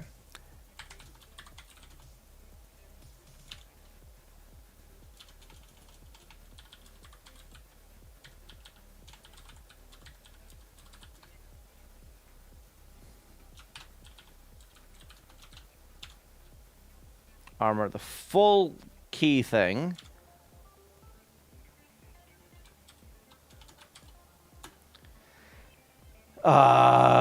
Key dot ASC.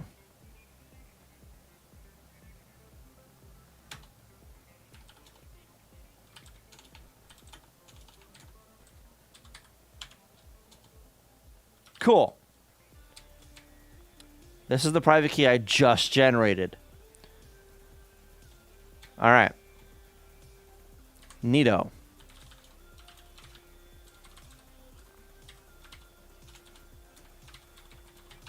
Key leaked. Oh no.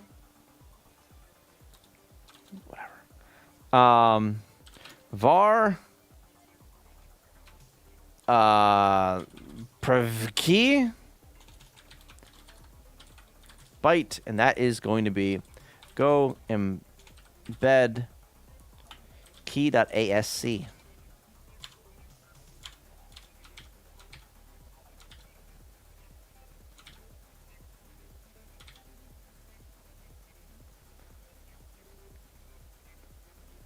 All right, now if I can remember how to fucking load this shit, that'd be cool. Entity. Read no. Oh fuck, what was it? It was like the armored something or other.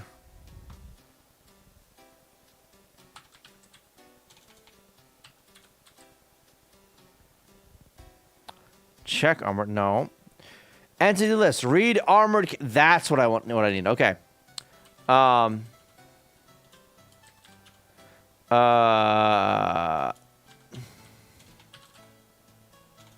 Load key.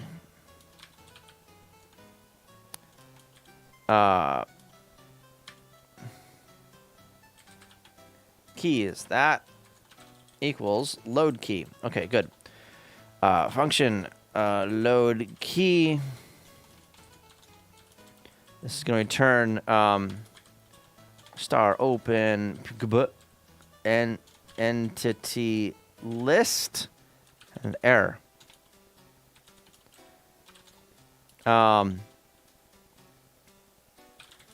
Reader equals bytes dot new reader.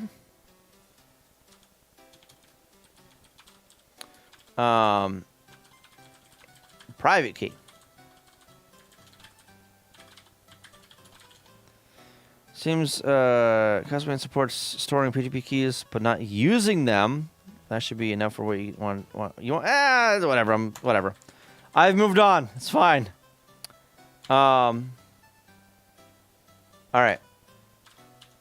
List error equals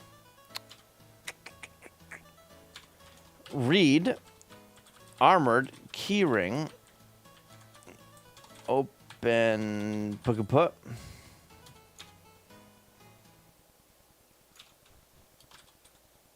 reader if error does not equal nil. Actually, why don't I just fucking return that? I'm doing like more complicated shit at work because I have more than one key that I want to add to like a key ring. But fuck it, whatever the hell. I'll just do this. It's fine. It's fine. If error is not nil, return the error like that. Cool.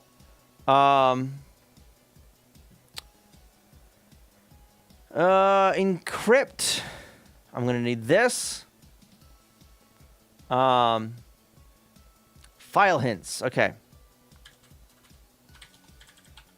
Hints equals open put dot hints. No, file hints, right?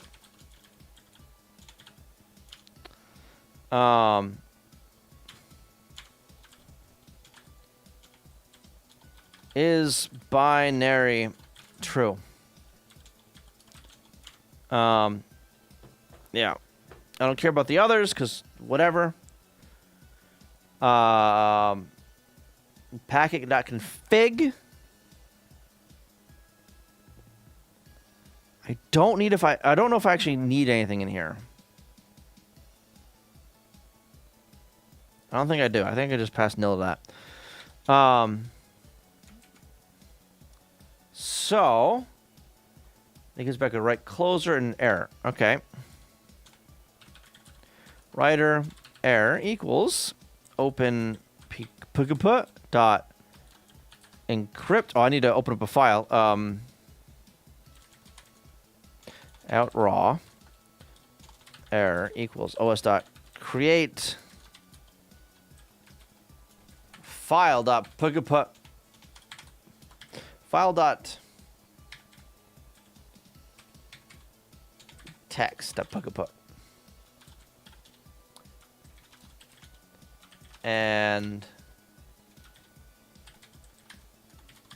let me text. Not, thank you. Generate some of that. Copy.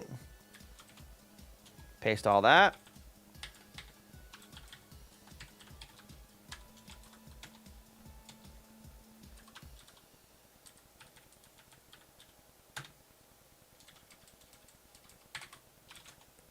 Nope.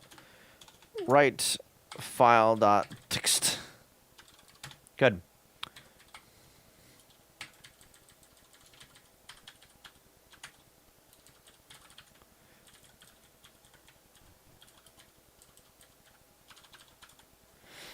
Do that. Encrypt out raw. Next is entity, the 2. Okay, so that's going to be keys. No sign.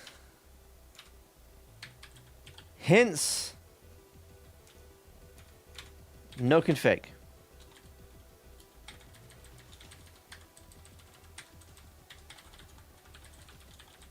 Defer that writer.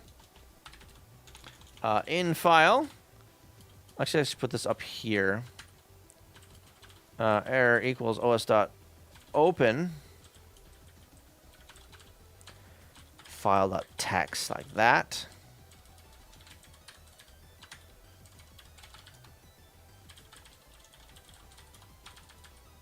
And then error equals io.copy writer from in file and return the error.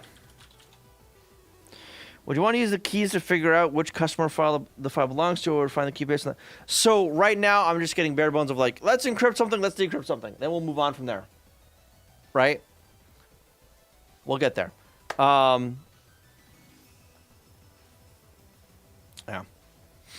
I'll want something like, you know, like get decrypt keys or some shit. Can I actually see, like, can I... Hang on. Hold ID to no new text hash science armor detect no, that's signing stuff. I want to know if there's a way to be like, hey, what keys was this encrypted with? And then with that list, send that to the server and be like, hey, do you have any of these keys? That is what I would want to do.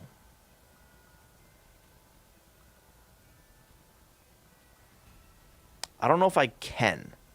I know with GPG, I can list the keys that were used to encrypt the damn file, right? So if I run this,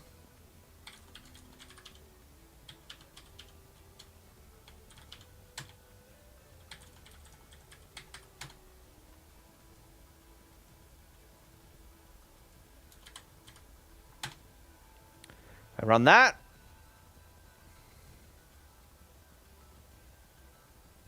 Huh? What the fuck you mean? That's literally what an entity list is, isn't it?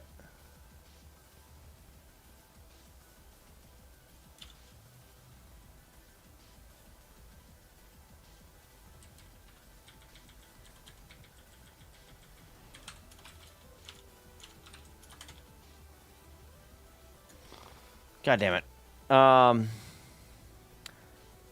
Can't use that. Okay, so I need to do one of these there.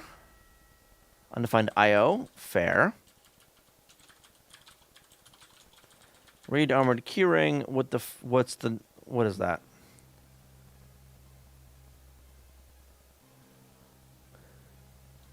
R is capitalized.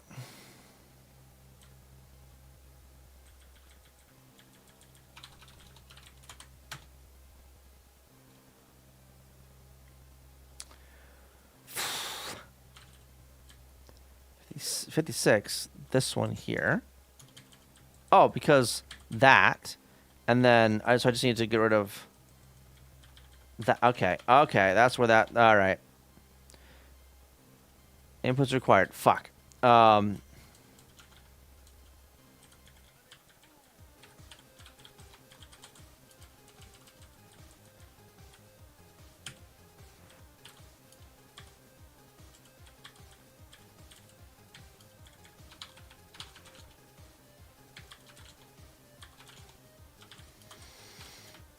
File text up put LSL. There. GPG list packets that. Encrypted with that. Right? Or encrypted key there. Right there. How can I get that from this? Can I get that from this package? Is that a thing I can do?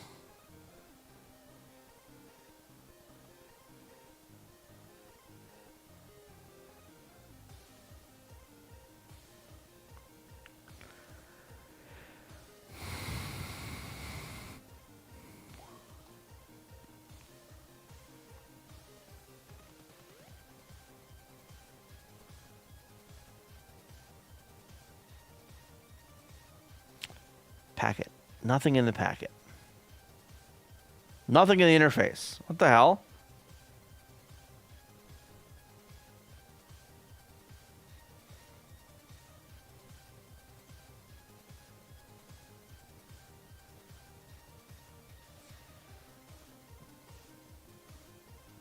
What? I would have expected you just have to try and decrypt with each key to figure out which one works, but if the PHP format stores info about the key that was used, that would be nice for this. Right, so I could just brute force try every key. So I do at work. So there's like 2 keys I have to decrypt with, right? 2 ones that matter anyway. Yeah, that's exactly what I do. I load both keys and be like, fuck it, just try both of them. I don't care.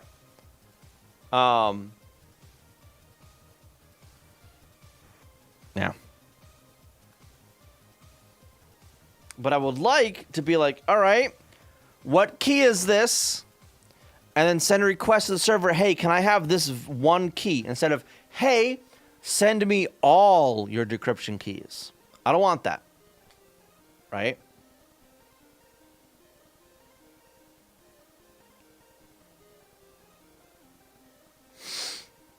So I thought I'd be able to, like, all right, give me a packet, and I can see what the fuck that packet is. But this is just a random ass fucking packet.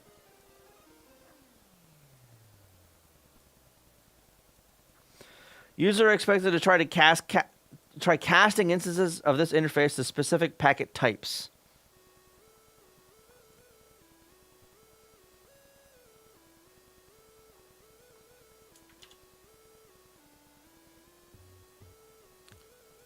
Okay, I don't know what fucking packet types these are, though. Can I... Hang on.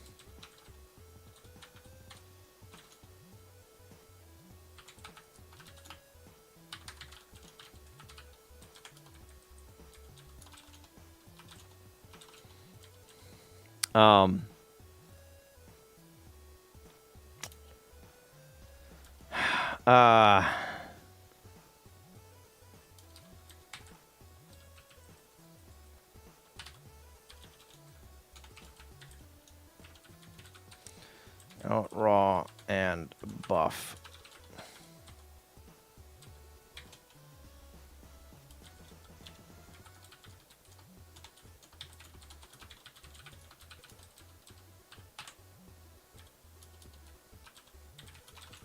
Okay. So if I take that, and then packet, read.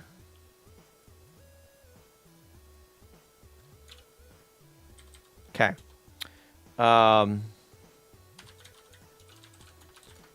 Bytes dot reader, new reader, buff dot bytes. This is what we're gonna do. For whatever p error equals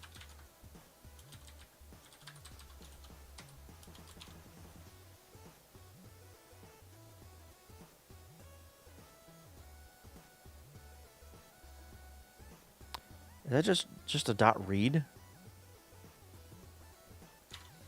Yes.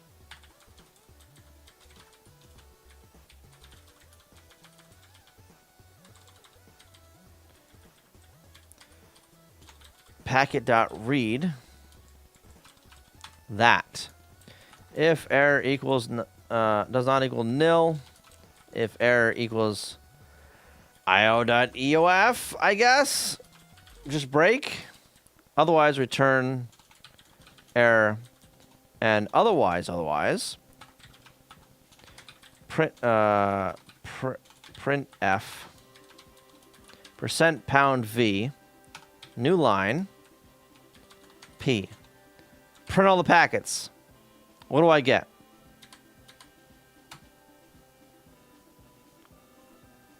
Unexpected EOF. Okay. Encrypted key. Key ID. Okay. Why the hell do I have an unexpected EOF, though?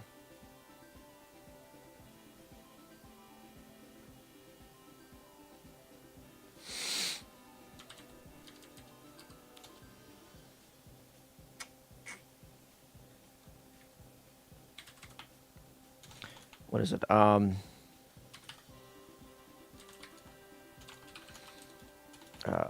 okay equals p dot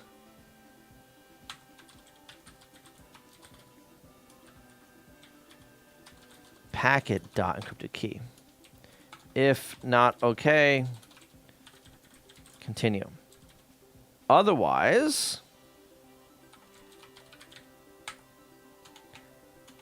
print line key ID is inc key dot key ID.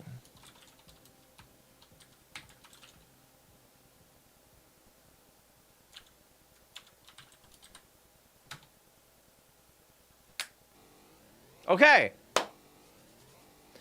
I don't like that unexpected EOF though.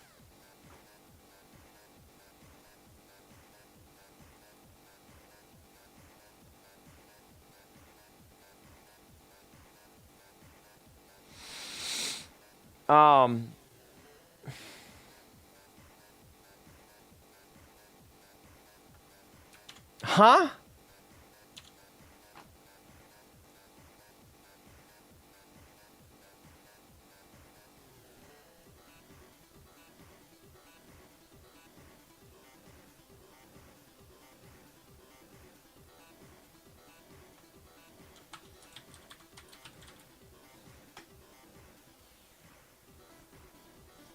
Read full. If error equals IO to EOF.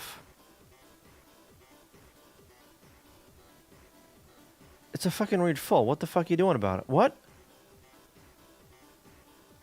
Might be a multi-rater buffer problem.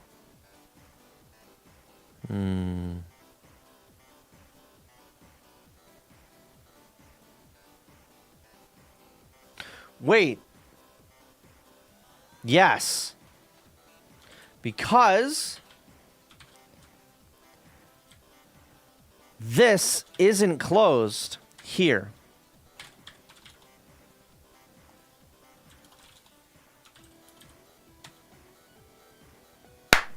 That's why.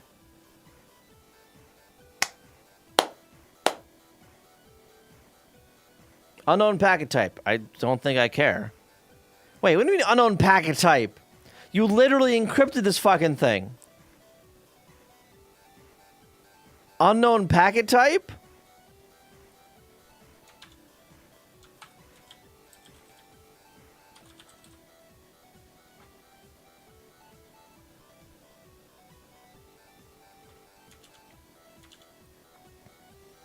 Huh?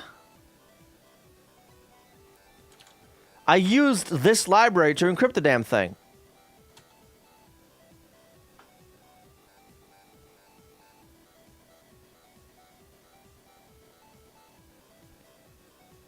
Encrypted. GPG, I don't know. Linked invalid. Fuck you. Encrypted message has been manipulated. What the fuck you mean?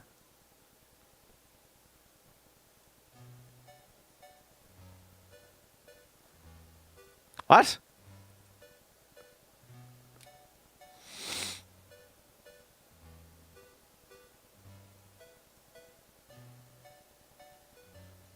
The hell? Is this a low-level API that maybe the encrypted key packet implies that the rest should be decrypted before it's parsed as packets? Should it be?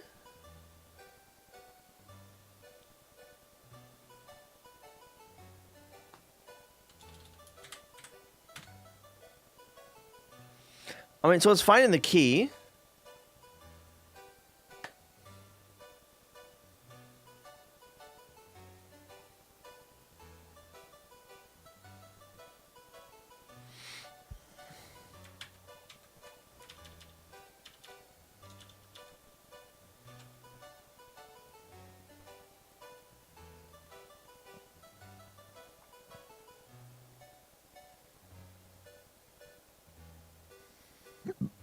This guy.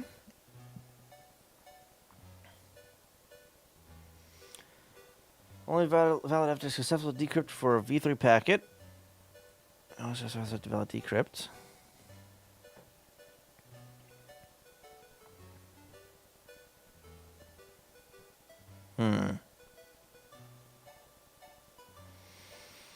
Therefore, the 28 must be some encrypted data that it tries to parse as type.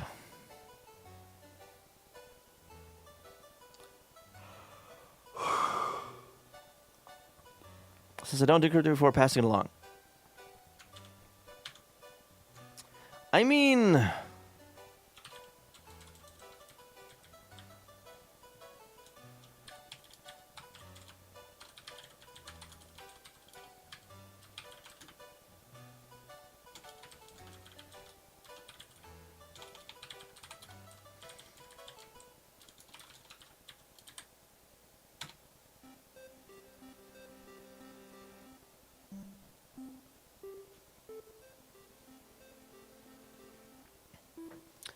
I don't know.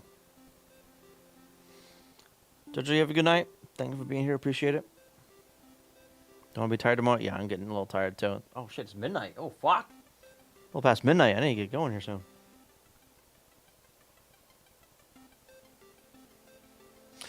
Well, it did make some progress, I guess, right?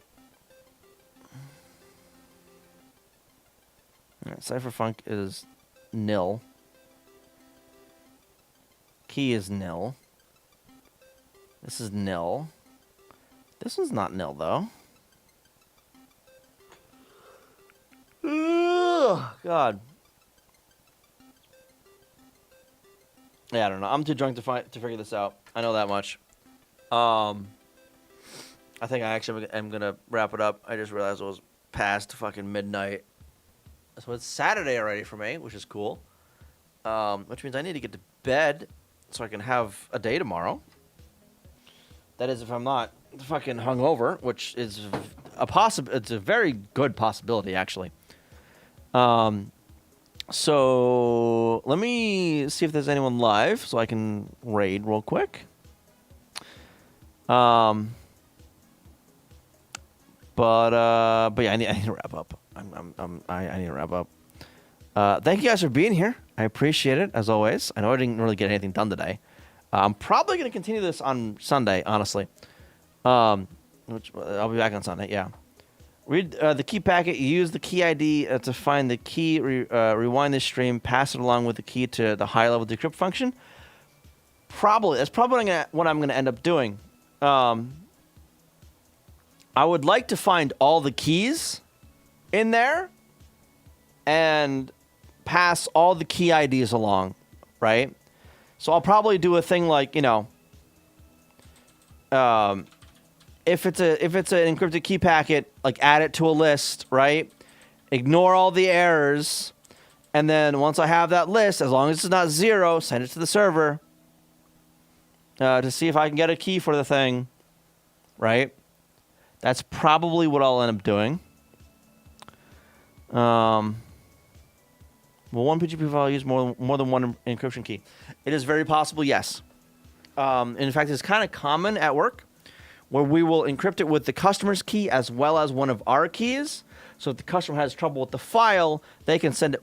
We can like grab the same file and decrypt it with one of our keys. So yes, that is very common. Very, very common. Yeah. Software and game dev. Let's see. What do we got?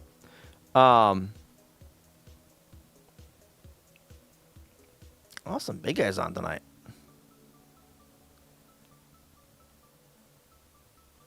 Let's go say hi to this guy. Screw it. Let's go to a big guy. Why not? Why not? Once, of course, Twitch stops showing me an ad, that'd be fantastic. I'll wait until the ad's over until I do that. I'm interested to see then if that makes it have multiple encrypted key packets at the start or something. Yes, it should, from what I understand of PGP.